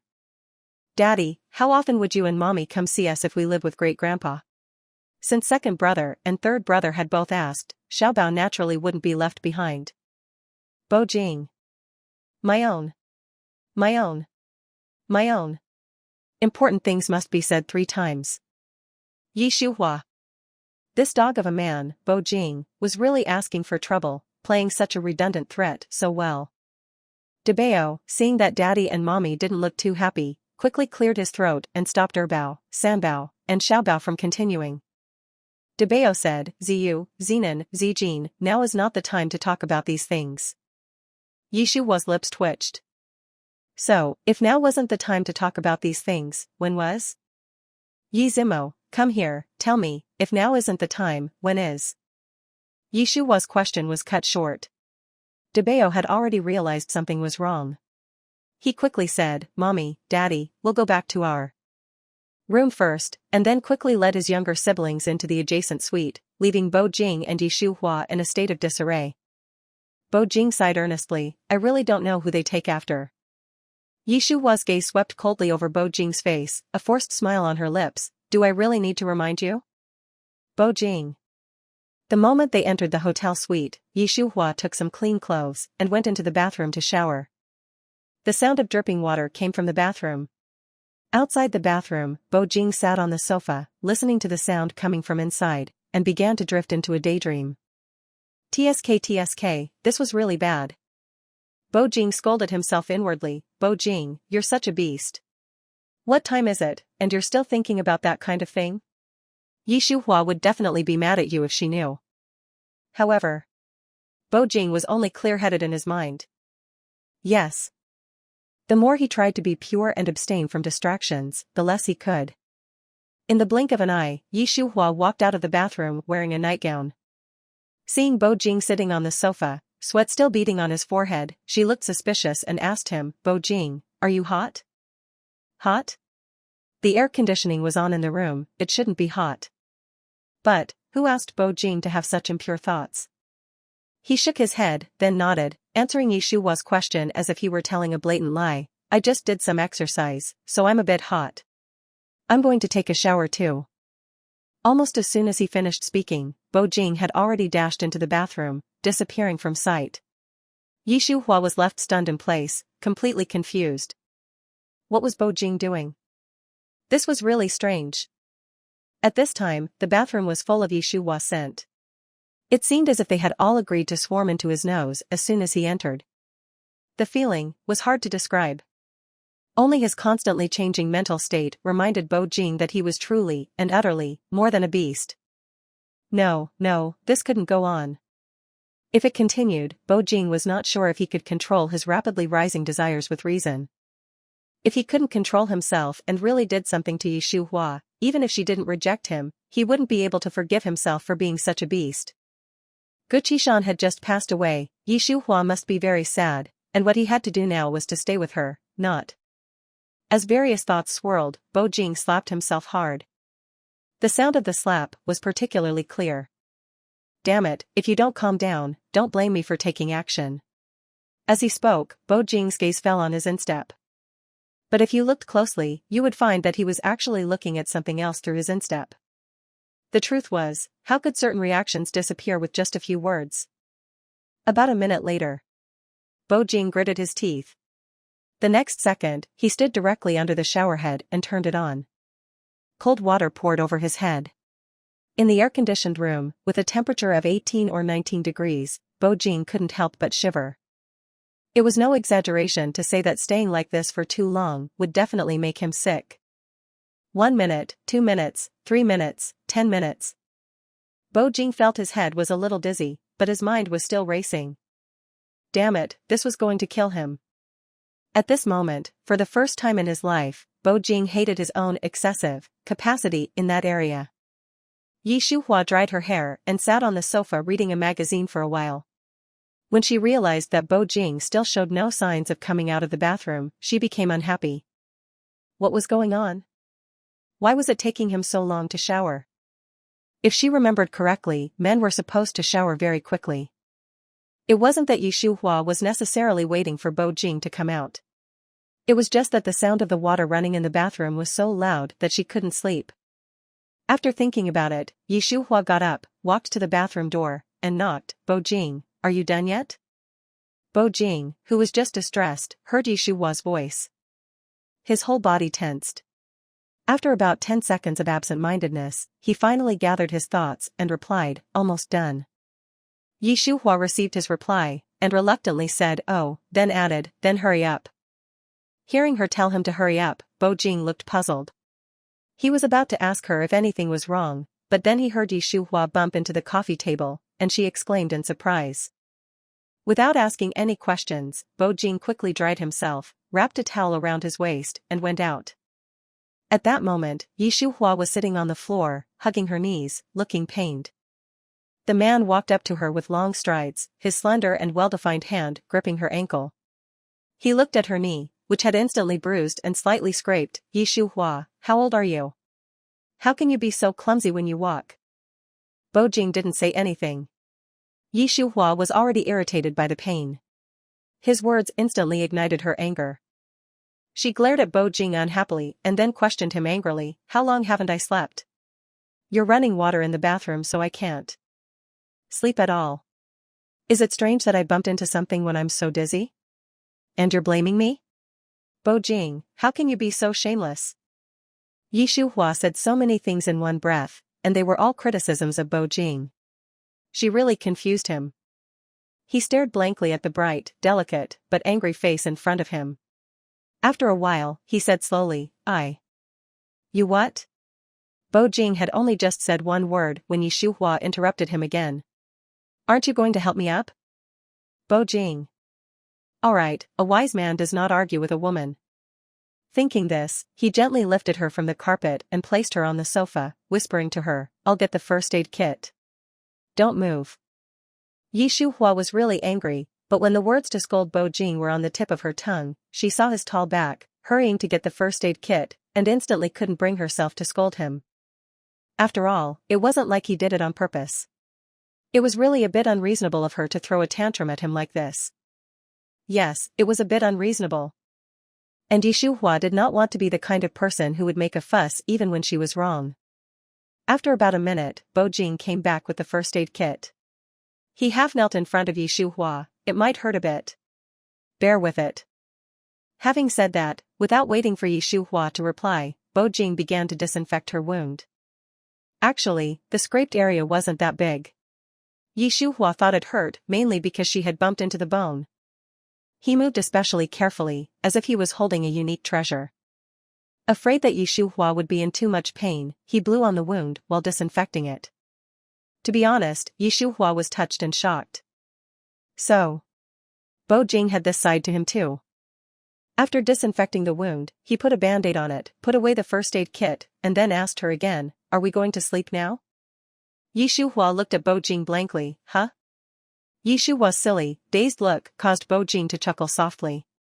Then, he asked again, I'm asking you, are we going to sleep now? Yi Shuhua nodded, yes, let's sleep now. She had thought that Bo Jing was just asking casually. Never had she expected that as soon as she finished speaking, Bo Jing would lift her up and walk her towards the bed. Suddenly being held in the man's arms, it would be a lie to say that Yi Shuhua wasn't nervous. She subconsciously grabbed his arm, and her voice was so low that it was almost inaudible. Bo Jing, put me down. I can walk myself. No need. Just stay still. I'll carry you. As he spoke, Bo Jing glanced at the band-aid on Yi Shuhua's knee, and added, you can walk by yourself, but what if you bump into something again? I'd have to take care of you. It's troublesome. Yi Shuhua. While she was speechless, Bo Jing had already placed her on the bed and had gently adjusted the quilt for her. Yi Shuhua's cheeks had already turned an unnatural red due to the repeated close contact between the two of them. After Bo Jing adjusted the quilt and stood up straight, he noticed that Yi Shuhua's cheeks were an unnatural red, and raised his eyebrows slightly. Yi Shuhua, what are you thinking? Why is your face so red? I wasn't thinking anything, Yi Shuhua denied immediately. If you weren't thinking anything, is your face so red because you're sick? As he spoke, Bo Jing reached out to feel Yi Shuhua's forehead. His sudden approach, along with his scent, wafted straight into Yi Shuhua's nose. Please. She was a young woman, after all, a young woman who had been unsatisfied for a long time. How could she stand Bo Jing acting so flirtatious? The worst thing was, she seemed to have caught a glimpse of something awkward on Bo Jing's body. Yi Shuhua seriously considered for a few seconds. After roughly realizing what the tent she had just seen was, she pushed Bo Jing away with her hand. Then, she asked Bo Jing angrily, don't you have any shame? The teacher was just buried, and you. Yi Shuhua stammered for a long time, unable to say a complete sentence. Bo Jing?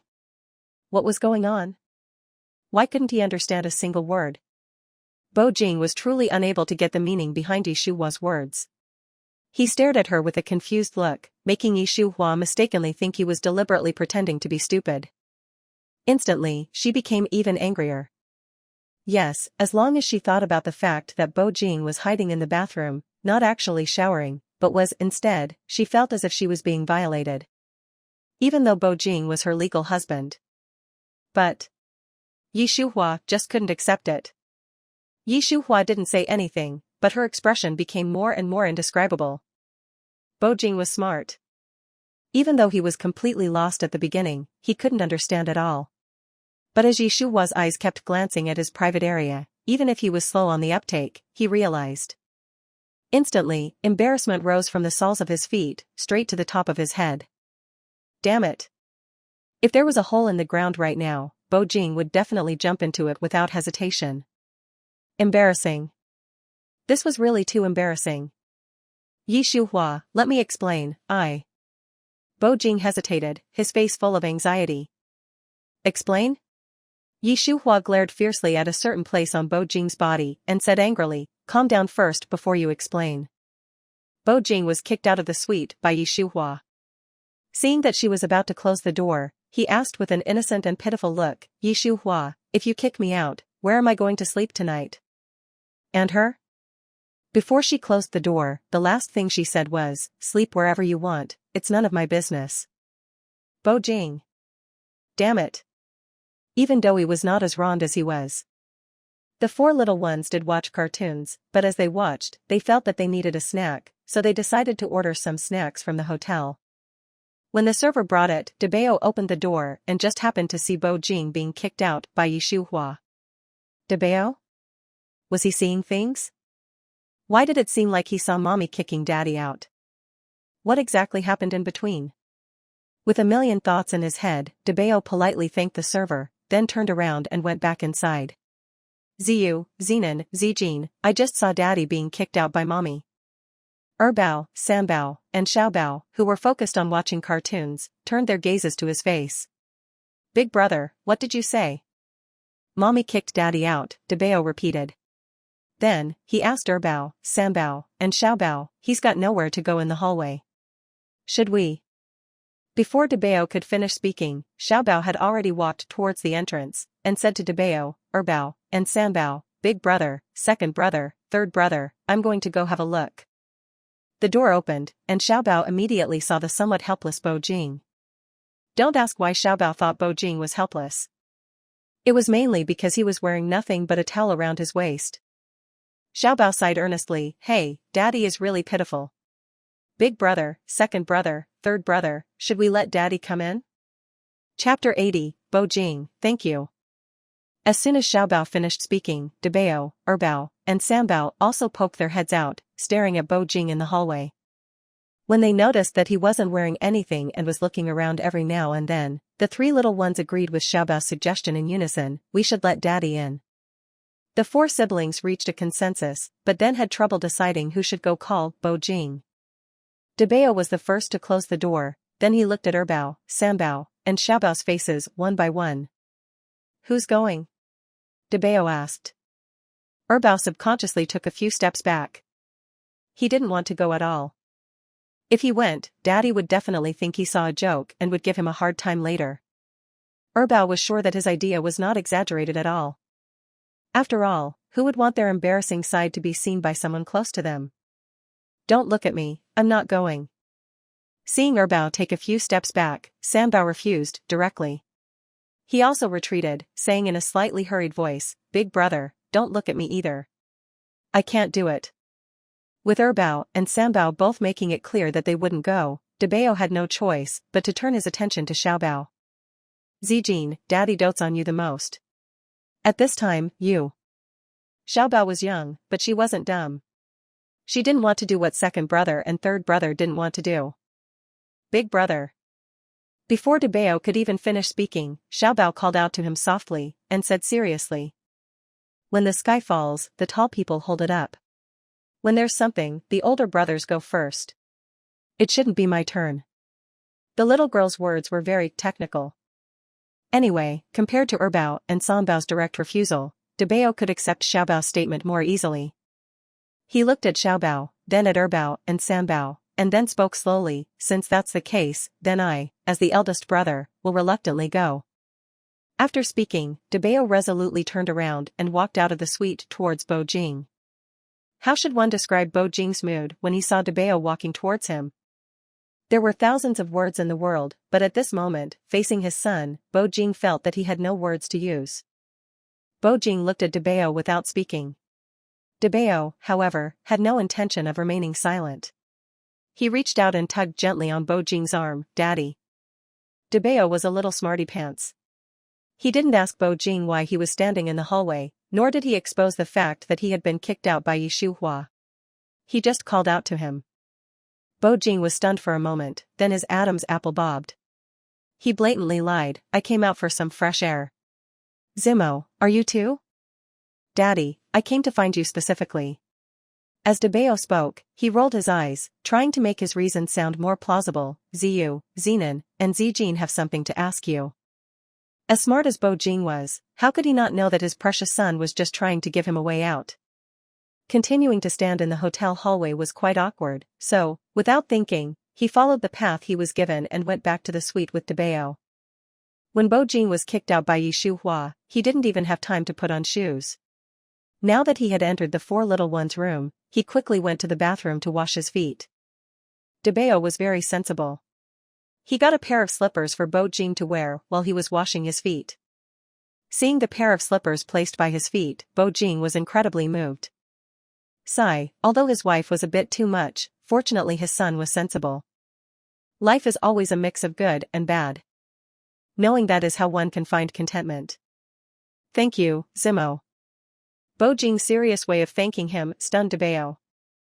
He smiled awkwardly, then scratched the back of his head, embarrassed, Daddy, you don't need to be so polite with me. When Debao said that, Bo Jing reached out and gently touched his hair. The next second, he put on his slippers and led Debao out of the bathroom. Erbao, Sambao, and Xiaobao were sitting upright on the sofa, waiting for Bo Jing to come out. As soon as they saw him, they all called out in unison, Daddy. Bo Jing paused slightly, then found his thoughts and voice a few seconds later. Are you done with the cartoons? While asking the four little ones, Bo Jing's gaze fell on the snacks on the coffee table. Debao, we just finished watching. Bo Jing looked at the snacks, and Erbao also looked over. He explained, Daddy, we just ordered them, we didn't even have time to eat them yet. Sanbao, Daddy, let's watch a superhero movie together, it's really good. Xiaobao asked softly, Daddy, are you free? The four little ones were doing everything they could to maintain Bo Jing's self-esteem. Although, Bo Jing didn't really need it. There was something he didn't say. Yes, after being kicked out of the room by Yi Shuhua, he could have completely opened another room. The reason why he stood there and lingered was that he wanted to play the victim and see if Yi Shuhua cared. Secondly, he wanted to see how much he weighed in Yi Shuhua's heart. The final result was obvious, Yi Shuhua didn't soften her stance at all, but the four kids were being careful with him. Sigh. As expected, it was true that his own kids were different. Bo Jing replied with a definite 3 times, okay. I'm free. I'll watch it with you. Let's switch our focus to Yi Shuhua. The same amount of time that Bo Jing stood in the hotel hallway, Yi Shuhua watched him through the peephole. It wasn't until Bao came out and took him to the adjacent suite that Yi Shuhua sighed, walked back to the bed, and laid down. It wasn't that she was truly heartless, it was that she had been scared by Bo Jing's sudden reaction in that area. It wasn't about being overly sensitive. It wasn't about being reserved. It wasn't even about Bo Jing. It was just that Yi Shuhua hadn't decided if she really wanted to enter a stable marriage. Even more so, she hadn't decided if she wanted to take it further with Bo Jing, while so many things were still unclear. People these days always take relationships lightly. Fast food relationships, fast food marriages, getting married and divorced was like a game. No one had truly thought about what kind of person they wanted to spend a long life with. If Yi Shuhua was just a single person, if she didn't have 4 children, she could indeed be like 90-something% of society. Unfortunately, there were no ifs. The relationship between her and Bo Jing, good or bad, was not only about being responsible for each other, but also being responsible for the 4 children. Before she was 100% clear about her own needs, Yi Shuhua would definitely not make any rash decisions. A man like Bo Jing, who is so high above all others, probably can't stand being kicked out by me, right? Luckily, the 4 kids are sensible. With them by his side, he shouldn't think too much. Yi Shuhua murmured softly and couldn't help but yawn. She was really sleepy. Alright. That's all for now. Whatever it is, they could talk about it after she woke up. She slowly closed her eyes. In just 2 minutes, Yi Shuhua's breathing became even, and she drifted off to sleep. It was 2 hours after Yi Shuhua fell asleep when Bo Jing opened the door and came in. He walked to the bed. Looking at the sleeping Yi Shuhua, his Adam's apple bobbed. His voice was quiet but very clear, Yi Shuhua, do you know? You're most lovable when you're asleep. While saying this, what kept popping up in Bo Jing's mind were the words he had exchanged with the 4 little ones in their room. Flashback. After Bo Jing finished watching a superhero movie with the 4 little ones, they surrounded him. When he was wondering what the kids wanted to do, Xiaobao asked him first, Daddy, did you and Mommy fight again? The reason why it was Xiaobao who asked was that Bao, Bao, and Sanbao were afraid they would anger Bo Jing if they asked. Yes, they all tacitly agreed that Daddy definitely liked Xiaomei more than them. Of course, this was also the truth. When Xiaobao asked, Bo Jing paused slightly, then responded softly, we didn't fight. When he said that they didn't fight, the 4 kids completely didn't believe it. Bao, husbands and wives fight at the head of the bed, but make up by the end of the bed. It's nothing to be embarrassed about, Daddy. You don't have to hide it from us. Bao, Daddy, although Mommy is sometimes stubborn, and won't change her mind about things she's decided on, she's definitely the best mommy in the world, and the best woman. Women just need to be coaxed. You being kicked out is clearly because you didn't coax her well enough. Sanbao, Daddy, you've been out for a long time. What if Mommy wakes up and can't find you? Xiaobao, Daddy, Grandpa Ji's death is a huge blow to Mommy, you need to be considerate of her. After speaking one by one, the 4 kids said in unison, Daddy, go back to Mommy. She definitely wants you by her side too. Flashback end. Yi Shuhua, you really taught Zimo and his siblings very well. As Bo Jing spoke, he lowered his head and placed a kiss on Yi Shuhua's brow. Because of Bo Jing's kiss, Yi Shuhua suddenly opened her eyes. Bo Jing's lips had just left her face, and their gazes met in the air. The awkwardness at that moment was indescribable. Ah, this is really speechless to the point that it was speechless to the power of speechless. I can explain, Bo Jing said in a somber tone. Yi Shuhua, let me explain. However, this time Yi Shuhua did not react as Bo Jing had expected, which was to be angry and blame him. She yawned and asked him as if she had lost her memory, aren't you going to sleep? Bo Jing. It was truly ridiculous in his mind, but he had no intention of exposing her. As soon as Yi Shuhua finished asking, he quickly lifted the covers and lay down next to her, sleeping, I'm going to sleep right away. As soon as he laid down, Yi Shuhua turned over, her back facing him. Just as he thought she wouldn't speak, she suddenly called out his name, and said, Bo Jing, thank you. Yi Shuhua didn't say what she was thanking him for, and Bo Jing didn't ask. It seemed as if a certain understanding had suddenly formed between the two of them. Even though they were back to back, sleeping with an uncrossable chasm between them, neither he nor she felt uncomfortable. The next day, at 8 in the morning, Bo Jing and Yi Shuhua woke up in shock at almost the same time. Last night's back-to-back had turned into face-to-face. They opened their eyes together, and their gazes met. The first to speak was Bo Jing. He looked at Yi Shuhua's bare face, still beautiful enough to take one's breath away, and said to her, Good morning. Good morning. Yi Shuhua said softly. Then, she turned and sat up. While checking the time, she asked Bo Jing, Are we going straight back to Jiang City after breakfast? Bo Jing had indeed planned to do so, but when he thought about the fact that Yi Shuhua might not be in a good mood, he changed the subject as she asked, There are some fun places in Xinjiang. If you're interested, we can take the kids there. Yi Shuhua shook her head, There are a lot of things going on at the lab. I don't have time. She paused for a few seconds, and then added, Zimo and the others should also go to tutoring classes. They can't let them focus on only playing. Bo Jing internally, according to my understanding of the 4 kids, what kind of tutoring class would be useful for them? Is there a need for tutoring classes that don't give them any advantage? Bo Jing said, Okay, then let's go back to Jiang City after breakfast. Yi Shuhua didn't acknowledge Bo Jing's words. She went directly into the bathroom to wash up. By the time she came out, she was already dressed. Bo Jing, I'm going to wake up Zimo and the others. I'll see you at the restaurant in half an hour. Bo Jing, okay. Last night, because they were worried about Bo Jing and Yi Shuhua, the 4 little ones barely slept. When Yi Shuhua opened the door to wake them up, every single one of them had a look of pain on their faces. Mommy, can I sleep a little longer?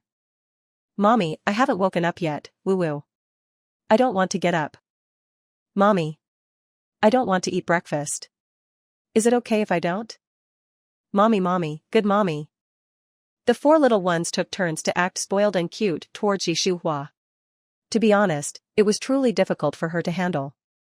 Fortunately, she had made mental preparations before coming, and under the 4 kids' repeated attacks, Yi Shuhua was able to stay firm. She cleared her throat, and said without giving them any face, If you want to stay in Xinjiang, sleep. Bo Jing and I are going back to Jiang City first. Yi Shuhua used one sentence to create a tidal wave. The 4 kids all sat up from the bed, muttering one after another. Get up, get up, get up. I'll get up right away. Mommy, don't think about leaving me behind, I'm going to wash up right away. I'm awake, I don't want to sleep in at all. Zijin is so cute, so well-behaved, so sensible. How could she sleep in? Mommy, I don't sleep in, I don't sleep in, I don't sleep in. I'm saying this important thing 3 times. Looking at the busy figures of the 4 kids, Yi Shuhua felt quite gratified. Yes. Although the 4 kids were still saying last night that they wanted to stay behind and study in Xinjiang City in the future, with their great-grandpa. But now that they were actually facing the moment to leave Daddy and Mommy, they didn't want to do it. It was a joke. After putting so much effort into it, they had finally been able to stay with Daddy and Mommy. No matter how much they wanted to come to Xinjiang City, they would never do it at the cost of separating from Daddy and Mommy. When the 5 of them arrived at the restaurant, it was 8:35 a.m. Bo Jing and Lu Chenxi had already arrived. The 2 were sitting at the table, chatting casually. Seeing them, Xiaobao ran over happily, Daddy, Brother Chenxi, good morning. Xiaobao was so enthusiastic, Bo Jing hugged her directly. Zijin, good morning. Did you miss Daddy after not seeing him for a night? The little girl nodded like she was crushing garlic. Bo Jing smiled, then kissed the little girl's forehead. Daddy missed you too. After the father and daughter were affectionate for half a minute, the little girl got out of Bo Jing's arms. But the next second, Lu Chenxi hugged her. Chapter 81, If you don't want to admit it, I won't force you. Unexpectedly, Lu Chenxi would suddenly hug her. The little girl was startled and exclaimed, Brother Chenxi, what are you doing? Her voice was soft and sweet. She was well-behaved and adorable. This was the first impression Xiaobao gave Lu Chenxi. He gave a muffled and then smiled. It's been a long time, I was missing our little princess Zijin. Is it okay if I give you a hug? Xiaobao thought about it seriously. Okay. After saying that, the little girl turned her head and kissed Lu Chenxi's face. Brother Chenxi, although Grandpa Gu is gone, me, big brother, second brother, third brother, and Daddy and Mommy will be your family from now on. The little girl clumsily but sincerely comforted Lu Chenxi. The 20-year-old boy's eyes instantly welled up with tears because of the little girl's words. He hugged her tighter and at the same time kissed the little girl's forehead. Little Princess Zijin is really the gentlest and kindest princess in the world. The relationship between Lu Chenxi and Xiaobao was more like that of siblings. Debao, Erbao, and Sanbao stood to one side, looking rather displeased. Every now and then, the three of them would huddle together and whisper a few words. For example, at this moment. Debao, this girl Zijin is really one who would follow anyone who is nice to her. Clearly, his tone was a little irritated. Erbao nodded in agreement, his eyes filled with obvious anger. If we didn't know any better, we'd think that Brother Chenxi was Yi Zijin's real brother. Sanbao's emotions were a bit calmer than Debao and Erbao. But, it was just a bit. His gaze fell on Xiaobao, cold and calculating. He squeezed out a sentence through his teeth. He looks like a real brother, but he's not. Debao and Erbao. At this moment, in Lu Chenxi's arms, Xiaobao was completely unaware of all of this. After Bo Jing put his precious daughter down, his gaze never left Yi Shuhua's face. But if you were to ask him what he was looking at, he wouldn't be able to answer. Yi Shuhua felt incredibly uncomfortable being stared at. She slightly furrowed her brows and turned to look at Lu Chenxi. Chenxi, have you guys ordered? Lu Chenxi gave an and replied, Master ordered a family-set meal, with all the dishes you and Zimo like to eat. Yi Shuhua's lips twitched. How was she even more embarrassed now? I'm going to the restroom. After saying that, she hurried away. The best of the 36 strategies was to escape. If she couldn't stay, wouldn't she just leave? As soon as Yi Shuhua left, Bo Jing also stood up. I'm going to the restroom too. Then, he lifted his long legs and left too.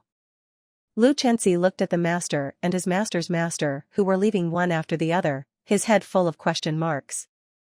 He looked at the 4 kids and asked, what's up with them?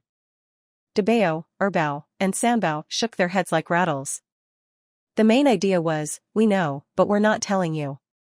Xiaobao blinked her eyes and, after thinking seriously for a few seconds, leaned closer to Lu Chenxi's ear. Brother Chenxi, Daddy, and Mommy. Xiaobao spoke for a while. After speaking, she didn't forget to remind Lu Chenxi, Brother Chenxi, you can't spill the beans. If Daddy and Mommy know that I'm talking about them everywhere, they'll definitely be angry. Lu Chenxi replied with a serious don't worry, my lips are sealed, I guarantee I won't say a thing. Upon hearing this, Xiaobao smiled sweetly. Debao, Erbao, and Sanbao rolled their eyes in unison. Bo Jing had long legs. It only took him a few steps to catch up with Yi Shuhua. He stretched out his hand and accurately grabbed her wrist. Yi Shuhua, he called her name sternly. Yi Shuhua wasn't in a hurry to respond. She looked at Bo Jing. After about 3 to 5 seconds of silence, she finally raised her wrist to remind him, let go of me. Bo Jing didn't let go, in fact, he squeezed even harder. Yi Shuhua frowned, you're hurting me. Bo Jing. So, he had misunderstood? She had asked him to let go, because he was hurting her. While his thoughts were swirling, Bo Jing loosened his grip on Yi Shuhua's hand, his voice as gentle as could be, sorry. Most people in this world were more likely to respond to a gentle approach than to a hard one.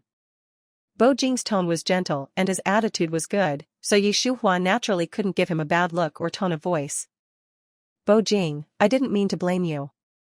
It really hurt a bit. As she spoke, she lifted her wrist up. A red ring could be seen on her fair skin, which showed just how much force Bo Jing had used to grip her just now.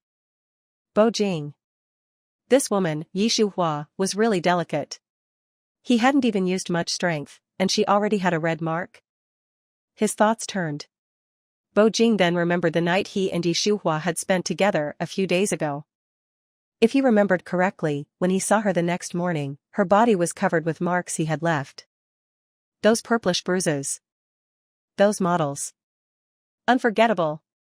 Then, Bo Jing quietly concluded, in the future, he had to be gentle, and even gentler with her. Bo Jing stared blankly at Yi Shuhua's wrist.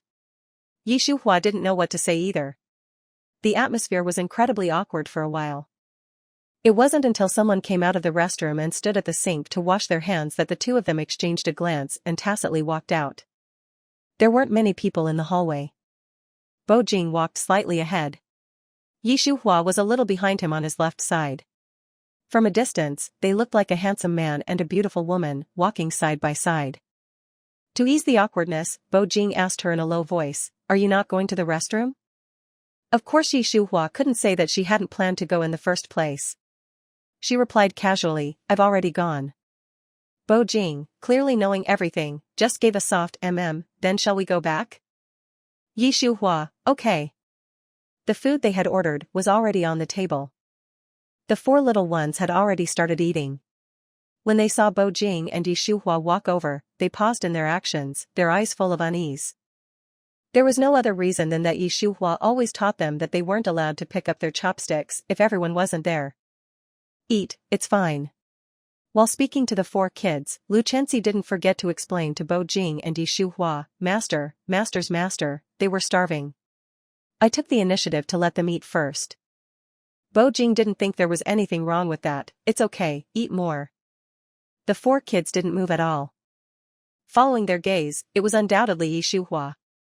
Bo Jing realized something and quickly said, "Shuhua, would you like some soy milk or youtiao first?"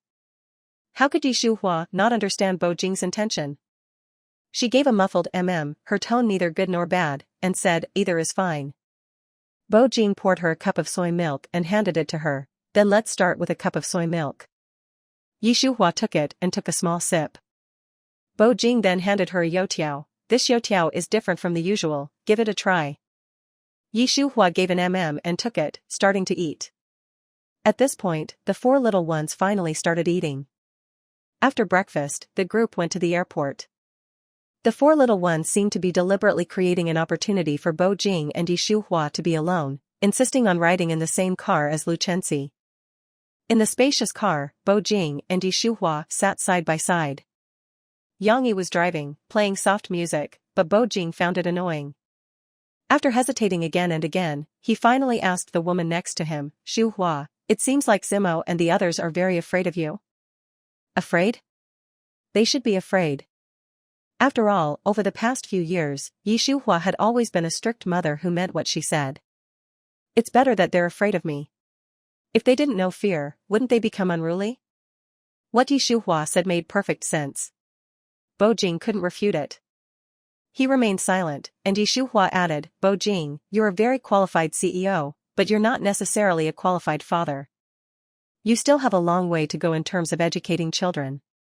Even if Bo Jing didn't want to admit it, he had to admit that Yi Shuhua was right. He nodded, affirming to her, I will work hard to learn how to become a qualified father."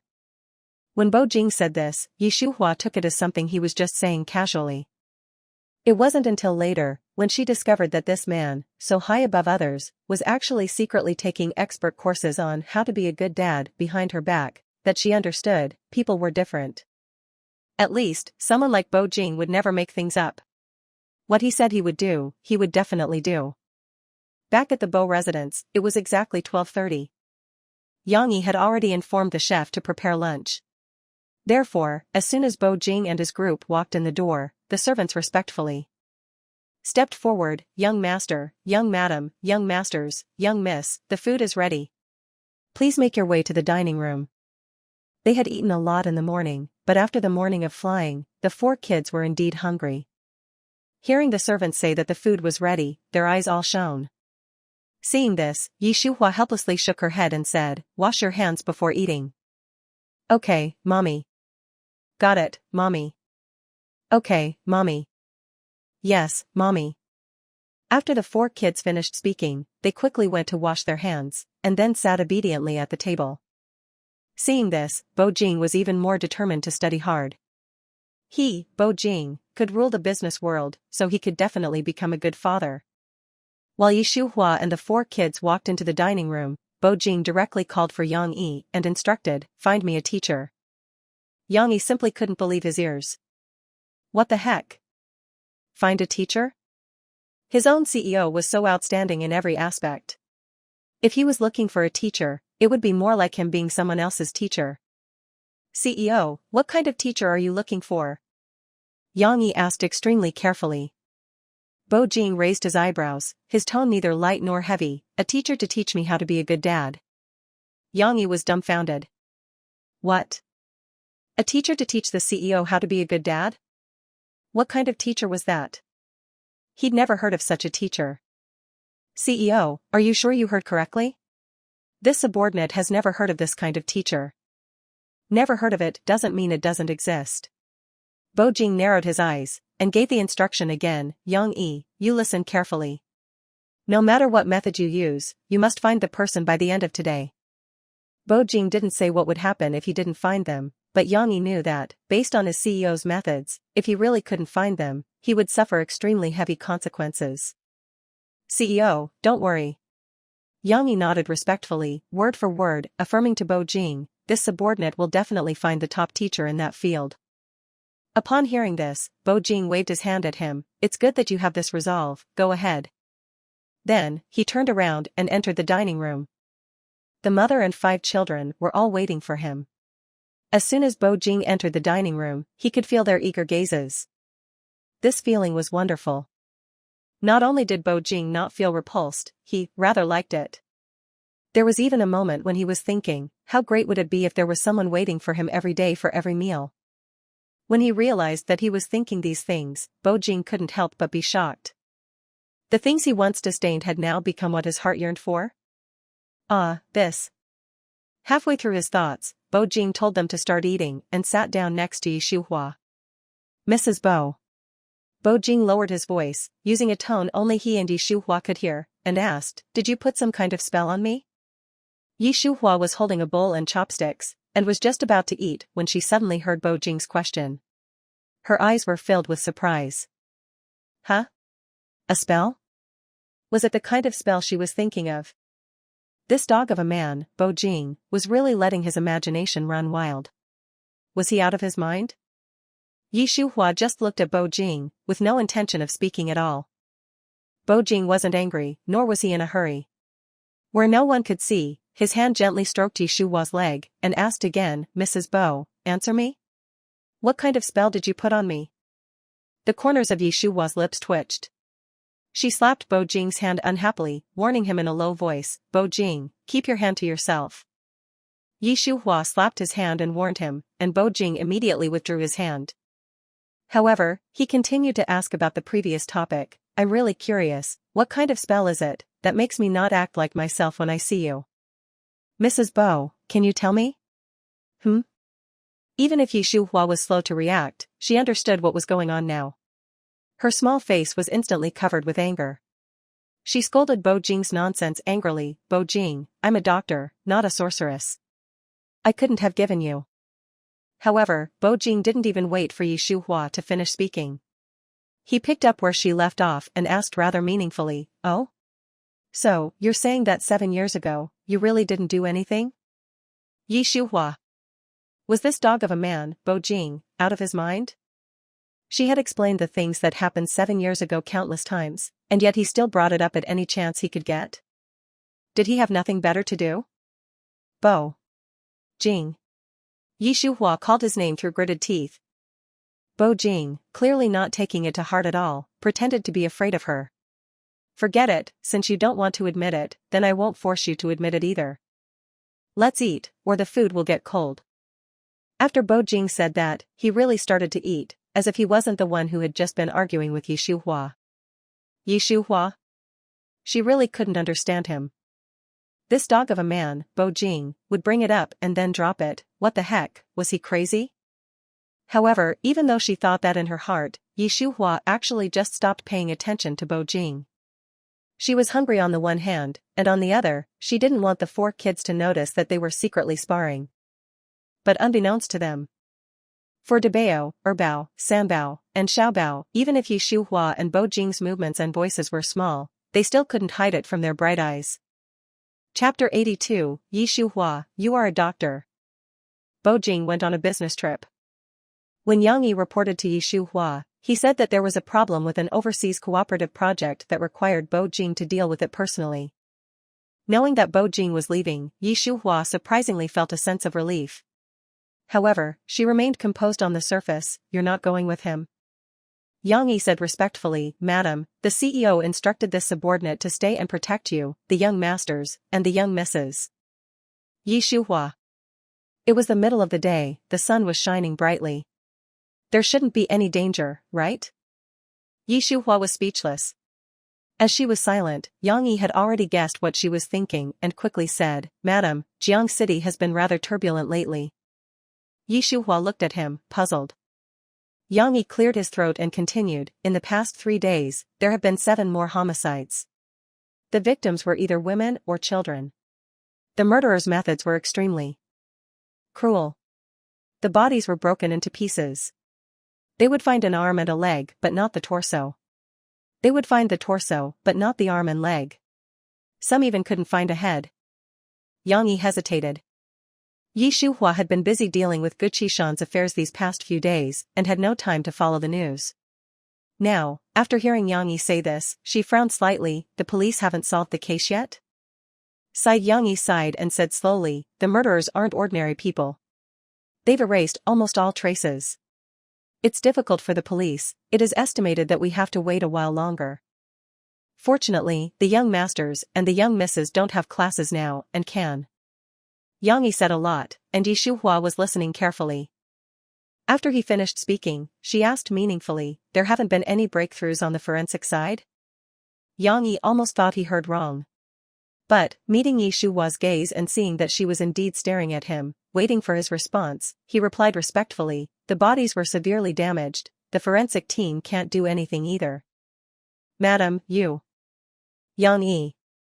Before Yang Yi could finish speaking, Shuhua called his name and instructed, take me to the police department. Yang Yi? He was shocked, and he felt incredulous. What the heck, what was Madam doing going to the police department for no reason? She had already been told that there was a pervert killing people everywhere, so wasn't she scared? And, he had relayed the CEO's instructions to the letter, so why did Madam seem so indifferent, and so unconcerned? Logically speaking, shouldn't she contact the CEO? All sorts of questions filled Yang Yi's mind. In a short while, his expression became even more profound. As for Shuhua, ever since she got in the car, she had been holding an iPad, not knowing what she was looking at. When she was almost done reading, she called for Yang Yi again. Her red lips moved slightly and she asked, I want to see the police chief. As Bo Jing's most capable right-hand man, do you have a way? It seemed like a question. But, in reality, Shuhua already had an answer in her mind. Yes, if Yang Yi couldn't arrange for her to meet the chief of the Jiang City Police Department, then there would be a problem. If Madam wants to see him, she naturally can. It's just. Yang Yi hesitated for several seconds before finishing his sentence. Madam, what are you seeing the chief for? Shuhua smiled without saying a word. Since she didn't want to say it, Yang Yi naturally couldn't force her. He obediently continued to drive towards the police department. 10 minutes later, Yang Yi parked the car in the police department's parking lot and respectfully got out of the car to open the door for Shuhua. Madam, we're here. Shuhua gave an unclear and then got out of the car. While walking towards the front door of the police department, she asked Yang Yi, when will I be able to see him? Madam, you may have to wait a bit. I have to make a phone call first. He was the police chief of the police department. He wasn't just anybody. It was normal for Yang Yi to make a phone call before being able to see him. After Yang Yi finished speaking, Yi Shuhua smiled slightly, okay. When Bo Jing received Yang Yi's call, he had just finished class. Yes, that's right. The dignified big boss Bo Jing had started taking classes this morning. His time was jam-packed. Apart from company matters, he had to take 4 classes a day. And the people who were teaching him were the most renowned in the world, the top mentor on how to be a good dad, Xiong Xingyuan, and the world's best relationship mentor, Kate Wendy's. Bo Jing's plan was to grab his kids and his woman with both hands. With both going hand in hand, how could life not be fulfilling? As for why he told Yi Shuhua he was going on a business trip, there was only one answer. Under her watchful eye, Bo Jing didn't think he could succeed in learning anything. Some things were best done in secret, by oneself. His thoughts were pulled back. Bo Jing swiped the answer button and asked Yang Yi, what is it? He had clearly instructed him not to call unless it was especially urgent. This Yang Yi, how could he be so insensible? While Bo Jing was complaining in his heart, Yang Yi spoke. CEO, Madam and I are at the police department right now. She wants to see the chief. I wanted to let you know. See the chief? Bo Jing was shocked and asked, why is she seeing the chief for no reason? Yang Yi, what did you tell her? Yang Yi felt that he was very innocent. CEO, I told Madam everything exactly as you instructed. I don't know why she would want to see the chief. Upon hearing this, Bo Jing narrowed his eyes. The hand that was holding the phone suddenly tightened, and his tone became a lot more somber. Follow her the entire time, no matter what happens, reported immediately. Yes, CEO. As soon as Yang Yi finished speaking, Kate Wendy's walked into Bo Jing's study. Mr. Bo, I am Kate Wendy's. Seeing her come in, Bo Jing said quickly to Yang Yi on the phone, class is starting, I'll hang up. As soon as he finished speaking, Yang Yi heard a busy tone coming from the phone. Holding the phone, Yang Yi was speechless for a few seconds, before calling the chief and directly stating his intentions. Assistant Yang, I'll send someone down to pick you up right away. Chief's office. Yi Shuhua was sitting on the sofa. The chief was sitting across from her, looking at her with a gentle expression. I heard from Assistant Yang that you are Bo Jing's wife? Yi Shuhua nodded, and at the same time reached out her hand, politely introducing herself. Chief He, I am Yi Shuhua. I have long admired your name. Bo Jing had saved Chief He's life. Yi Shuhua was Bo Jing's wife, so he naturally had to treat her well. Mrs. Bo, there's no need to be so polite with me. Just speak your mind. I will definitely help with whatever I can. Yi Shuhua didn't expect this chief to be so direct. She quickly explained, Chief He, I think you've misunderstood. Misunderstood? Chief He looked puzzled, his eyes filled with surprise as he looked at Yi Shuhua. Mrs. Bo, what do you mean by that? Did you come to see me not to ask for help?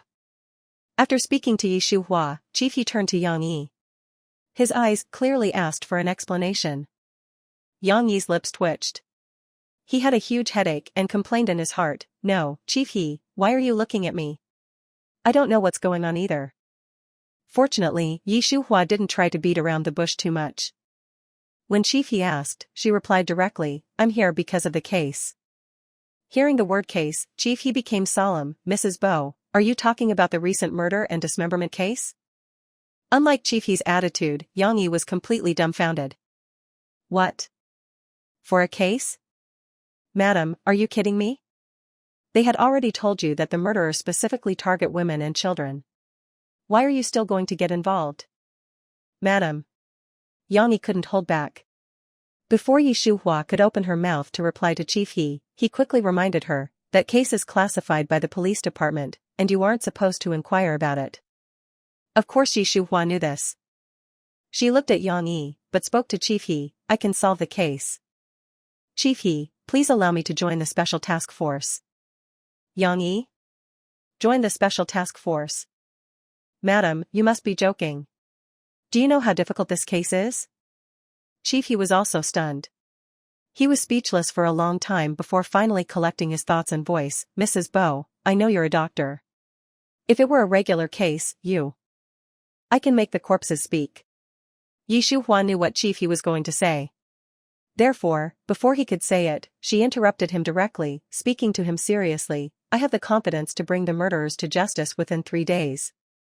Chief He? Did this Mrs. Bo really know what she was talking about? It should be noted that the Xinhua police headquarters from Xinjing City had already sent people over the day before yesterday, but unfortunately, the case was still making no progress. Under such circumstances, wanting to bring the murderers to justice within 3 days was as difficult as reaching the sky. Yang Yi, who was extremely scared. Madam, please stop speaking recklessly. This case is no small matter. If you speak recklessly and the case cannot be solved in the end, even if the CEO steps in, he may not be able to protect you. Yi Shuhua clearly felt the gazes of Chief He and Yang Yi. She spoke again under their watchful eyes. Chief He, I am confident. If you have any concerns, I can sign a military order. A military order was generally used by police or military personnel. Now, Yi Shuhua was speaking with a clear and powerful voice that she could sign a military order. How could Chief He not be moved? Could it be that this Mrs. Bo really had a way to find the murderers? Mrs. Bo, do you know what it means once a military order is signed? Chief He asked Yi Shuhua. Of course I know. Yi Shuhua's face didn't change, and her words were still clear. Wasn't that obvious? If she didn't know what a military order was, then how could she speak recklessly? Chief He, if I cannot bring the murderers to justice within 3 days, I am willing to accept any punishment from the country.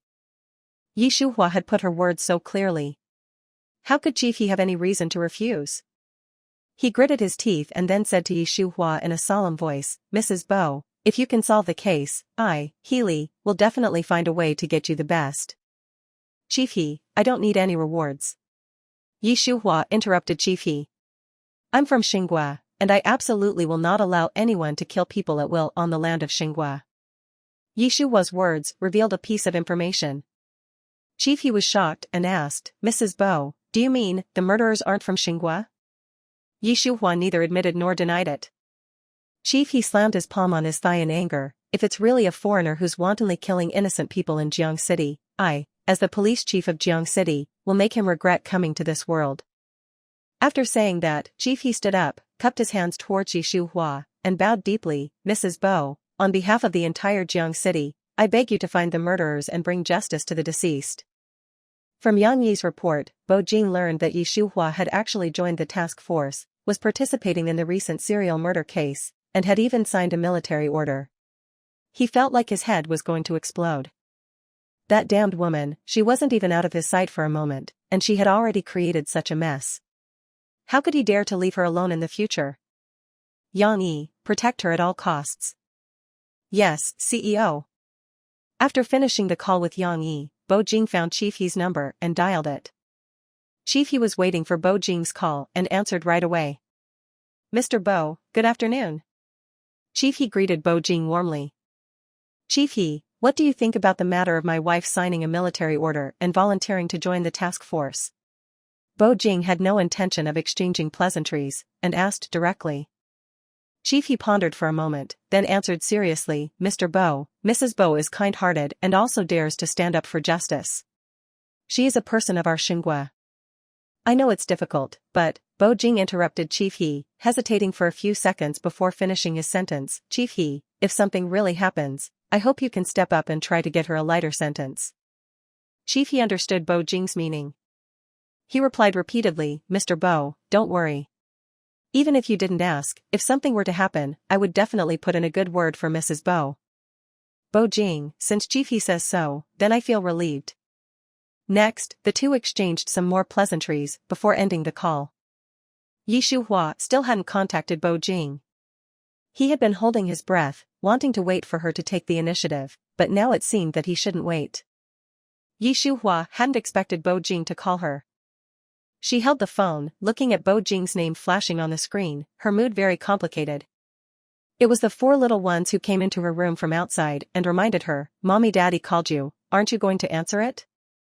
She then came back to her senses and swiped the answer button. Bo Jing, she called his name. Yi Shuhua, where are you now? Bo Jing asked, knowing full well where she was. At home.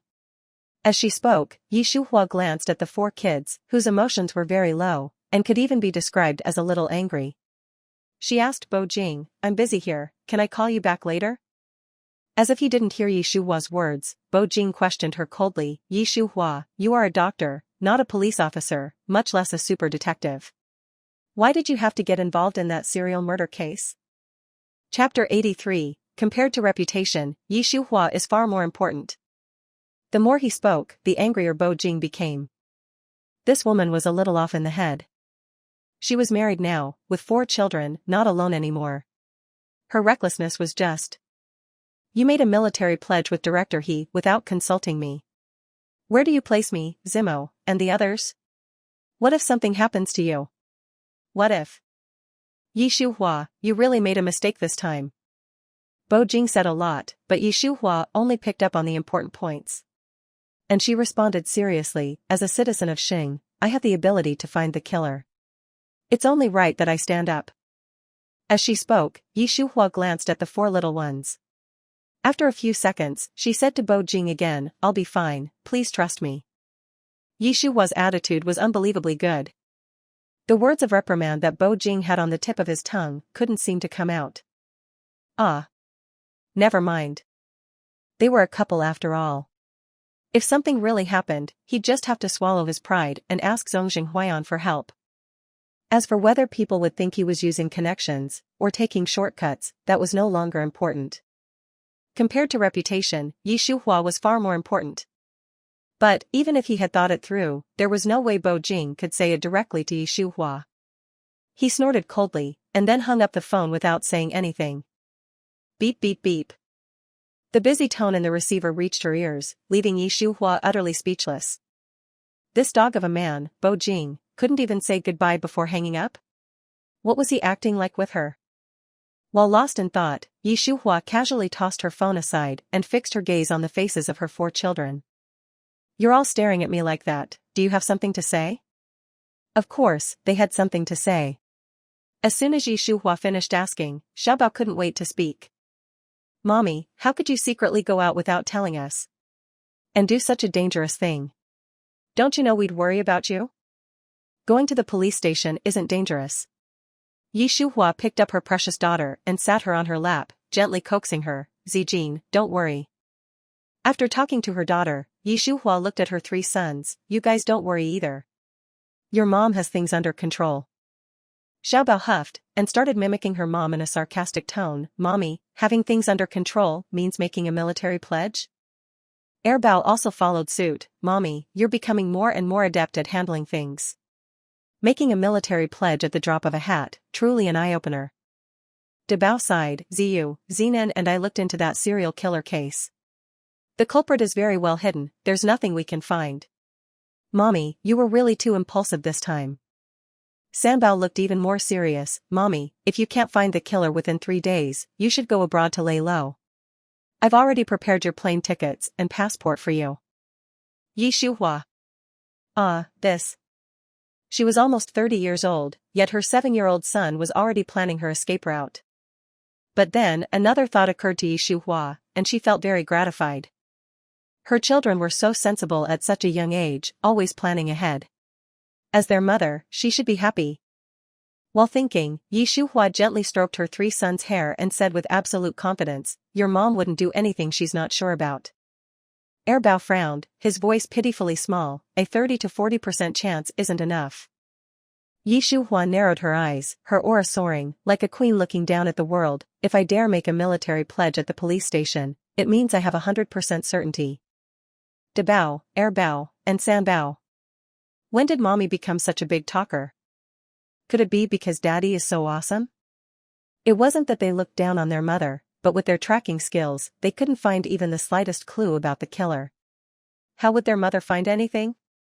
After all of her talent points were in the medical category. Xiaobao blinked, Mommy, does that mean you'll be very busy next? Yi Shuhua nodded, yes, I'll be very busy, so you 4 have to be good and don't worry me. She paused for a moment, thinking about Bo Jing being away on a business trip, and added to the 4 little ones, Bo Jing is also on a business trip, he'll be very busy too. Don't worry him either. Debao, Erbao, Sanbao, and Xiaobao looked at each other but didn't say anything. Yi Shuhua picked Xiaobao up from her lap, alright, you guys go out.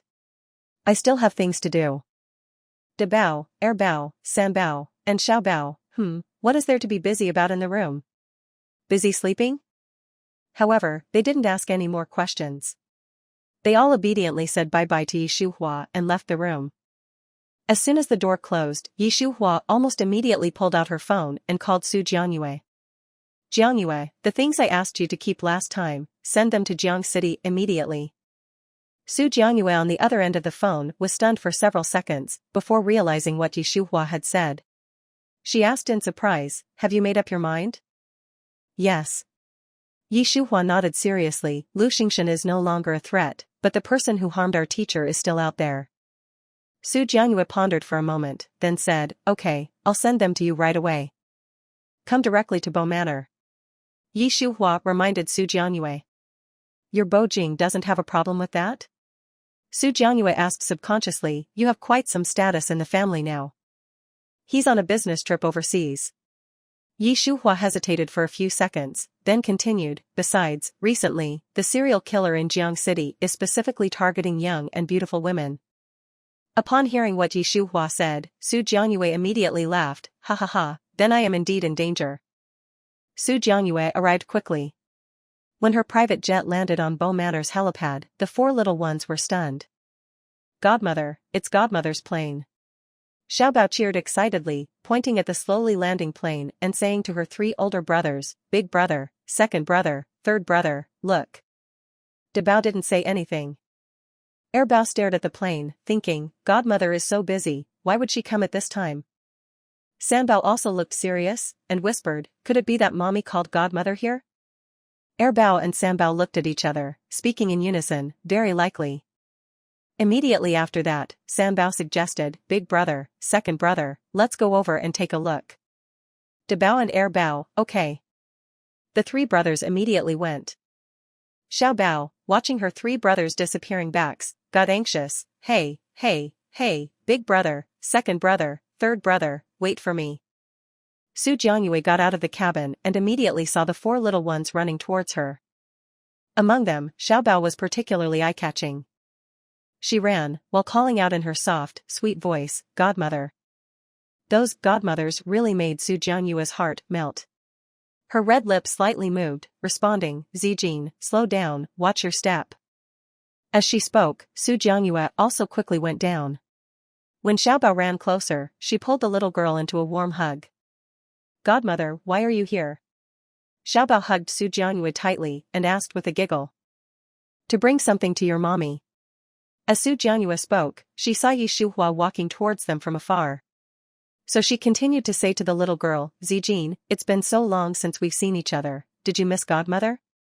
Yes. Say it 3 times, that's important. Xiao Bao said, giving Su Jiangyue several kisses on her cheeks, Godmother, did you miss me?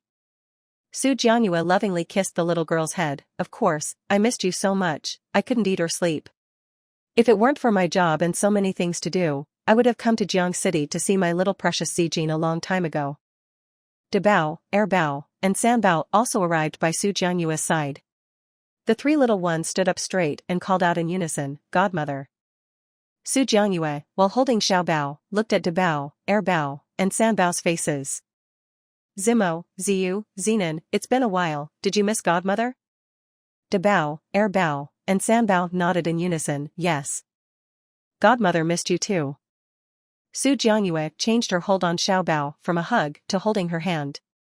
She slowly circled around De Bao, Er Bao, and San Bao, saying, come on, let me have a good look at you.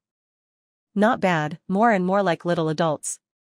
Su Jiangyue said sincerely, it seems Bo Jing has a big influence on you. Yi Shuhua walked closer. Hearing what Su Jiangyue was saying, she frowned in displeasure, Jiangyue, what nonsense are you talking to the kids? It's not nonsense, just stating the facts. Su Jiangyue's smile was very sly, what, are you getting anxious? Yi Shuhua. A real bestie? Why did she feel like it was fake? Rolling her eyes, Yi Shuhua said too lazy to deal with you to Su Jiangyue, and then reached out her hand. I didn't bring it down, go get it yourself. Su Jiangyue glanced at her private plane behind her, her attitude quite arrogant. Yi Shuhua. An unrelated best friend. Well, she'd get it herself then. After instructing the four little ones to take Su Jianyue to rest first, Yi Shuhua went straight into the cabin and took out a box with multiple passwords from a special refrigerator. The things inside were the secret weapon Yi Shuhua would use to find the killer within 3 days. With it, whether the killer was a god, a demon, or a ghost, they would have nowhere to hide. Yi Shuhua put the things away and went downstairs, only to hear Su Jianyue complaining to the four little ones. "Ah, I didn't even have time to eat before coming here, I'm so hungry. My life is so hard, I can't even get a full meal." Xiaobao was so innocent, she not only believed Su Jianyue's words but immediately called a servant, "Make something good for godmother to eat." Debao, Erbao, and Sanbao shook their heads helplessly upon hearing that. Their little sister. She was always half a beat slow when she should be quick-witted, and always reacting very quickly when she shouldn't. It really made them not know what to say. Su Jianyue didn't expect Xiaobao to be so caring towards her. She stared at the little girl blankly for a few seconds, and then gave the little girl many kisses on her cheeks as if she had found a treasure. "Zijin, you are really godmother's little sweetheart, I love you to death." Ouch! Xiaobao was dizzy from Su Jianyue's kisses, her small mouth pouted, and her voice was anxious. "Godmother, your saliva got on my face. Godmother, can't breathe. Godmother." Debao, Erbao, and Sanbao. "Can't watch." Yi Shuhua also twitched her lips, her silly daughter, she's hopeless. Just as Su Jianyue let go of Xiaobao, Yi Shuhua walked over. Seeing the servants standing still, she shot them a look, and asked with a less than gentle tone, "What are you still standing there for? Didn't you hear what Zijin said?" The servants. So, what the little miss said was true. She really thought the little miss was joking. They were done for. It seemed the young mistress was angry. "Young mistress, I'll arrange it immediately, please wait." After speaking, the servants quickly ran away. Su Jianyue, watching the servants' disappearing backs, asked Yi Shuhua, "Did you put away the things? Did you finally think about your direct descendant daughter?" Yi Shuhua completely ignored Su Jianyue's words. She walked over by herself, extending her hand to Su Jianyue with her hand behind her back. Upon closer inspection, Yi Shuhua was holding an exquisitely beautiful jewelry box. The lid was transparent, and inside was an expensive bracelet. The moment she saw the bracelet, Su Jianyue's eyes lit up. She exclaimed, "The global limited edition of Sea Moon, something I looked for all over the world and couldn't find. How did you get it? Shuhua, tell me quickly." "Don't worry about how I got it." Yi Shuhua looked at Su Jianyue with a straight face, "Just tell me if you like it." "Like it, like it, like it."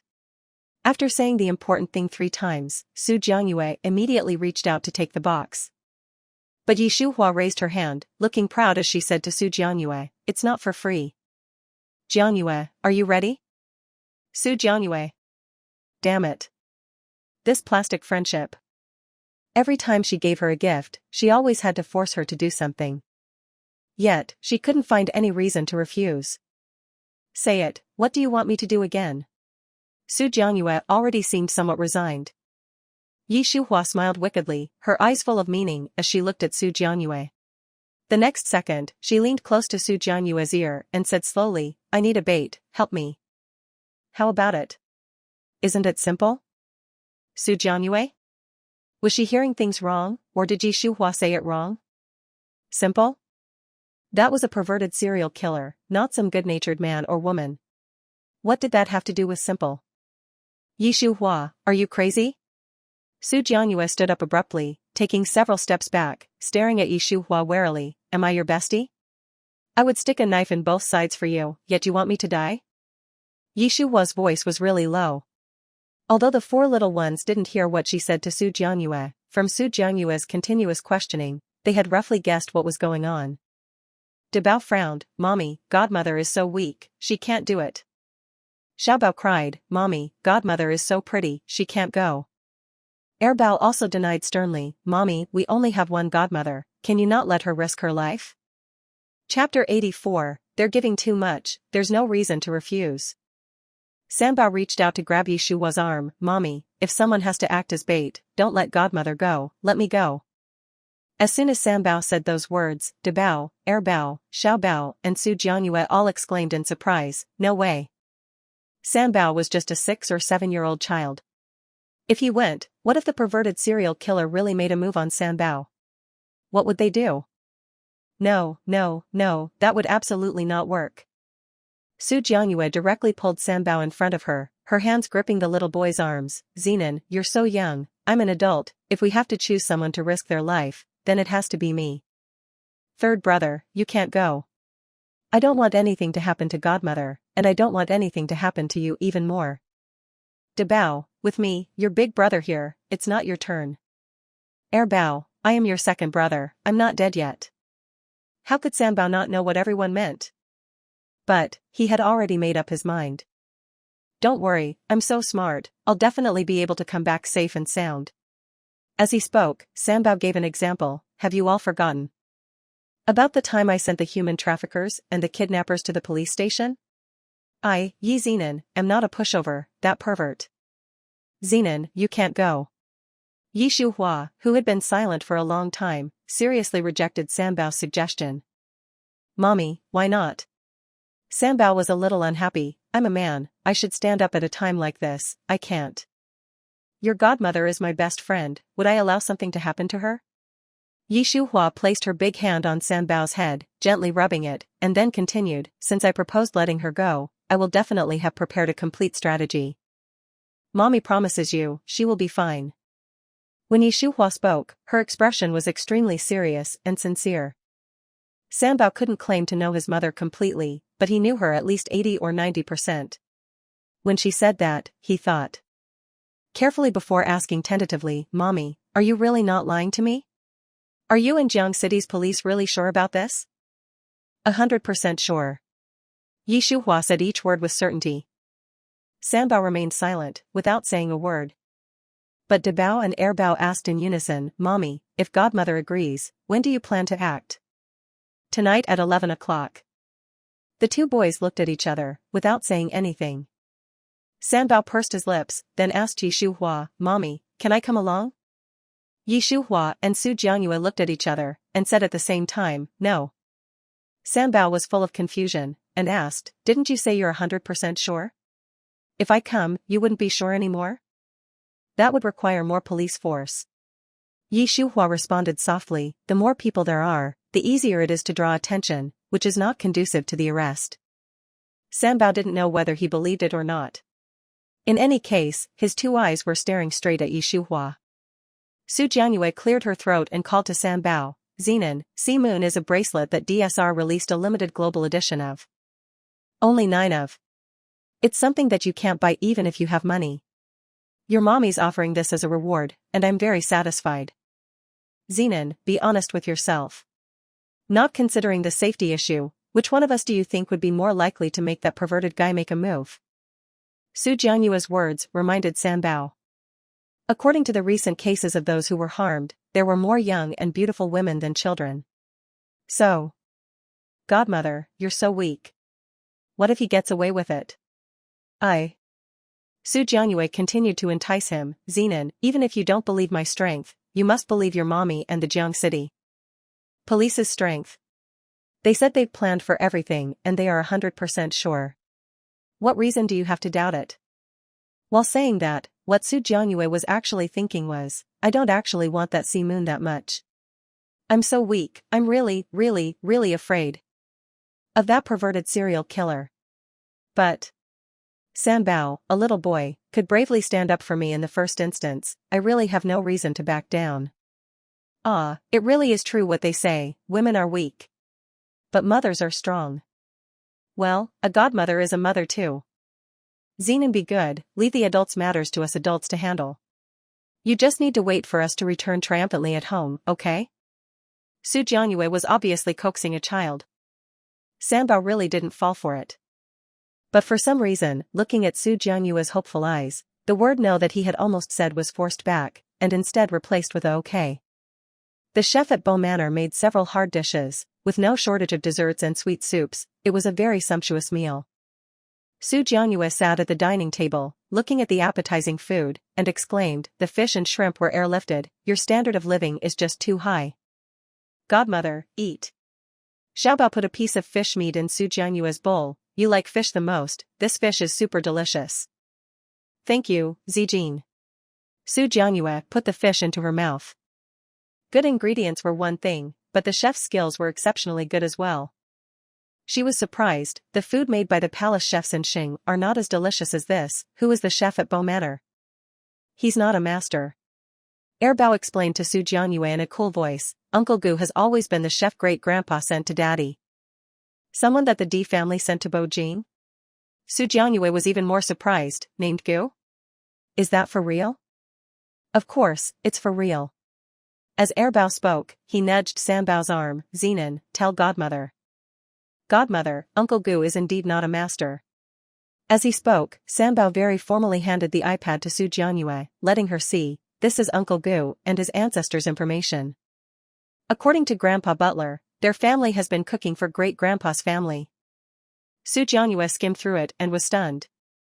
I'll be darned. It really was the Gu family, a family of chefs with godlike skills. It was rumored that the Gu family had lost their lineage a long time ago. Never would she expect that they had actually become the family chefs of the D family. For 1,000 years, the ancestors of the D family were quite fortunate when it came to food. Zenon, this is beyond master level. Su Jianyue was a bit excited as she spoke. Bao and Sanbao were confused. Bao and Xiaobao also looked surprised. In the end, it was Yi Shuhua who asked, Jianyue, what do you mean by that? The Gu family, a once prominent family of master chefs in Xing, 1,000 years ago, the Gu family had always been the emperor's personal chefs. Later, no one knows what happened, the Gu family withdrew from the stage of history. Yi Shuhua and the four little ones had always felt that the chef at Bo Manor cooked good food that other chefs couldn't compare to, but they had never expected that a mere chef would have such an awesome identity. Bo Jing. What a D family young master. Indeed, he was something special. While the five of them were in shock, Su Jianyue spoke again, for thousands of years, people have guessed that the Gu family of master chefs was destroyed by the emperor at the time, but never would I have expected that they had joined the D family instead. If my grandfather knew this news, he would definitely not be able to help but come to your house to freeload. Yi Shuhua. Did she have to be so exaggerated? The four children. Godmother's grandfather seemed to be over 80 years old, right? At such an age, he was still greedy for good food. The five of them looked at her with strange expressions. Su Jianyue shook her head, and said helplessly, my grandfather is a very well-known foodie. The thing he regrets most all these years is not having eaten the food made by the legendary Gu family, the family of master chefs. He was even talking about it recently, that if he couldn't eat it in this lifetime, he would have regrets when he died. Bao, Godmother, regardless of whether Uncle Gu is from the Gu family of master chefs you're talking about, he does cook really good food. Bao, the elder's wishes must be fulfilled. Godmother, take some time to bring your grandfather here. Sanbao, now I'm feeling hungry again. Xiaobao, third brother, you're not alone. Then, they proceeded with the scene of Su Jianyue and the four children all focusing on eating, no longer chatting. Yi Shuhua watched them wolfing down the food, and couldn't help but sigh, it really does smell better when there are more people eating. Because of Su Jianyue's arrival, after having an extra meal, the four children surprisingly became sleepy, so sleepy it was ridiculous. Seeing how the little guys were sitting on the sofa, dozing off, Su Jianyue couldn't help but laugh, Zimo, Ziyu, Zenon, Zijin, if you're sleepy, go to sleep, don't force yourselves. Bao, I won't sleep. I'm not sleepy at all. Bao, me neither. Sanbao, not sleepy +1. And finally, it was Xiaobao, Zijin won't sleep either, what if you run away when I wake up? Su Jianyue twitched the corner of her mouth, where can I go? Who knows? The four children were unusually united, muttering, anyway, we're not going to sleep. Su Jianyue. Speechless was her native tongue. Yi Shuhua, their mother, understood what the four children were thinking better than Su Jianyue, their godmother. She suddenly raised her voice, if you're sleepy, go to sleep. Tonight, Godmother and I will take you to the riverside to play. Jiang City got its name because it's surrounded by the river. Xing River is the largest and longest river in Xing Nation, almost spanning the entire Xing Nation. At night, the night view of Xing River is very beautiful. The four children had mentioned it several times, but Yi Shuhua had never taken them there because she had been very busy. Bringing up the idea of taking them to the riverside to play right now was a huge temptation. Sure enough, when the 4 children heard Shuhua say that, they all showed surprise. "Mommy, are you serious? Mommy, you can't go back on your words." We all heard it. That's right, Mommy, if you said it, you have to go. Mommy, let's make a pinky promise. Xiaobao had already extended her pinky finger in front of Shuhua. She smiled helplessly. "Okay, pinky promise." When her pinky finger and Xiaobao's pinky finger were hooked together, Xiaobao said in a soft voice, "Pinky promise, for 100 years, you can't change. If you change, you're a little puppy." After saying the words, Xiaobao didn't forget to remind Shuhua, "Mommy, come, stamp it." Shuhua. This little girl was really a little smarty pants. "Okay, stamp." When Shuhua's thumb and Xiaobao's thumb were touched together, simulating a stamp, Xiaobao yawned. "Then Mommy, Godmother, I'm going to go sleep now." Shuhua, "Okay." Su Jianyue, "Godmother will wait for you to wake up." After Xiaobao left, Dabao, Erbao, and Sanbao exchanged glances, then asked tentatively, "Mommy, Godmother, then we'll go too?" Shuhua and Su Jianyue said at the same time, "Okay." When Shuhua handed over the thing to Su Jianyue for safekeeping, she didn't say what it was exactly. At this time, the 4 children had gone to sleep. Shuhua and Su Jianyue were bored, sitting in the yard, drinking afternoon tea and chatting, when Su Jianyue's curiosity suddenly reached its peak. She cupped her face with both hands and asked seriously, "Shuhua, what exactly is that secret weapon of yours? How come I've never heard you talk about it?" Shuhua's answer was unrelated. "Jianyue, when do you plan to get married?" "Ah? Get married?"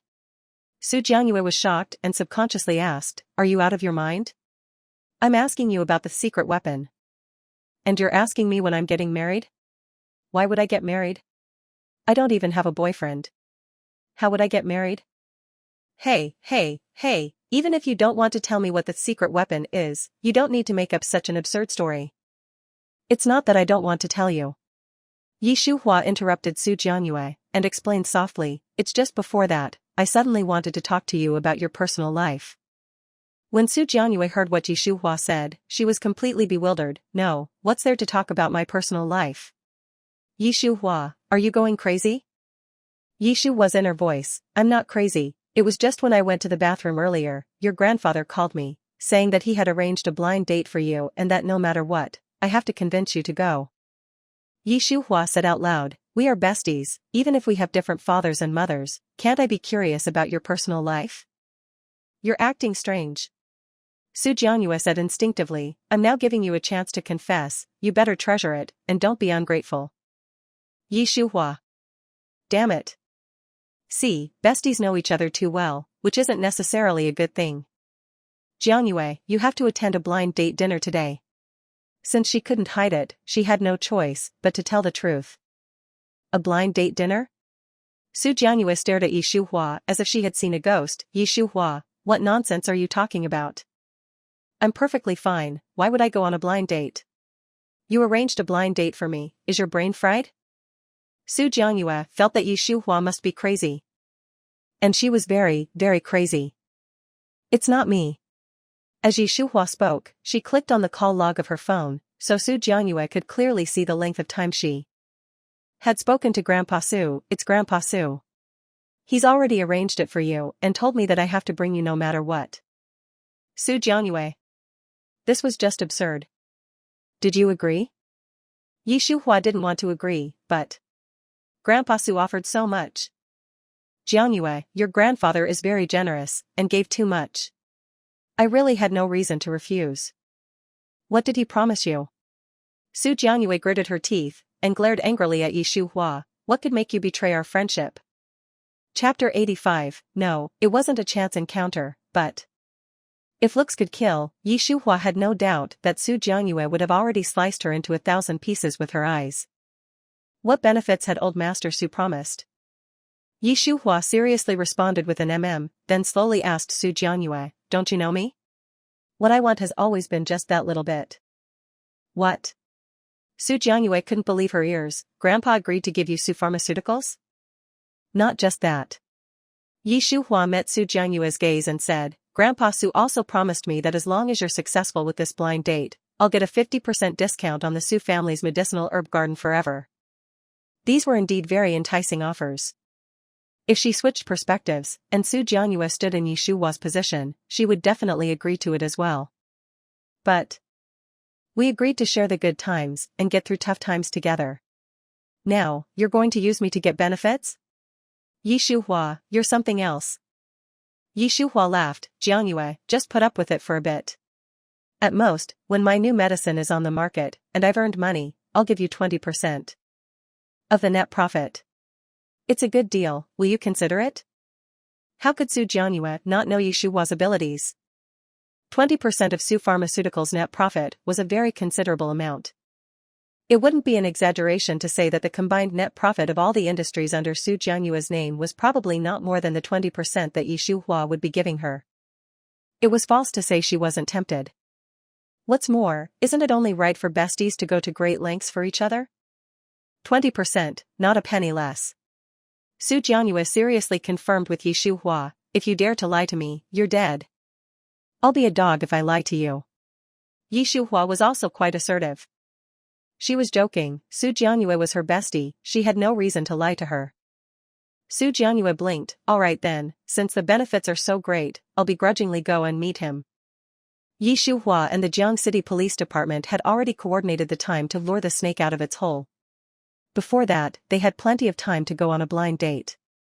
But, they couldn't bring the 4 little ones with them on the blind date. Before leaving, Yi Shuhua called a servant and instructed them, when Zimo and the others wake up, arrange for them to have dinner first. Seeing that Yi Shuhua was dressed neatly and had even put on delicate makeup, the servant subconsciously asked, young mistress, are you and Miss Su going out? Yi Shuhua nodded and after she added, going to handle some things temporarily. Servant, young mistress, what if the young masters ask? The servant trailed off. Yi Shuhua understood instantly, and slowly said, tell them to call me. Servant, yes, young mistress, please be careful. On the way from Bo Manor to the restaurant that old master Su had booked for the blind date, Su Jianyue looked at Yi Shuhua's defined features. And her bright and captivating face. She asked, Shuhua, we just left like that, Zimo and the others will be very angry when they wake up, right? Yi Shuhua smiled, children don't get that angry. You, on the other hand, we're almost there, are you sure you don't want to think about what you'll say when you meet him later? Su Jianyue could count the number of blind dates she'd been on with her fingers. How stubborn she was. The Su family wanted her to marry into a family of equal status, to gain benefits for her brothers. They were dreaming. Not to mention, she didn't have an older or younger brother. Even if she did, she would never sacrifice her own marriage for them. She, Su Jianyue, would rather not get married. But if she ever did get married, it would definitely be because she and the other person loved each other, and shared the same mind. She was getting married because she wanted to get married. Not because of anyone or anything. She would not be forced to marry. Then splendidly, Yi Shuhua's question made Su Jianyue's cheeks flush red. She glared at Yi Shuhua unhappily and cried out, Yi Shuhua, can you not rub salt on the wound? Yi Shuhua was stunned, and then only suddenly realized what she had done.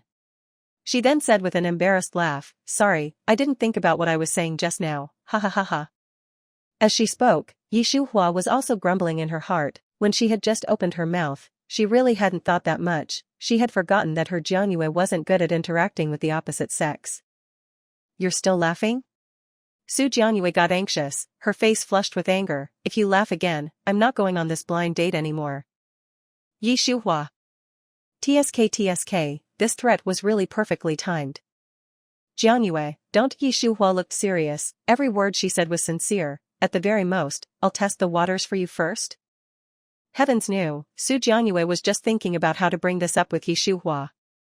At that moment, Yi Shuhua brought it up herself, and Su Jianyue immediately said, okay, it's a deal. Let's switch the focus. Si Huiqing knew that Bo Jing hadn't left Xing Nation, but instead was hiding in an apartment and secretly taking lessons, frantically cramming the techniques of being a father and a husband. Therefore, when the Si family arranged for him to go on a blind date with Su Jianyue from the Su family, he, who was already entangled with a lot of debts of love, contacted Bo Jing at the first moment. Si Huiqing's original words were like this. Bo Jing, are you a brother or not? If you're my brother, you'll help me. Bo Jing felt a headache when he heard this. What did this have to do with whether or not they were brothers? I'm not in Xing Nation right now, how am I supposed to help you? Do you want me to personally come to your door to beg you? Si Huiqing's tone was extremely sincere. If you want me to personally come to your door to beg you, that's fine too. I'll go there right now, just wait for me. Si Huiqing was about to hang up the phone after speaking. Bo Jing was helpless, the corners of his mouth twitched non-stop, his anger even more intense. For me, a person who shouldn't be in Jiang City, too. Appear here, if I get seen by Yi Shuhua, even if I jump into Xing River, I wouldn't be able to clear my name. Si Huiqing, are you trying to force me? Big bro, Jiang City is so big, you're only taking a little bit of your time to help me. Where would it be so coincidental that you would run into your sister-in-law? Si Huiqing racked his brains, speaking non-stop, only to convince Bo Jing to accompany him to his blind date. How about this? If you really meet your sister-in-law, I'll handle it. Bo Jing looked down on him. Si Huiqing, with your eloquence, you can handle it? Si Huiqing stammered for a long time before finally being able to say a complete sentence. I have my own ways. Besides, I don't believe I'll really be that unlucky to actually run into sister-in-law at the blind date. In the end, Bo Jing reluctantly agreed to Si Huiqing. There was no other way. Who told Si Huiqing to be one of his few close friends? Si Huiqing drove to Bo Jing's apartment to pick him up, and then went to the restaurant together for their appointment. According to what he and Si Huiqing had agreed on, Bo Jing would meet the other party first to see what kind of person she was. As for whether they would continue contact afterwards, that would depend on Si Huiqing's first impression of the girl. However, neither Bo Jing nor Si Huiqing had thought that they would actually meet Yi Shuhua at the restaurant. Wait, no, it wasn't a chance encounter, but the person sitting in box 999, Si Huiqing's blind date, was actually Yi Shuhua? Chapter 86, what kind of hell mode bug is this? A sister-in-law? Wasn't his blind date someone from the Su family? When did it become his sister-in-law? OMG. What kind of hell mode bug was this? He raised his hand and wiped the non-existent sweat on his forehead, and whispered, Bo Jing, there must be some kind of misunderstanding here, let me explain. Before Si Huiqing finished speaking, Bo Jing narrowed his eyes, staring intently at Yi Shuhua's face through the crack in the door, and said coldly, solve it yourself. Although Bo Jing's tone was not good, Si Huiqing clearly felt that he was not blaming him. That was good. Should I get the driver to send you back? No need, I'll take a taxi myself. Bo Jing left as soon as he said he would. It wouldn't be an exaggeration to say that he ran faster than a rabbit. One reason was that he was worried about Yi Shuhua discovering him. And the other was that he was anxious to contact Yi Shuhua to ask her how she had appeared at Si Huiqing's blind date. Yi Shuhua sat uneasily in the private room, waiting for the man who was on a blind date with Su Jianyue to come. For some reason, even though no one came in, not even the door to the private room had moved, and no one had passed by the window, she actually felt a scorching gaze upon her. But when she looked around in the direction of that feeling, she found nothing. It was strange. While she was sighing in her heart, Yi Shuhua's phone rang. It was a call from Bo Jing. What was he calling for at this time? While she was suspicious, Yi Shuhua had already slid her finger to answer the call. Before she could even say a word, the man on the other end of the phone asked her directly, the butler said you went out, where did you go? Yi Shuhua frowned, secretly grumbling in her heart, she had just felt like someone was looking at her, and then she received a call from that dog of a man, Bo Jing. Could it be that she wasn't wrong about her feeling? No, that wasn't right. Bo Jing was not in Jiang City, he wasn't even in Xing Nation, how could it be him? I'm outside. After pausing for a few seconds, Yi Shuhua continued, having dinner with a friend, I'll go back after I'm done. When Bo Jing heard Yi Shuhua's reply, the hand holding his phone suddenly clenched. What a Yi Shuhua, she actually dared to lie to him. Friend? The tone of his voice suddenly dropped several degrees, what friend? Male or female? What time exactly will you be back? 3 questions in a row. Yi Shuhua was stunned for a moment, before finding her thoughts and her voice again, but she replied with an unrelated answer. She said, Bo Jing, how come I can smell a sour scent even through the phone? What's wrong with you? You wouldn't be jealous? You're worried about me. I'm not. Bo Jing was exposed, and his face flushed slightly red. After denying it, he didn't forget to be stubborn. I was just asking casually, if you don't want to say it, then forget it. Haha. Yi Shuhua laughed, her laughter pleasant and light. After laughing, she cleared her throat, and seriously said to Bo Jing on the other end of the phone, I came with Jianyue, it's her friend, not mine. I'll go back after dinner. I also have to take your precious sons and daughter to the Xing River to play, I wouldn't dare to stay for too long. Yi Shuhua was hinting to Bo Jing in her words, the 4 little ones were not easy to handle. And what about Bo Jing? When he learned from Yi Shuhua that the reason she was in the private room of Si Huiqing's blind date was because she was accompanying Su Jianyue, he inexplicably breathed a sigh of relief. His mood instantly improved many times, his patience had increased, and his tone had also improved a lot, as he said to her, I'll bring you a gift when I return to Jiang City. Thank you for working hard these days while I was away. After those words, he thought of the serial killer case that Yi Shuhua was about to face, and he reminded her again, Yi Shuhua, even if it's for me and the children, you have to be careful. Bo Jing saying all of this so suddenly moved Yi Shuhua quite a bit. She softly responded with an okay. Bo Jing on the other end of the phone didn't speak anymore. After waiting for a few seconds, Yi Shuhua softly asked him, Bo Jing, if there's nothing else, I'll hang up? If it wasn't for the fact that the situation wasn't right, Yi Shuhua would have been willing to chat with Bo Jing for a while longer. But alas, there was no what if. She was now representing Su Jianyue. If Su Jianyue's blind date showed up, and she was still on the phone, how embarrassing would that be? Bo Jing, The sound of Bo Jing and Yi Shuhua talking on the phone didn't escape Si Huiqing's ears. He raised one hand, and pinched his chin as he thought, no wonder Bo Jing left in such a hurry, it turned out he went to call his sister-in-law. It was really unimaginable, the once arrogant, aloof, and abstinent CEO Bo Jing, who looked down on all women, would actually have this day. Checking up? Was he checking up on her? Ha ha ha, that was interesting. While Si Huiqing was pondering, seeing that Yi Shuhua had hung up the phone and put it away, he quickly tidied his clothes and knocked on the door.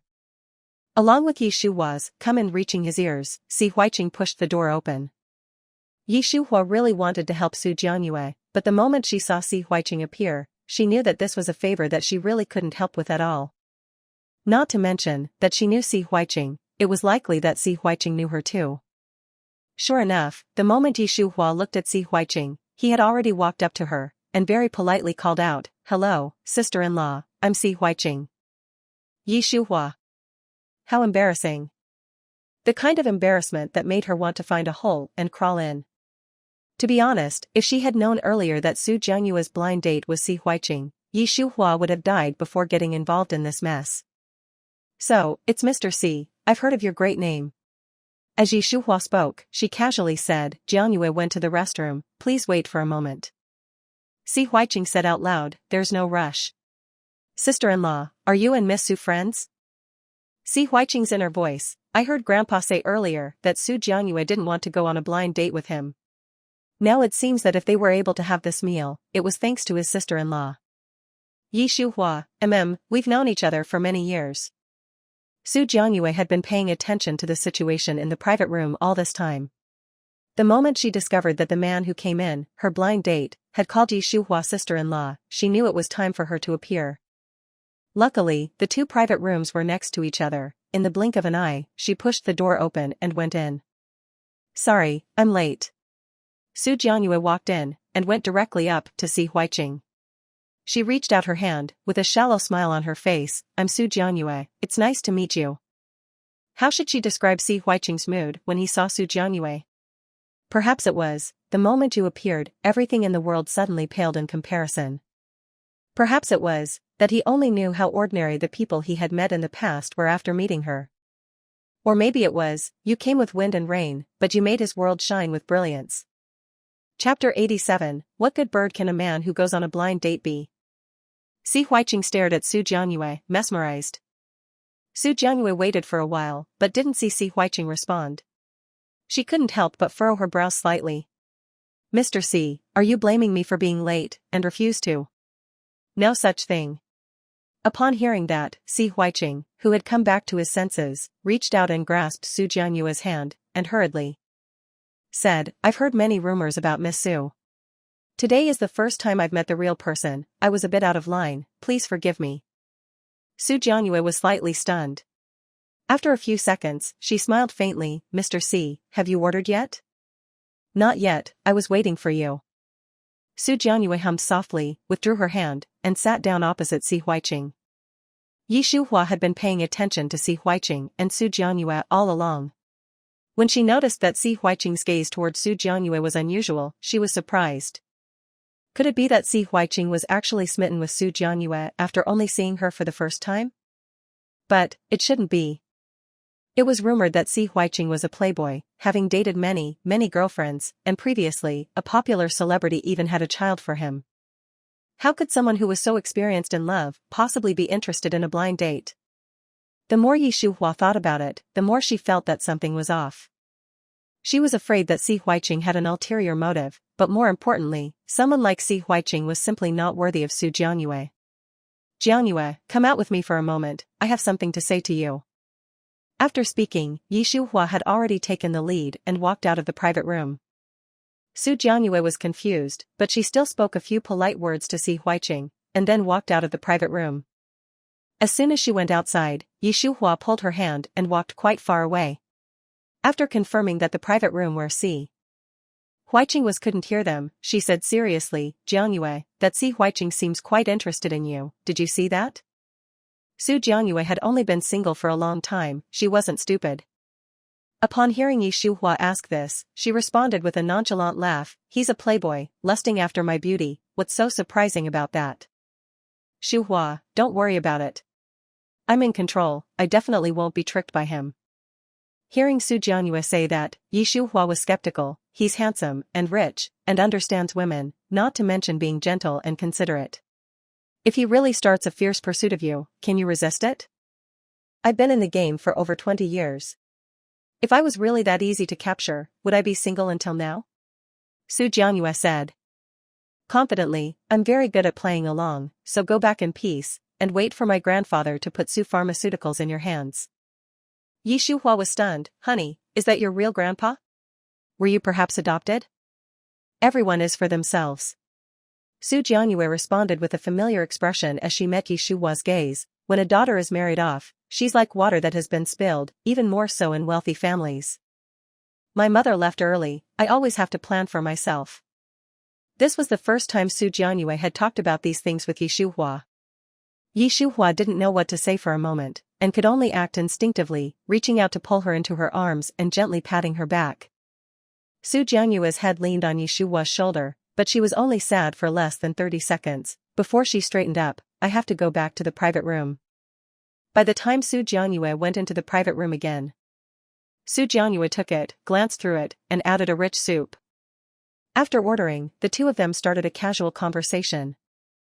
"Mr. C is young and promising, the girls chasing after you must have lined up from Xinjiang City to overseas, why would you still need to go on blind dates?" Su Jianyue asked, knowing the answer. If any other woman had asked that, Si Huiqing would definitely get up and leave. But because the person sitting in front of him at this moment was Su Jianyue, not only did he not get angry and leave, but he also explained very patiently. "I've had a few relationships, but they all broke up because we had different personalities. The elders in my family also place great importance on social status, so blind dates are the best choice for me now."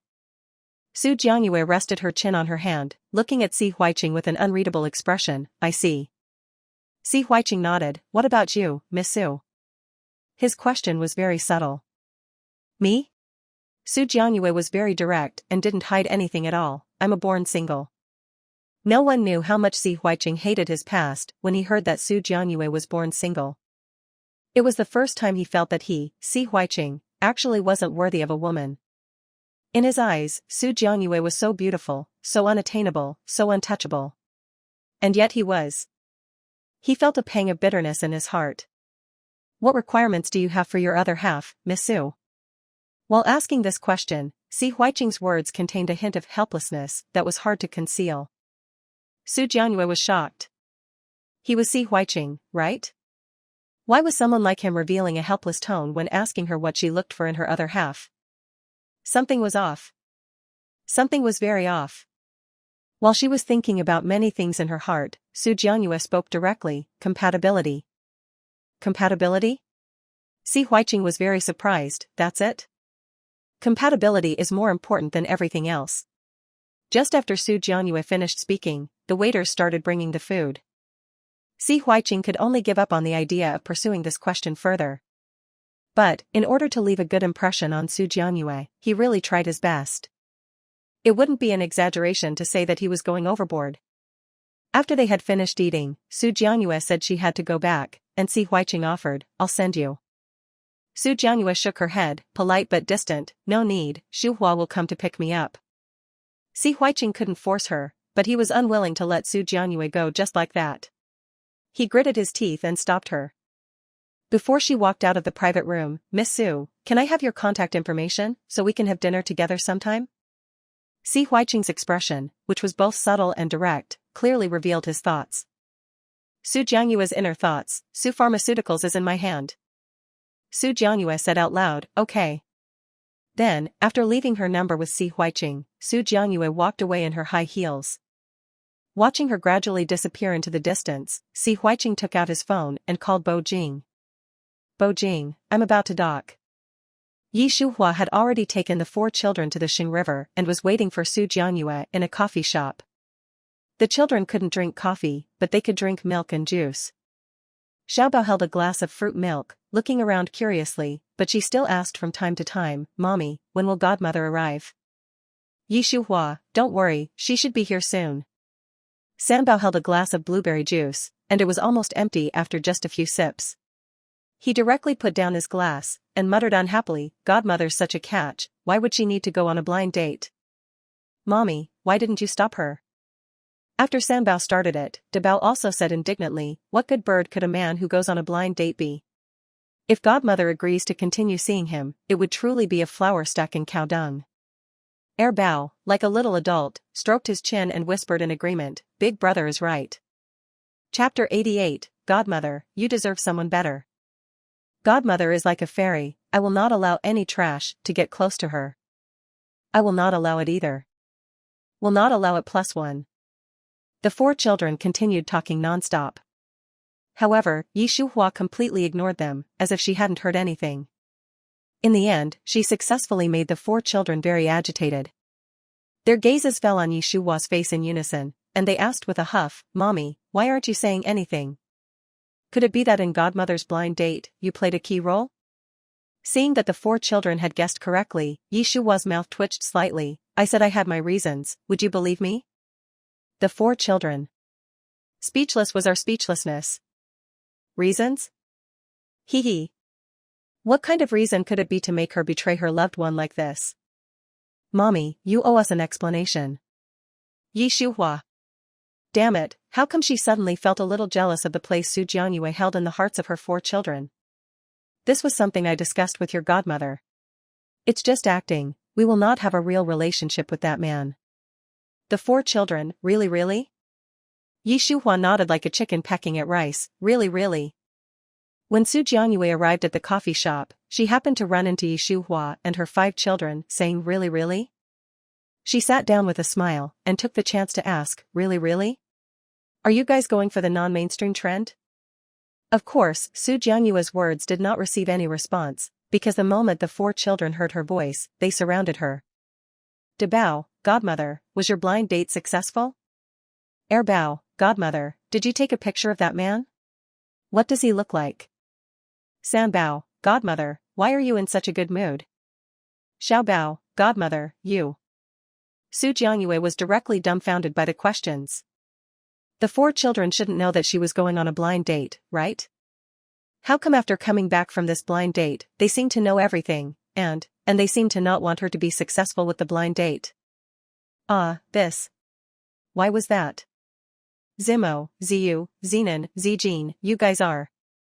Godmother, answer me first. Debao got anxious, and without waiting for Su Jianyue to finish her sentence, he interrupted her directly. Did you actually have a successful blind date or not? Su Jianyue. While she was speechless, Su Jianyue also answered quickly, I could say it was successful. We'll probably keep in contact after this, and perhaps have dinner and tea together. De Bao felt like his heart was about to break.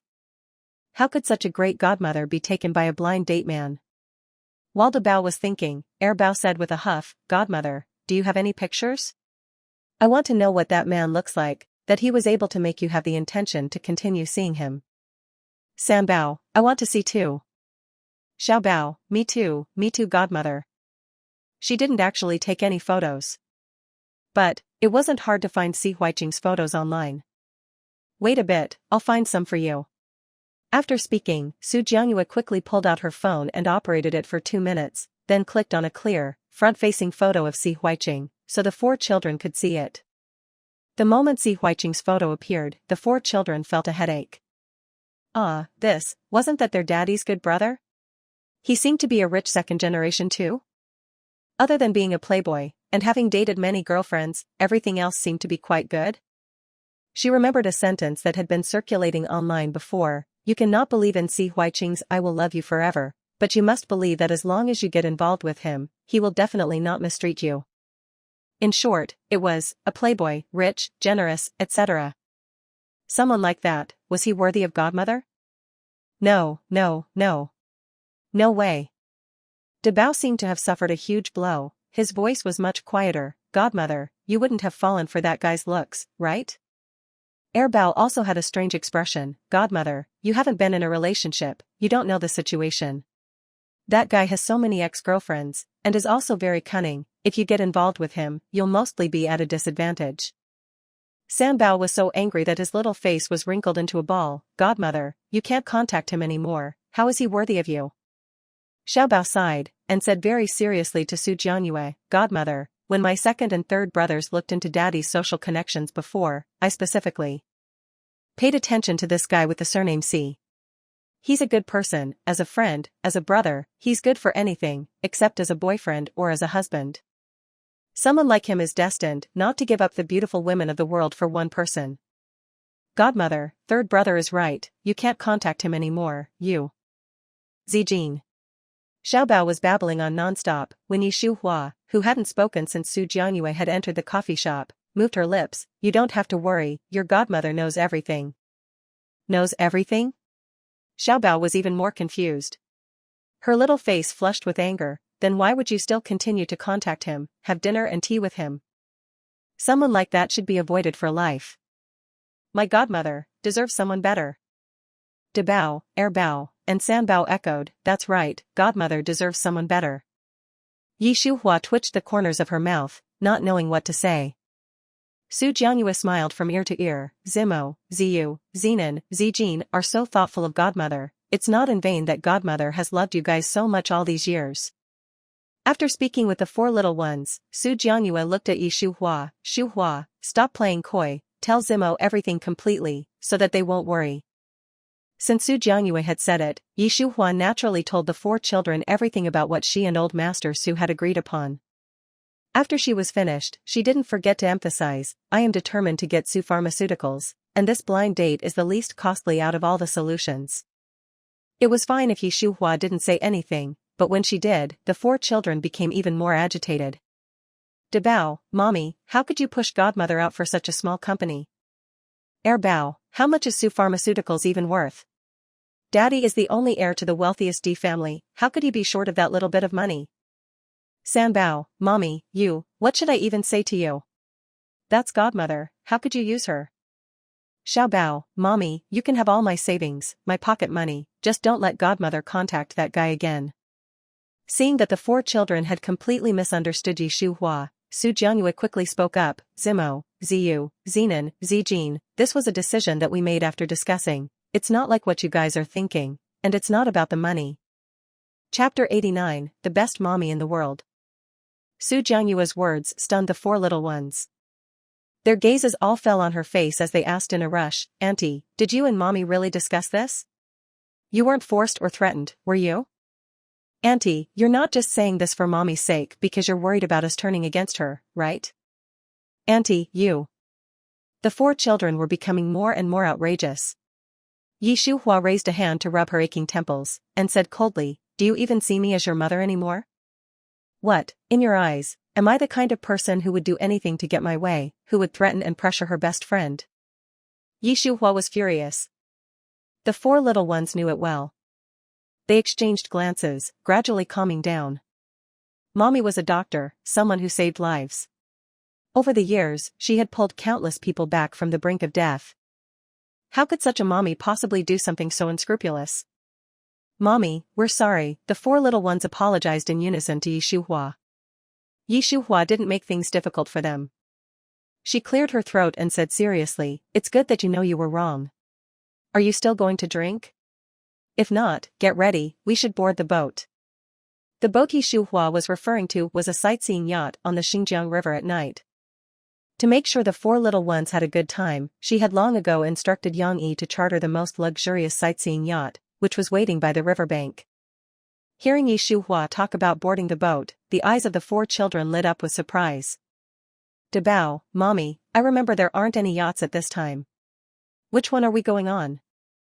"Bao, I also noticed when we came, it seemed that boarding stops at 8 o'clock. Sanbao, Mommy, is this a surprise you prepared for us?" "Xiaobao, Mommy, your image in my heart has suddenly become even more beautiful and moving." The four little ones were all wrong, but Yi Shuhua just smiled meaningfully, "You'll know in a little while." "Mommy, don't keep us in suspense, we're all very curious, please tell us quickly." Yes, Mommy, tell us." "Mommy." However, no matter how much they acted cute, Yi Shuhua had no intention of revealing the answer. Left with no choice, the four children all turned their attention to Su Jianyue. "Auntie, if Mommy won't tell us, could you tell us instead?" "Auntie. My dear auntie." Let's just say, how could Su Jianyue withstand such an onslaught from the four little ones? In less than half a minute, she surrendered, explaining everything in detail. "Your mommy spent a lot of money to rent the most luxurious yacht, so we can board any time, no matter how late it is." This was something the four children had never expected. Looking at Su Jianyue, they repeatedly confirmed with her, and then, moved to tears, they confessed to Yi Shuhua, "Mommy, you are truly the best mommy in the world. ZMO, ZU/ZNAN/ZJean, loves you so much." The night view on the river was unbelievably beautiful. Led by Yi Shuhua and Su Jianyue, the four little ones finally saw the night view of Xinjiang River that they had been yearning for.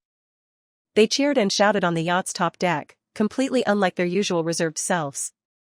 Looking at her three sons and her precious daughter like this, Yi Shuhua couldn't help but feel gratified. This is great. The children were all growing up healthily, both physically and mentally. There was a dedicated chef on the yacht, who had prepared desserts and drinks for Yi Shuhua and her group, all natural, pollution-free, and super healthy. When the four little ones were tired from running around, they would sit quietly at the table, eating their food, behaving incredibly well. Yi Shuhua and Su Jianyue were sitting at another table, enjoying the river view and chatting.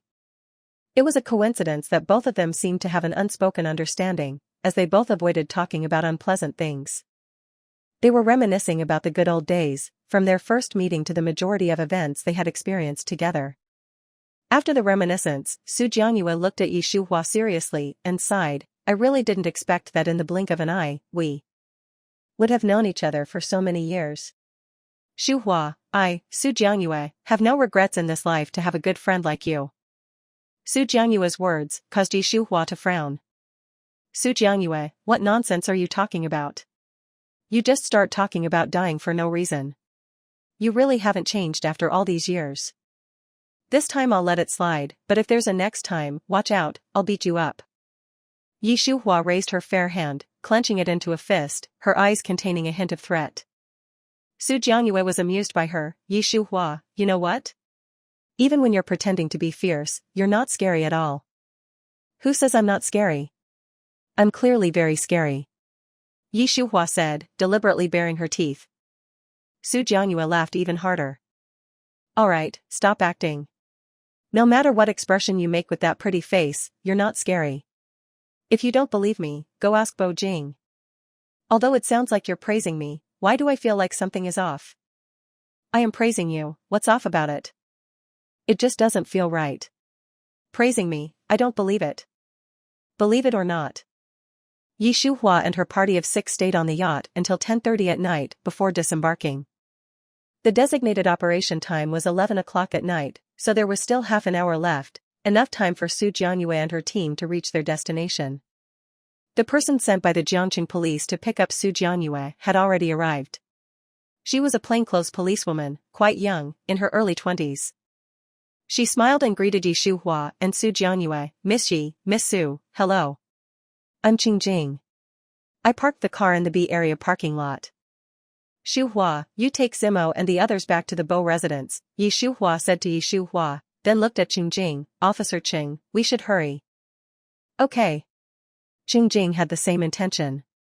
The things Yi Shuhua had asked Su Jianyue to bring from Xinjiang City to Jiangqing were chemical agents she had developed earlier, specifically for police investigations. She had given it the codename SN Agent. It could perfectly restore any traces that had been erased. It wasn't an exaggeration to say that once the SN agent was used, the culprit would have no place to hide.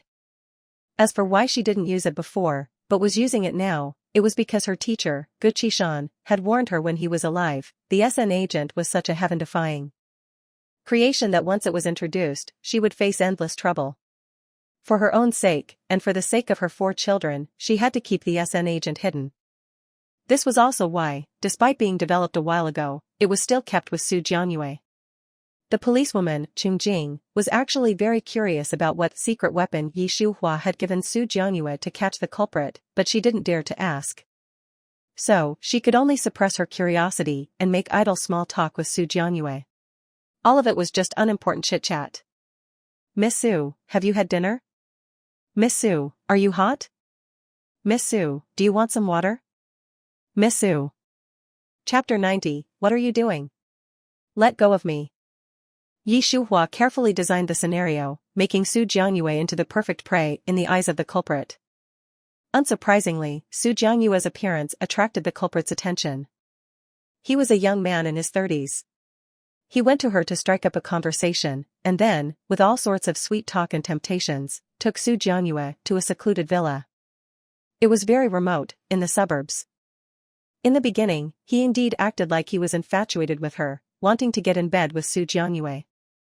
However, just as things were about to escalate, he suddenly stopped, taking out rope to tie up Su Jianyue. Su Jianyue was truly cooperating. Her acting was superb as she shouted in alarm, "What are you doing? Let go of me." The culprit began to put on gloves, a head covering, and other gear unhurriedly.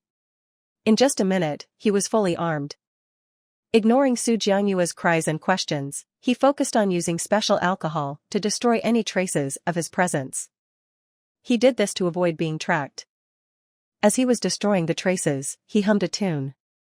If one didn't know he was a serial killer, a true pervert, one would have mistaken that he was doing something romantic. But, there were no ifs. This perverted demon was skilled and practiced, everything he did was effortless. 5 minutes later, the humming stopped. The culprit held a knife, pointing it at Su Jianyue's carotid artery, laughing almost maniacally. "I actually don't like living people. Living people will hurt me. I like corpses, and the feeling of corpses, that's more exciting. Little beauty, are you ready?" Su Jianyue. Damn it. Pervert. Dead pervert. If she wasn't tied up, she really wanted to tear this pervert's face apart. Likes corpses? Does he not have 10 years' worth of brain damage to say something like that? Let me go, please. Su Jianyue was cursing in her heart, but on the surface, she showed no sign of it, cooperating too well. "I can give you whatever you want. I don't want to die. Please, don't kill me. Please." The more Su Jianyue acted like this, the more arrogant the culprit became. He wasn't even in a hurry to kill her anymore. He started to tell Su Jianyue about the people he had killed before, as if he was bragging about his achievements. Towards the end, he even laughed maniacally. "Ha ha ha ha, killing people, then playing with corpses, it's so much fun. Those people even gave me money, what idiots. Ha ha ha." Su Jianyue accurately grasped the key point from the culprit's words, those people. So, behind this perverted maniac, there were others instructing him? That made things more complicated. Big brother, don't kill me, my family is very rich, I'll give you money. Big brother, I don't want to die. The culprit ignored Su Jianyue. Unbeknownst to him, that suited her perfectly. She took the opportunity to say, Big brother, who are those people? How much money do they give you? I'll give you 10 times that. 20 times is fine too. As long as you're willing to let me go, I'll give you as much money as you want. Big brother. After Yi Shuhua returned to the Bo residence and put the 4 children to sleep, she herself couldn't sleep. She paced back and forth on the balcony, waiting for the police to contact her with updates on tonight's operation. In the blink of an eye, it was 3:30 in the morning. Yi Shuhua's heart was more uneasy than ever before. She was afraid something would happen to Su Jianyue. Especially afraid. Since Yi Shuhua couldn't sleep, Yang Yi didn't dare to sleep either. He sat on the balcony, handling work matters while monitoring Yi Shuhua's mood, so he could report to his CEO at any time. Before she knew it, it was already 4 o'clock. Yi Shuhua could no longer hold back. She directly called for Yang Yi, get the car ready, I need to go. If she waited any longer, Yi Shuhua felt like she would die from worry. Yang Yi didn't support Yi Shuhua's decision to go. Hearing her order him to prepare the car, he quickly closed his laptop and began to analyze the situation with her seriously. Madam, if you go now, what if the guy discovers you and goes berserk out of desperation? I know you're worried about Miss Su, but so many police officers are lying in wait, and you and Miss Su have made thorough preparations. It shouldn't be. Yang Yi, did you send anyone to watch?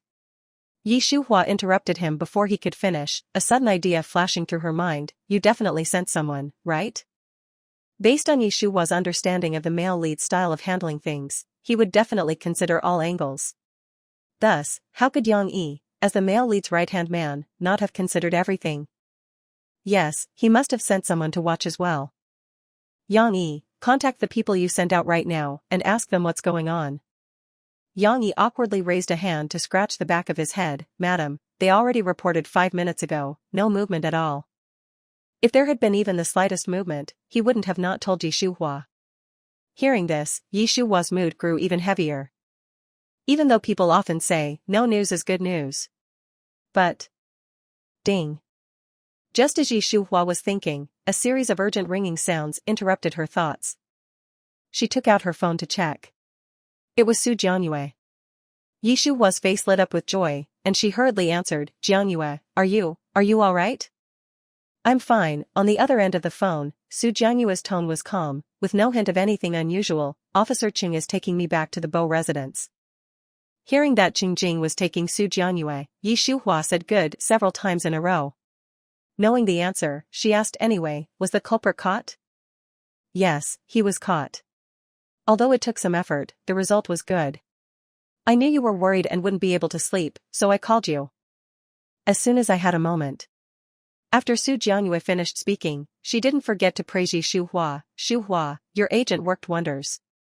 Such a great thing, you really should have released it earlier, you shouldn't have let it remain hidden. If you did, the crime-solving rate in our Shing nation could have improved greatly. Yi Shuhua's mouth, it's good that it worked. Yi Shuhua's inner voice, thank goodness it worked. Thank goodness it didn't fail, otherwise, if something had happened to you, I would never have been able to forgive myself. 20 minutes later. Qing Jing dropped Su Jianyue off at the Bo residence. Yi Shuhua personally went to the door to greet her. As soon as she got out of the car, Yi Shuhua reached out and hugged her tightly, unwilling to let go. Su Jianyue was being squeezed so tightly that she could barely breathe. She quickly pushed Yi Shuhua away. Yi Shuhua, you bad woman, are you trying to murder your oldest daughter? Scolded, Yi Shuhua realized that she had used too much force. She quickly released Su Jianyue. Jianyue, I want to have a drink with you. Su Jianyue was surprised and asked, when? Yi Shuhua was smiling, but her eyes had become red. Now. Chapter 91, It's Almost Dawn, Barbecue? When Yi Shuhua said she wanted to have a drink with Su Jianyue now, it really confused Su Jianyue. Not sleeping all night, and with dawn almost breaking, drinking instead of sleeping? Was she joking? Yi Shuhua, are you all right? Su Jianyue said as she reached out to touch Yi Shuhua's forehead and then exclaimed, you don't have a fever, so why are you talking nonsense? Hey, why are your eyes so red? Are you going to cry? I'm fine, I'm perfectly fine, don't you? Yi Shuhua, don't you? Unfortunately, no matter what Su Jianyue said, Yi Shuhua didn't hear it, her eyes becoming more and more red. Su Jianyue twitched her lips. There was no other way but to change her tone. Okay, let's drink now, but you're not allowed to cry. Despite being a woman, Su Jianyue actually had little to no talent when it came to coaxing people, much like that steel-straight man, Bo Jing. Besides using the most basic and clumsy methods to coax Yi Shuhua, there was nothing else she could do. Yi Shuhua led Su Jianyue to a building behind the main building of the Bo residence. She instructed several servants to help move a barbecue grill and prepared many skewers of meat and vegetables. Looking at the busy figures of the servants, and at the increasing number of skewers, Su Jianyue's lips twitched slightly. Shuhua, there are just the two of us, do we really need this much? Don't worry about not finishing it all, Yi Shuhua smiled meaningfully and quietly reminded Su Jianyue, in a little while, the 4 kids will get up, and this will probably not be enough. Su Jianyue. She hadn't even thought of that. TSK, truly careless. While Su Jianyue was in silence, Yi Shuhua had already opened an expensive bottle of red wine, poured 2 glasses, and handed one of them to her. Su Jianyue took the glass and was about to drink when Yi Shuhua interrupted urgently, the skewers aren't ready yet, are you going to drink straight? Su Jianyue was a little speechless. Geez, you handed me the glass, so I thought we would drink. She glanced at the grill where no one was actually barbecuing skewers and asked quietly, so, who's going to barbecue? Why haven't they started yet? Yi Shuhua grinned, you. Me? Su Jianyue couldn't believe her ears. She widened her eyes and stared in disbelief at Yi Shuhua's stunning face. Do I look like someone who can barbecue skewers? You look like it. Yi Shuhua said seriously. Su Jianyue's lips twitched. Since I was a child, my greatest talent was eating and studying.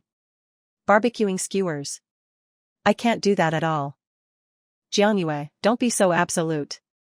Yi Shuhua patiently persuaded, her intentions of KFC-ing Su Jianyue couldn't be more obvious, there's a first time for everything. How do you know you can't do it if you don't try? Come on, bravely take the first step, and let's happily provide for ourselves. Jianyue, I believe in you. In the end, of course, under Yi Shuhua's such enticement, Su Jianyue truly transformed into Su, the barbecue master, Jianyue. It should be said that intelligent people could probably master anything with ease. Although Su Jianyue was initially flustered, it did not prevent her from grasping the barbecuing techniques in just a few minutes. As the aroma wafted, Yi Shuhua gave Su Jianyue a thumbs up. Jianyue, you're my god. Who wouldn't be happy with such praise? Su Jianyue, being simple and easy to please, followed Yi Shuhua's words, and replied, of course, don't you look at who I am. Yes, my Jianyue is the best. There's nothing in this world that you can't do. Here, try it, the lamb skewers I grilled with love for you. Su Jianyue said as she handed a plate of fragrant and colorful lamb skewers to Yi Shuhua. Yi Shuhua took it, and smiled gently, thank you, my Jianyue. She took a bite, and Su Jianyue asked expectantly, how is it? Is it good? It's delicious. Yi Shuhua gave a thumbs up, beginning to shower praise. Su Jianyue, who was being praised, felt a little lightheaded, and asked with suspicion, is it really that good? Shuhua, I feel like you're tricking me. I wouldn't trick you at all. Yi Shuhua said as she put a lamb skewer in Su Jianyue's mouth, you'll know once you taste it yourself. The taste was really good. If the maximum score was 100, then this lamb skewer would at least get an 80. Being able to grill lamb skewers with an 80+ score on her first try, Su Jianyue was indeed a little proud. It's delicious. Saying that, she took many more skewers and started to operate them on the grill. I have to grill more to pair with wine later. Yi Shuhua agreed with an sound, I'll come help too. Yi Shuhua and Su Jianyue had known each other for so many years, but this was their first time grilling skewers together. To be honest, the feeling was truly magical. That feeling of seamlessly working together in small tasks, and fighting side by side, brought them closer together. The servants, after preparing the skewers and sauces, came forward to take over the work of Yi Shuhua and her friend. This time, they were finally able to free up, to eat skewers and drink wine. Shuhua, the 1971 La fight is hard to get, where did you get this bottle? Yi Shuhua said very casually, there are about 10 bottles in Bo Jing's wine cellar, I just took one casually. 10 bottles? Su Jiangyue asked in shock, is he that extravagant? Can I steal 2 bottles from you? Yi Shuhua glared at Su Jiangyue and said in a low voice, steal what? No, I'll get some for you. Ha ha ha, yes, get it. Su Jiangyue raised her glass to touch Yi Shuhua's glass, and said with a smile, we are all people with status, how can we do such petty, thieving things? Yi Shuhua nodded, that's right. Both of them took a sip of their wine, and ate 2 skewers. Su Jiangyue still felt like something was off, and sighed, using $1 million bottle of wine to pair with barbecue is truly a waste of good stuff. Yi Shuhua. If she hadn't said it, she wouldn't have noticed. But now that she mentioned it, her heart was bleeding. $1 million. That could be used to do so many things. At the other side of things, Bo Jing received a call from Yang Yi, and while listening to his report, he subconsciously asked, is Yi Shuhua asleep? No, Yang Yi was really honest, he told Bo Jing everything, without any hesitation, CEO, Madam and Miss Su are having a little barbecue in the 3rd building. It's almost dawn, barbecue? Bo Jing felt like it was a fantasy. Shouldn't a normal person be sleeping after not sleeping all night? And they're having a barbecue. Yes, Madam was the one who suggested it first. After a 2-second pause, Yang Yi remembered the wine that Yi Shuhua had taken, so he added seriously, by the way CEO, Madam took the Lafite from your wine cellar to drink with Miss Su. Bo Jing. $1 million bottle of Lafite, that woman Yi Shuhua was using it to pair with barbecue with Su Jiangyue? Bo Jing felt like his head was about to explode. How many bottles did she take? He practically squeezed the question out from between his teeth. Yang Yi carefully recalled it, and answered, just 1 for now. Bo Jing. For now, indeed. Hearing that, it meant she might take a 2nd and a 3rd bottle later? Bo Jing immediately couldn't sit still. He hung up the phone, without even saying goodbye to Yang Yi, and contacted Yi Shuhua immediately.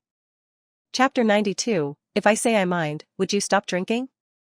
When Bo Jing called Yi Shuhua, she and Su Jiangyue had just finished their 1st bottle of Lafite and were just about to get another bottle. When she answered the phone, Yi Shuhua glanced at the time, and then asked him, Bo Jing, at this time, are you waking up or haven't slept yet? Bo Jing didn't even bother with her question and asked directly, Yi Shuhua, what are you doing? What am I doing? Yi Shuhua glanced at Su Jiangyue sitting across from her, and then glanced at the servants who were grilling skewers for them, and smiled, guess. Bo Jing, come on, guess what I'm doing. Bo Jing. Guess what?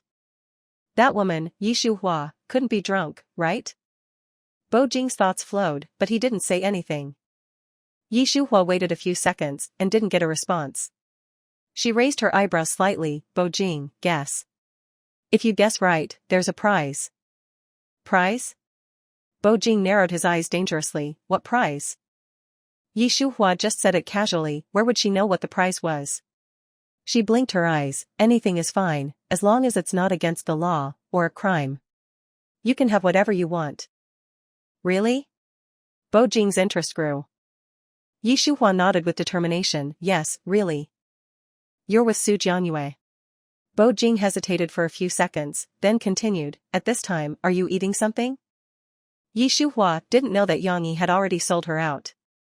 She mumbled in disbelief, Bo Jing, you're so good, you've already guessed half of it right. Bo Jing, in his mind, then, do you still need me to keep guessing? Bo Jing's inner thoughts, I know all about your situation, okay? Guessing half of it right is nothing. Of course, you have to guess all of it correctly, otherwise it doesn't count. Bo Jing made a non-committal sound, and then, deliberately said to Yi Shuhua, can you give me a hint? A hint, huh? Yi Shuhua blinked her eyes, and asked Bo Jing with a self-proclaimed mysterious tone, you know we're eating, but then you have to guess what we're eating, and what we're drinking. Guess the main categories, such as stir-fried dishes, hot pot, barbecue, soda, fruit tea, milk. Bo Jing, in his mind, that seems a bit difficult. Bo Jing's inner thought, free advantages, might as well use them. Yi Shuhua said coquettishly, there is no such thing as a free lunch. If it's not even a little difficult, what's the point in making you guess? Bo Jing agreed with Yi Shuhua, you're right. Then, he pretended to be thinking, and after about a minute, he tentatively asked Yi Shuhua, "Are you barbecuing? And drinking?" Yi Shuhua. Whoa. He guessed it correctly in one go. How did you know? Bo Jing's inner thought, of course I know. Bo Jing, out loud, I just guessed casually, is it really that? Yi Shuhua, yes. Drinking what kind of alcohol early in the morning? Bo Jing very naturally directed the topic towards the direction he wanted to discuss. Red wine. Yi Shuhua, in terms of cleverness, was incomparable to Bo Jing. She was very honest. Lafite red wine from your wine cellar. I heard it's $1 million a bottle. I haven't drunk it before, so I wanted to try it out. Bo Jing. You admitted it so directly, which is something I didn't expect. Mrs. Bo, are you joking? Bo Jing asked knowingly, his acting skills were remarkably good. You're pairing my Lafite with barbecue? I'm not joking. Yi Shuhua hadn't realized the severity of the problem. She took a photo and sent it to him, continuing, there's proof. I'm going to take another bottle after this one is finished. Bo Jing, you don't mind, right? Bo Jing. If he wasn't passively on a business trip overseas, he really would have wanted to return to the Bo residence immediately and give Yi Shuhua a good beating. This woman was truly a spendthrift. Using barbecue to pair with Lafite, what a talent. To be honest, an ordinary person would definitely never think of that. Bo Jing ground his teeth and asked Yi Shuhua, if I say I mind, would you stop drinking? Of course not. Yi Shuhua's tone was light and cheerful. That perverted culprit has been caught, and my Jiangyue deserves the credit. I'm happy, so I must drink some good wine to celebrate. Yi Shuhua had said her piece. What else could Bo Jing say? He hadn't forgotten that he wasn't technically her husband yet. In this situation, he could only remember one word, endure. He couldn't do anything else. Drink, drink, your happiness is more important than anything. Saying that, Bo Jing, with an unhappy expression, randomly found a reason and hung up the phone. Although Yi Shuhua felt a little confused, she didn't think too much about it. She just put the phone aside and went to the wine cellar again to get another bottle. When the four little ones got up, they smelled the aroma of grilled meat skewers very strongly. After sleeping for the whole night, they were really hungry. Smelling that scent, their taste buds were in a frenzy. De Bao, Ziyu, Zinan, Zijin, did you smell the scent of grilled meat skewers? Bao inhaled deeply and nodded, I did. Sam Bao, I thought I hadn't woken up completely yet, so it turns out you guys smelled it too. Finally it was Xiao Bao. It smells so good, I want to eat. She was drooling so much that her saliva was hanging from her lips and she kept swallowing.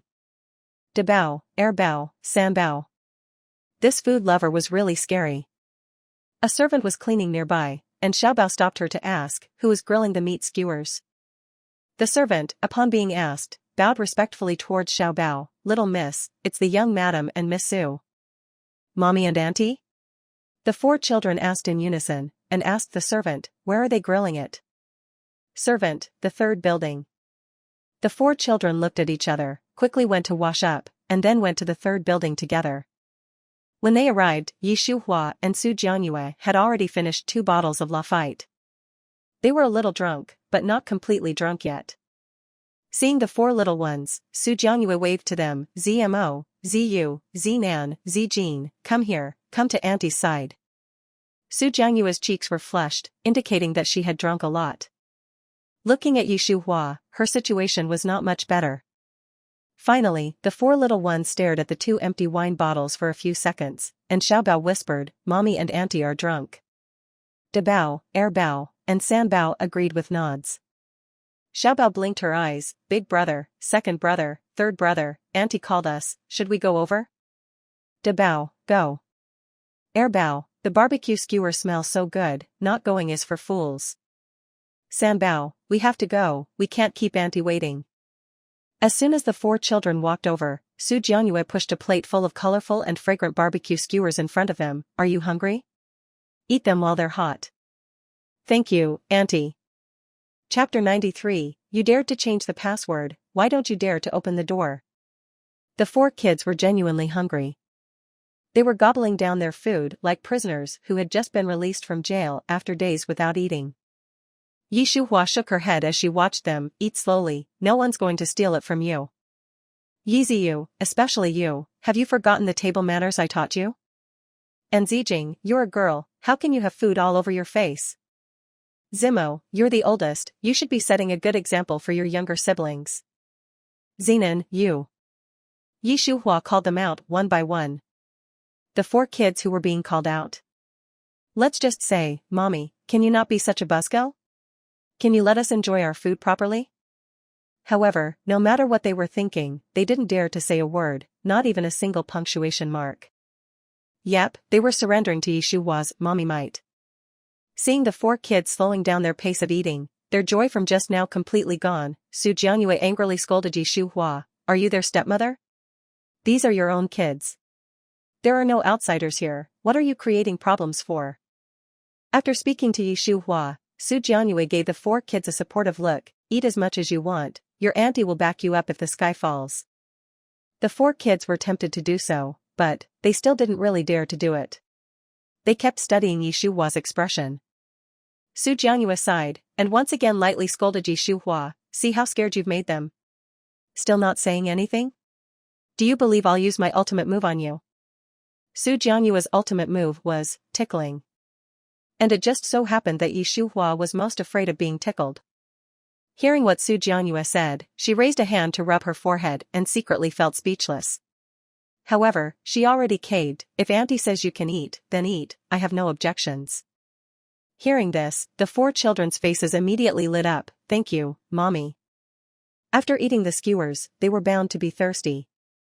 Xiaobao went ha-chiu, and Su Jianyue hurriedly ordered the servant, "Get a drink for Zijing."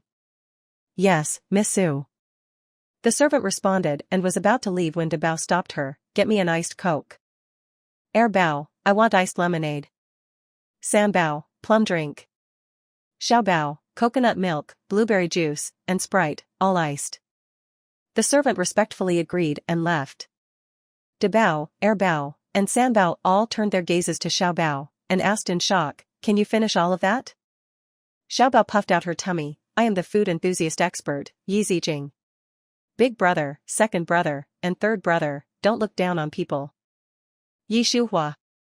Su Jianyue. Heh. The conversation of these 4 kids was really an eye-opener. This barbecue feast continued until 9 in the morning before it ended. Su Jianyue was so drunk that she was unconscious and was helped to a guest room by the servants. The 4 kids were so full that they were lying on the sofas in the main living room, unmoving. As for Yi Shuhua, no one knew when she had left, but when everyone realized she was not there, she had already arrived at the door of Bo Jing's apartment. Her cheeks were extremely red and she was covered in alcohol fumes. It was fortunate that she had taken a taxi alone during the day. If it had been at night, something bad might have happened. Unfortunately, Yi Shuhua's beauty, combined with her drunk appearance, made it easy for her to attract criminals. Bo Jing was in the middle of a lesson when suddenly the doorbell rang. He was shocked. At this time it was unlikely that anyone would come looking for him. Who was the person ringing the doorbell? "Mr. Bo, someone is looking for you. Would you please go check?" Kate Wendy's, the world's strongest love coach, asked the first time but didn't get a response from Bo Jing, so she repeated the question. Bo Jing, who had been called back to his senses, gave a soft sound, and got up to walk towards the entrance. Through the monitor at the door, Bo Jing saw Yi Shuhua's figure. She couldn't even stand steadily, and was murmuring, open the door quickly. "If you don't open the door again, I..." Bo Jing, who was supposed to be overseas but was actually there. What was going on? How did Yi Shuhua, that woman, get here? Did she know he was here? Who let it slip? Was it Yang Yi or... Open the door. You dared to change the password, why don't you dare to open the door? Open. As Yi Shuhua spoke, she started to kick the door, unsteady on her feet. Bo Jing cursed inwardly, damn it, and directly pulled out his phone and walked to the balcony to call Yang Yi. At that time, Yang Yi was searching for Yi Shuhua all over the place, almost going crazy. Receiving Bo Jing's call, Yang Yi hesitated again and again, but he decided to confess about Yi Shuhua's disappearance. However, he hadn't even had a chance to open his mouth when he heard Bo Jing's questioning voice in the receiver. Yang Yi, how is Yi Shuhua at my door? How much alcohol did she drink? In that huge Bo residence, no one could keep an eye on her? Yang Yi? Was CEO just talking about Madam? The missing Madam went to the entrance of the CEO's apartment? Whoa, what kind of operation was that? Suppressing his various emotions, Yang Yi asked Bo Jing on the other end of the phone in a calm tone as much as possible, CEO, is Madam alone? Otherwise, how many people would there be? Bo Jing roared, Yang Yi, you better give me a reasonable explanation. Yang Yi heard Bo Jing scolding, and his brain was rapidly turning over. Ding, he got it. CEO, please rest assured, Madam doesn't know where you are. Her going there must have been a coincidence.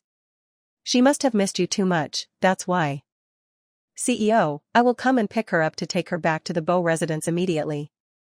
Hearing Yang Yi say, Madam missed you too much, Bo Jing felt like there was some truth to it, and sternly refused, you don't need to come. Yang Yi, huh? Don't need to go over? What does CEO mean by that?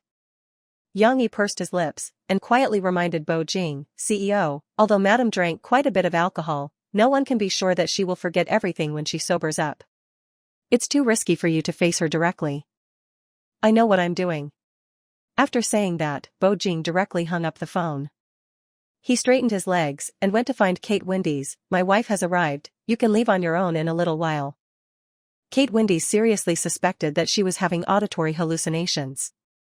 She looked at Bo Jing and emphasized to him, Mr. Bo, you will not have lessons today, and the money will not be refunded. It doesn't matter. After saying 3 words, Bo Jing went to the entrance to open the door for Yi Shuhua. The reason why Yi Shuhua came here was actually to find her older brother, Yi Shiz. Yes, before Yi Shiz had an accident, he had an apartment in this complex, and it was even on the same floor as Bo Jing, but Bo Jing's apartment was in Building 8, and Yi Shiz's apartment was in Building 6. Yi Shuhua was so drunk that she mistakenly believed that her older brother, Yi Shiz, was still alive, and came here specifically to find him. She also went to the wrong floor. She had tried several times to input the password, but none were correct. She mistakenly believed that Yi Shiz had changed the password, which was why she kept ringing the doorbell, and continued to curse and swear. And at this moment, as the door opened, Bo Jing's distinct, handsome face came into her view, and Yi Shuhua's drunkenness reduced significantly. Her beautiful eyes widened, and she stared intently at the man's face, and muttered in disbelief, am I seeing things?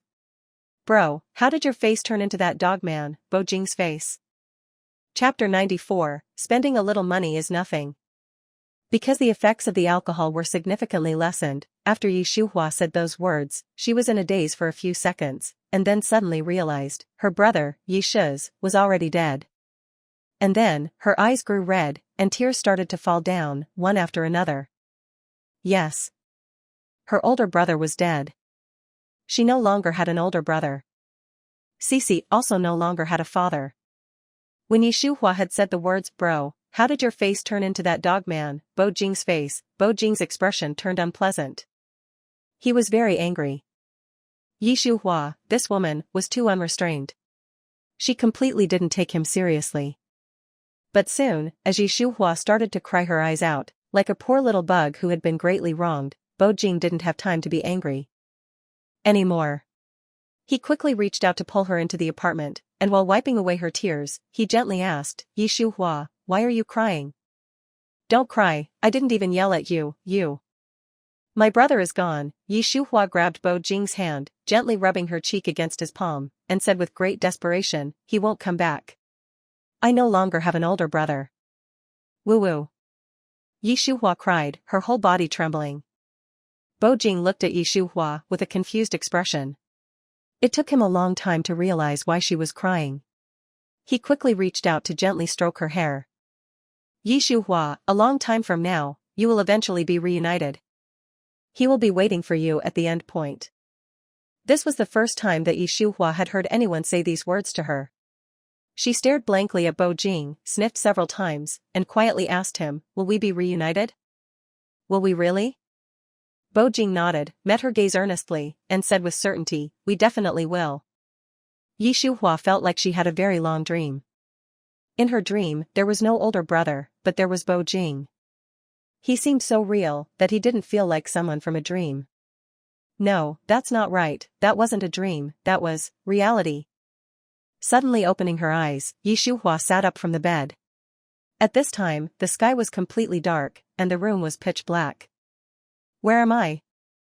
Bo Jing had been staying by Shuhua's side, and only took a short nap when the sun had begun to set. Hearing Shuhua's murmur, he opened his eyes and quickly reached out to turn on the night light. Their eyes met. Bo Jing's Adam's apple bobbed. You're awake? Seeing Bo Jing, countless scenes began to replay in Shuhua's mind. Indeed, it wasn't a dream. But that's not right. Wasn't Bo Jing overseas? How could he be here? You. Bo Jing? It's me. Bo Jing admitted generously, and took the opportunity to reach out and touch Shuhua's forehead. You're awake, and the alcohol's worn off too? Shuhua. So, it was real. It wasn't a dream, it was all real. Damn it. Her worst side had been seen by Bo Jing. Shuhua's thoughts flowed, her cheeks growing more and more red. Seeing this, Bo Jing couldn't help but have his Adam's apple bob, and he asked her, Shuhua, what are you thinking about? Why are your cheeks so red? Bo Jing. When asked, Shuhua was extremely embarrassed, but she was good at shifting topics. She reached out to grab Bo Jing's chest, and was very annoyed. Aren't you overseas? This is Jiangqing, you. Before Shuhua could finish speaking, Bo Jing turned around to grab her waist. Would you believe it if I said I had just returned? I would believe you are a big liar. Shuhua released him, and pushed him with some force. Bo Jing, if you don't explain to me what's going on, I'm not done with you. Tricking her. Very well. Just because the tiger wasn't showing her fangs, did he really think she was a Hello Kitty? Shuhua looked very angry. Her eyes were fixed on Bo Jing, as if she wanted to see through his soul. I didn't intentionally lie to you. I have my reasons. I wanted to give you a surprise in a few days. A surprise? Shuhua muttered, her face filled with anger. I see it as a scare. Bo Jing, are you dating someone? Bo Jing. Damn it. If the situation had permitted it, he really would have wanted to pry open Shuhua's head to see what on earth was inside. Him? Dating? Heh, what a thing for her to say. I'm dating you? While speaking angrily, Bo Jing took Shuhua's hand, and led her to where he was studying, pointing at the so-called textbook. You'll know once you take a look. Shuhua didn't want to look. But she couldn't resist Bo Jing's persistence. In the end, she surrendered to his wide power.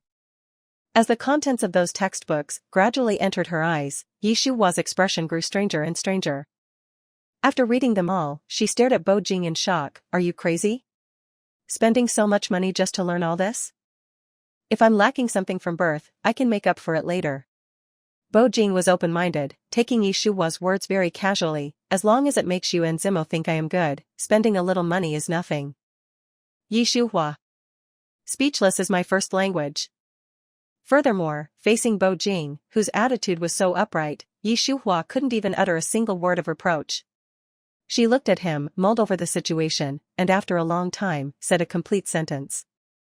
Bo Jing, you don't need to do these things. In mine and Zimo's hearts, you're already good. Bo Jing was able to publicly challenge the Liu family for her, risking his reputation being completely ruined.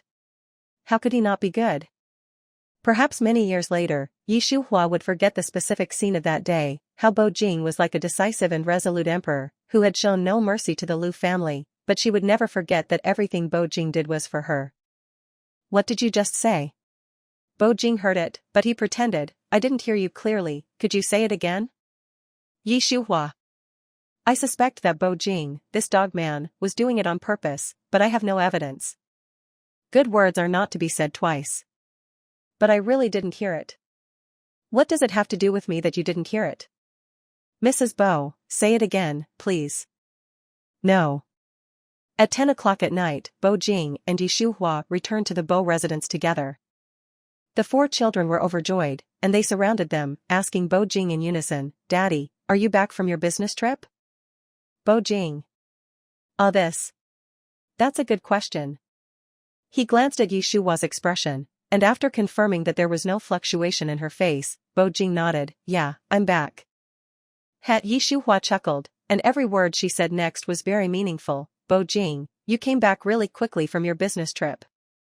Bo Jing, TSK, it was really embarrassing, it was so embarrassing that it reached his home. It was quick. He was speechless, but Xiaobao quietly replied to Yi Shuhua, but it's good that you came back. We only separated for a little more than a day, and I already missed Daddy very, very much. Chapter 95, you said you'd count to 3? Hearing his precious daughter say she missed him, Bo Jing's face immediately lit up with joy. He bent down and picked up the little girl. I missed Zijing too. Yi Shuhua hadn't eaten anything all day, and was genuinely hungry.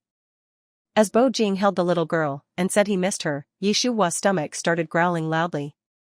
De Bao, Er Bao, and Sanbao heard it clearly, so their gazes all landed on Yi Shuhua's face. Then, Er Bao asked, Mommy, are you hungry? Yi Shuhua didn't expect that her stomach would growl so loudly, her face flushed slightly as she nodded awkwardly, I was just sleeping all day, and didn't have time to eat. The little one didn't hesitate to call for a servant, go get Uncle Gu. Yes, young Master Ziyu. After the servant left, Er Bao looked at Bo Jing again, Daddy, have you eaten? Yi Shuhua hadn't eaten, so it was impossible for Bo Jing to have eaten when he was with her. He shook his head when Er Bao asked, I haven't eaten. That's perfect, I'll have Uncle Gu make more in a bit. You can all eat together with Auntie. Hearing Er Bao mention Su Jianyue, Yi Shuhua asked in confusion, did your auntie not eat either today? This time, before Er Bao could even open his mouth, Xiaobao sighed, yes, she's been sleeping all day. Did you guys not wake her up? Yi Shuhua asked. Sanbao pouted, and murmured softly, we called her several times, but she was sleeping so soundly that we couldn't wake her up. As soon as Sanbao finished speaking, De Bao also spoke, Mommy, you and Auntie really drank too much this morning. In all my years, it's the first time I've seen her so drunk. Hearing that Su Jianyue was still at the Bo residence, Bo Jing couldn't help but think about what Si Huiqing had told him on the phone. He hadn't paid much attention in the past, but now, because of Si Huiqing, Bo Jing was suddenly interested in Su Jianyue. Well, he secretly decided that when they eat later, he must get a good look at this woman who had made a playboy like Si Huiqing want to settle down. Since the 4 little ones said they couldn't wake up Su Jianyue, Yi Shuhua had no choice but to go wake her up herself. After knocking on the door for a long time with no one answering, Yi Shuhua's eyebrows furrowed slightly. She called out in a voice that wasn't too loud or too soft, Jianyue, if you don't open the door, I'm coming in myself. Su Jianyue, I'm really coming in. 3, 2. Without even counting down to the last number 1, Yi Shuhua directly pushed open the door and went in. Su Jianyue was putting on her clothes. When she saw Yi Shuhua pushing open the door and staring at her, she instinctively used her hands to cover the exposed skin on her chest, and then asked angrily, Yi Shuhua, what about counting down to 3? I didn't say I was going to count down to 3, Yi Shuhua said with a chuckle. Her gaze at Su Jianyue became even more heated. Oh, Jianyue, your body has developed for the second time these past 2 years, not bad at all. Su Jianyue. Don't be angry. I'm not angry at all. She's my bestie, practically my sister, am I going to get mad at her? After muttering a few words to herself, Su Jianyue squeezed out a smile that looked worse than crying, Yi Shuhua, get out of here. We're both women, why are you so distant? Yi Shuhua looked at Su Jianyue innocently, Jianyue, stop messing around, put on your clothes, and come downstairs to eat. Unfortunately, Su Jianyue didn't listen to what Yi Shuhua said, she just kept repeating, get out. Get out. Get out. In the end, Yi Shuhua had no choice but to turn around and walk towards the door, then I'll wait for you outside. Come on, hurry up. I know. Su Jianyue's 3 words were said through gritted teeth. 10 minutes later, at the Bo residence dining room. When Yi Shuhua and Su Jianyue entered the dining room one after the other, 3 dishes had already been placed on the table. The aroma wafted through the air, lingering in the nose. Seeing them come in, Xiaobao called out sweetly, Mommy, Auntie. Yi Shuhua gave a gentle look over, which served as a response. Su Jianyue walked quickly to the side of Xiaobao, sat down, and then reached out to stroke the little girl's hair. Zijing, did you also not eat dinner? The little girl of course had eaten. The reason why she was sitting at the table was naturally because the dishes that Uncle Gu had made were too fragrant, and had her itching, unable to resist even a little bit. Her mommy always said that she shouldn't eat too much, that it's not good for her body, but, when faced with good food, who cared if it was good for her body? As a qualified food lover, Xiaobao expressed, food first. As for her body, with a miracle doctor like mommy, what did she have to fear? Although she was thinking that, Xiaobao couldn't say it out loud. She blinked her eyes, and skirted around the topic of Su Jianyue's question. Auntie, I ordered your favorite dish. Can you guess what it is? Auntie, a friendly reminder, there's a reward if you guess right. How could Su Jianyue not know the little girl's intentions? She just didn't want to ruin her fun. She reached out, placed her hand on her chin, and pretended to think for a long time before saying in a soft voice, and with hesitation, Zijing, could it be twice-cooked pork? Auntie, you're underestimating me. How could something as common as twice-cooked pork be worthy of your status? Xiaobao even lifted up her chin slightly while speaking. That little look, like an arrogant white swan princess. Su Jianyue looked at Xiaobao like this, and couldn't help but sigh inwardly, as expected of Bo Jing's daughter. The moment she returned to Bo Jing's side, she immediately learned all of Bo Jing's advantages very well. While thinking, Su Jianyue's red lips moved slightly, and she asked Xiaobao again, could it be Peking duck? No, not right. That delicate little face of Xiaobao's was full of disappointment.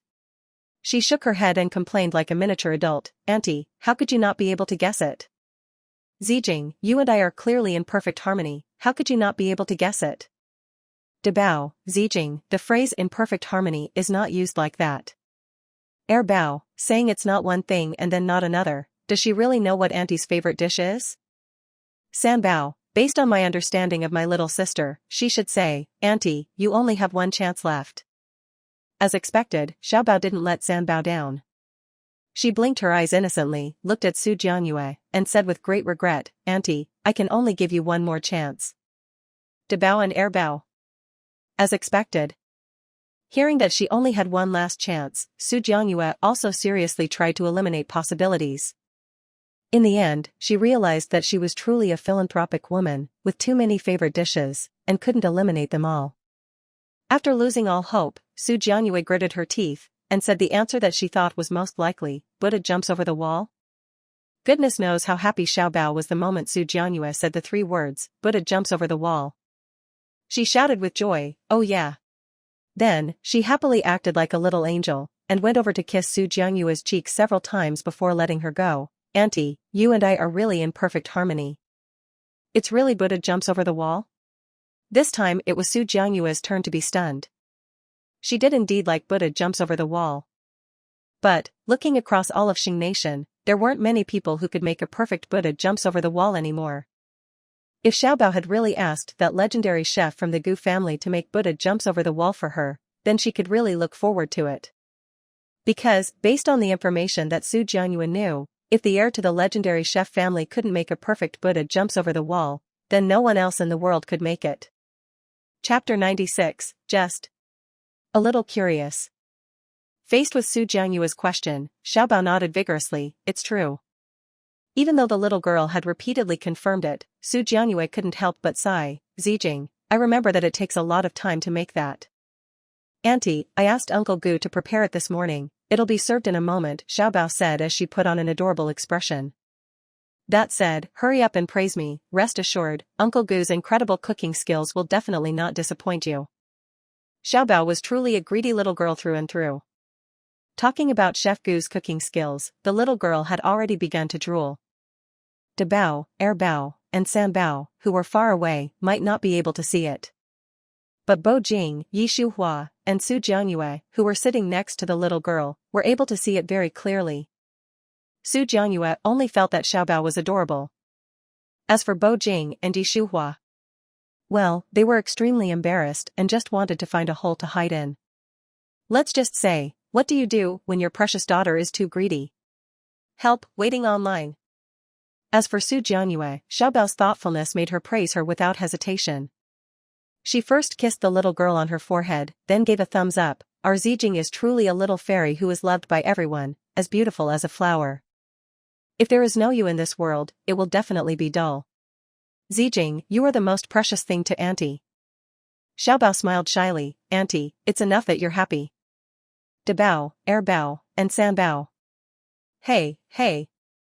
Yi Zijing, are you poisoned? Auntie's words are so perfunctory, so insincere, and you actually take it to heart? Bo Jing had been looking at Su Jianyue. In his mind, he even very powerfully did a comparison between Si Huiqing's face and Su Jianyue's face. Then, he reached a conclusion: they had a marital resemblance. Heh. Interesting. Two people who had no contact before, who could be said to be completely unrelated, when arranged for a blind date, actually showed a faint marital resemblance. It seemed that some things were truly decided by fate. Yi Shuhua had noticed that Bo Jing had been staring at Su Jianyue for a while now. But since the four little ones were still sitting at the table, she didn't say anything directly. However, as the dishes were served, and the four little ones and Su Jianyue were all wholeheartedly focused on the Buddha jumps over the wall, Yi Shuhua gestured to Bo Jing, "Follow me." Bo Jing was confused. But Yi Shuhua got up from her seat and took the lead to walk out, so Bo Jing had no reason to procrastinate. 2 minutes later. In the courtyard outside the dining room, under a red maple tree, Yi Shuhua was facing away from Bo Jing, and asked in a very low voice, "Bo Jing, why do you keep staring at Jianyue?" Thinking about Bo Jing's relationship with Si Huiqing, the hands by Yi Shuhua's sides clenched tightly. "I'm warning you, she's my best friend. I don't care what your intentions are, I won't allow you to." How could Bo Jing not know what Yi Shuhua wanted to say? His handsome eyebrows furrowed slightly, and he said in a very low, but very certain voice, "Yi Shuhua, you have misunderstood me." Misunderstood? Yi Shuhua didn't believe Bo Jing's excuses. She laughed coldly, and continued to ask very rudely, "I didn't misunderstand. Because I can't imagine anyone else, except for your best brother Si Huiqing, who would be a reason for you to stare at Jianyue so intently." That one short sentence was practically squeezed out from between her teeth. Yi Shuhua's attitude was clear as day. Bo Jing's lips twitched slightly. He sighed helplessly, "And you say you haven't misunderstood me, just look at you, how much hostility you have." As Bo Jing spoke, he moved closer to Yi Shuhua, and reached out to grab both of her shoulders, forcefully making her turn around, so their gazes met in the air. "Bo Jing, what are you doing?" He ignored her question, and instead, spoke in a slow voice, "Si Huiqing's reputation is bad, but he's definitely not as terrible as you think he is. You also just said, you and Su Jianyue are best friends, then I also have to say that she's the only woman who could make Huiqing settle down.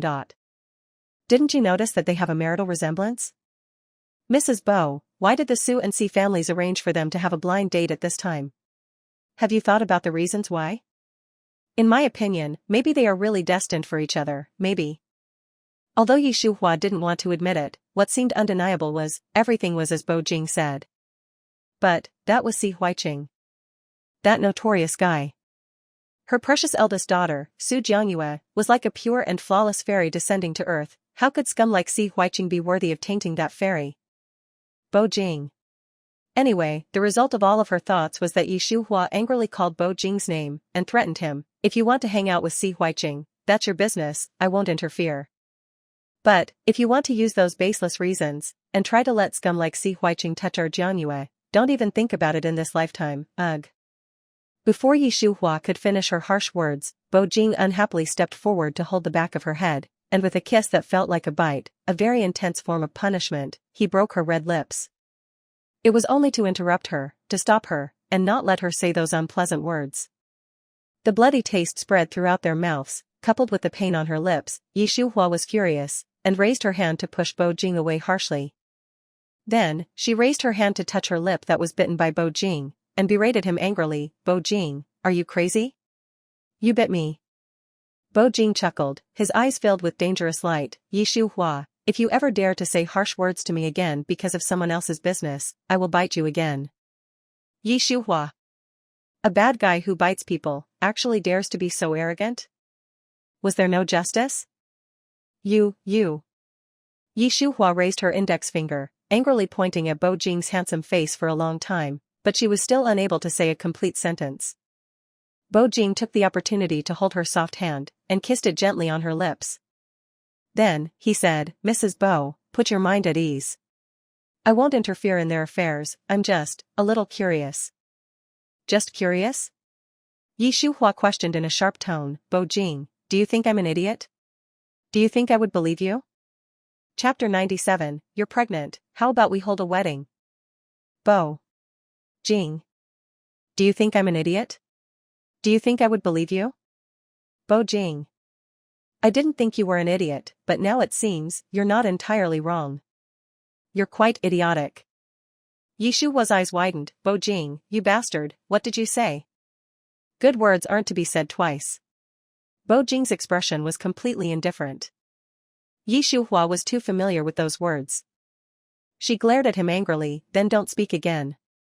Bo Jing. Being unreasonable really was a woman's specialty. Between persisting and admitting defeat, Bo Jing directly chose the latter. He moved closer to Yi Shuhua's ear, and spoke a very, very long sentence. Yi Shuhua's cheeks flushed red as she listened. After he finished speaking, she paused for a few seconds before slowly saying, I'll let it slide this time, but if there's a next time, I won't forgive you so easily. Bo Jing was also very good at going with the flow. As soon as Yi Shuhua's voice faded, he said clearly, okay, thank you, my generous wife. After dinner, Su Jianyue couldn't stop praising the Buddha jumps over the wall. After carefully considering it, she directly asked Bo Jing, can I borrow your chef? Borrowing money and objects, she'd heard of that a lot, but borrowing a chef? It was unheard of, unseen. Bo Jing's Adam's apple bobbed. He was about to speak to Su Jianyue when his phone rang. It was Si Huiqing. He glanced at Yi Shuhua, and then glanced at Su Jianyue. I'm going to take this call, wait a moment. Then, he walked away a bit. Si Huiqing had been drinking, and his words were completely illogical, but every word he said was that he wanted to be with Su Jianyue. Bo Jing didn't want to listen, but after all, Si Huiqing was his good brother, and he couldn't really ignore his request. Thus, he was exceptionally rude on the phone. I have something to do here, I'm hanging up. Actually, he returned after hanging up, looking at Su Jianyue very seriously. Si Huiqing is my good brother. Su Jianyue? Huh? What did that mean? Bringing that up at this moment, what exactly did he want? Su Jianyue had countless thoughts, and completely forgot to say anything. It was Yi Shuhua who grabbed the main point, and asked on her behalf, so, what do you want to do? If you become his wife, I'll give you the chef. When Bo Jing was speaking, he seemed to be saying that the weather was good, so casual.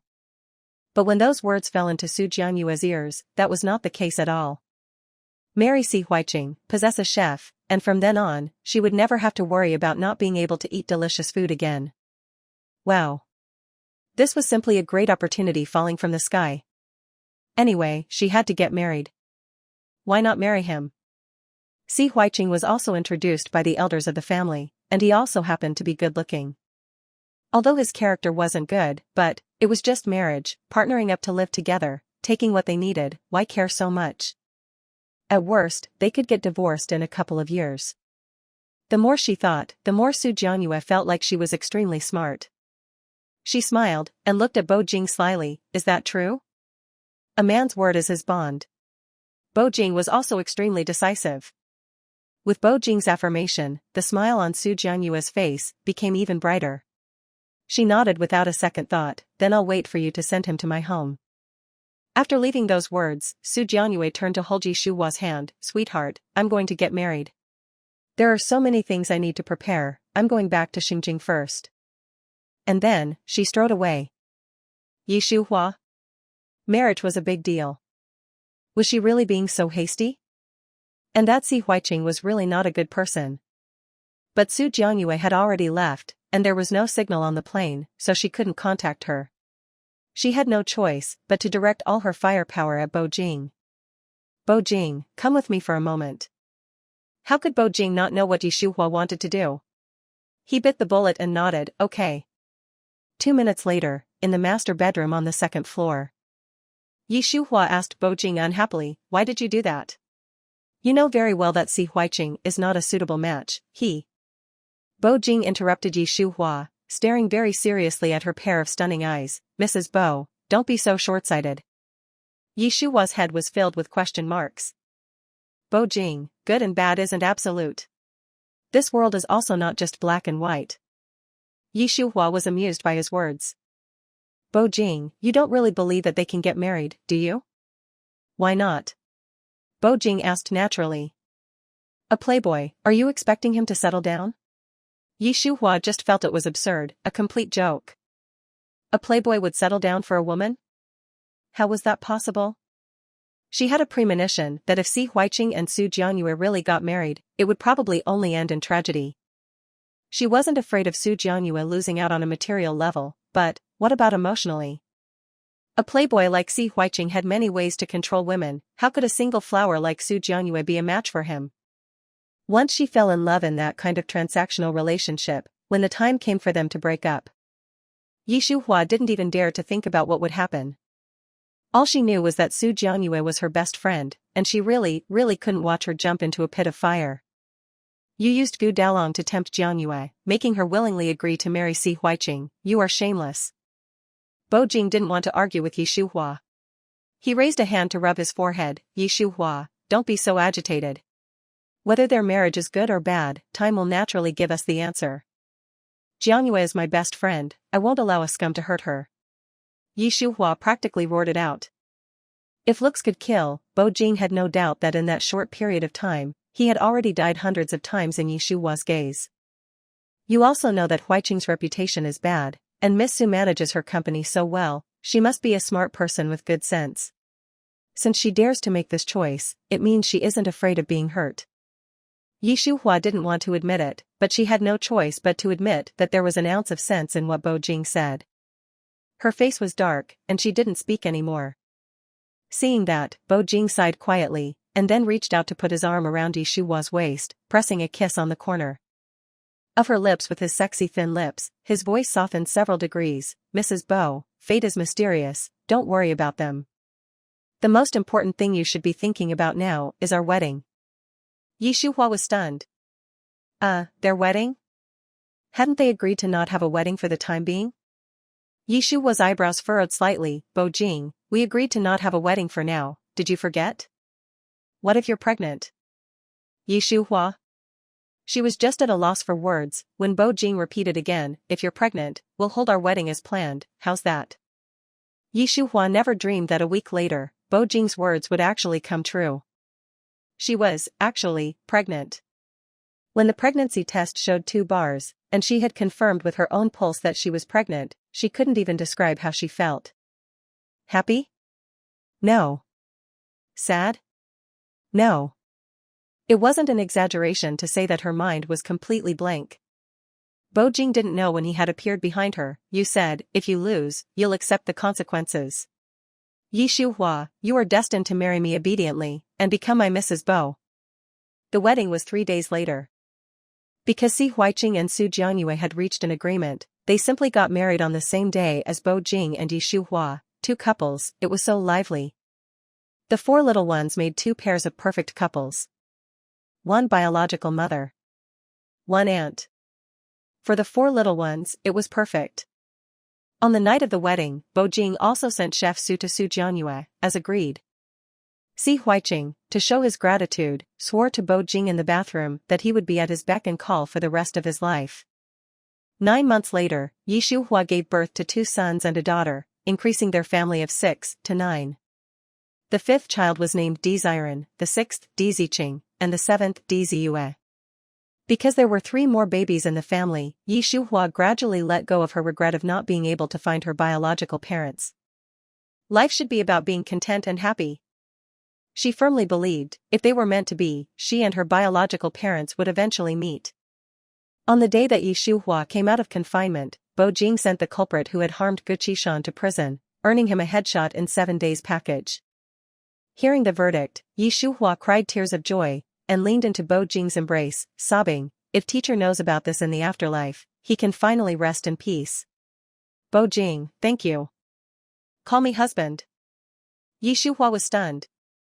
Bo Jing patiently tempted her, call me husband, you don't need to thank me, just do your best tonight. The end.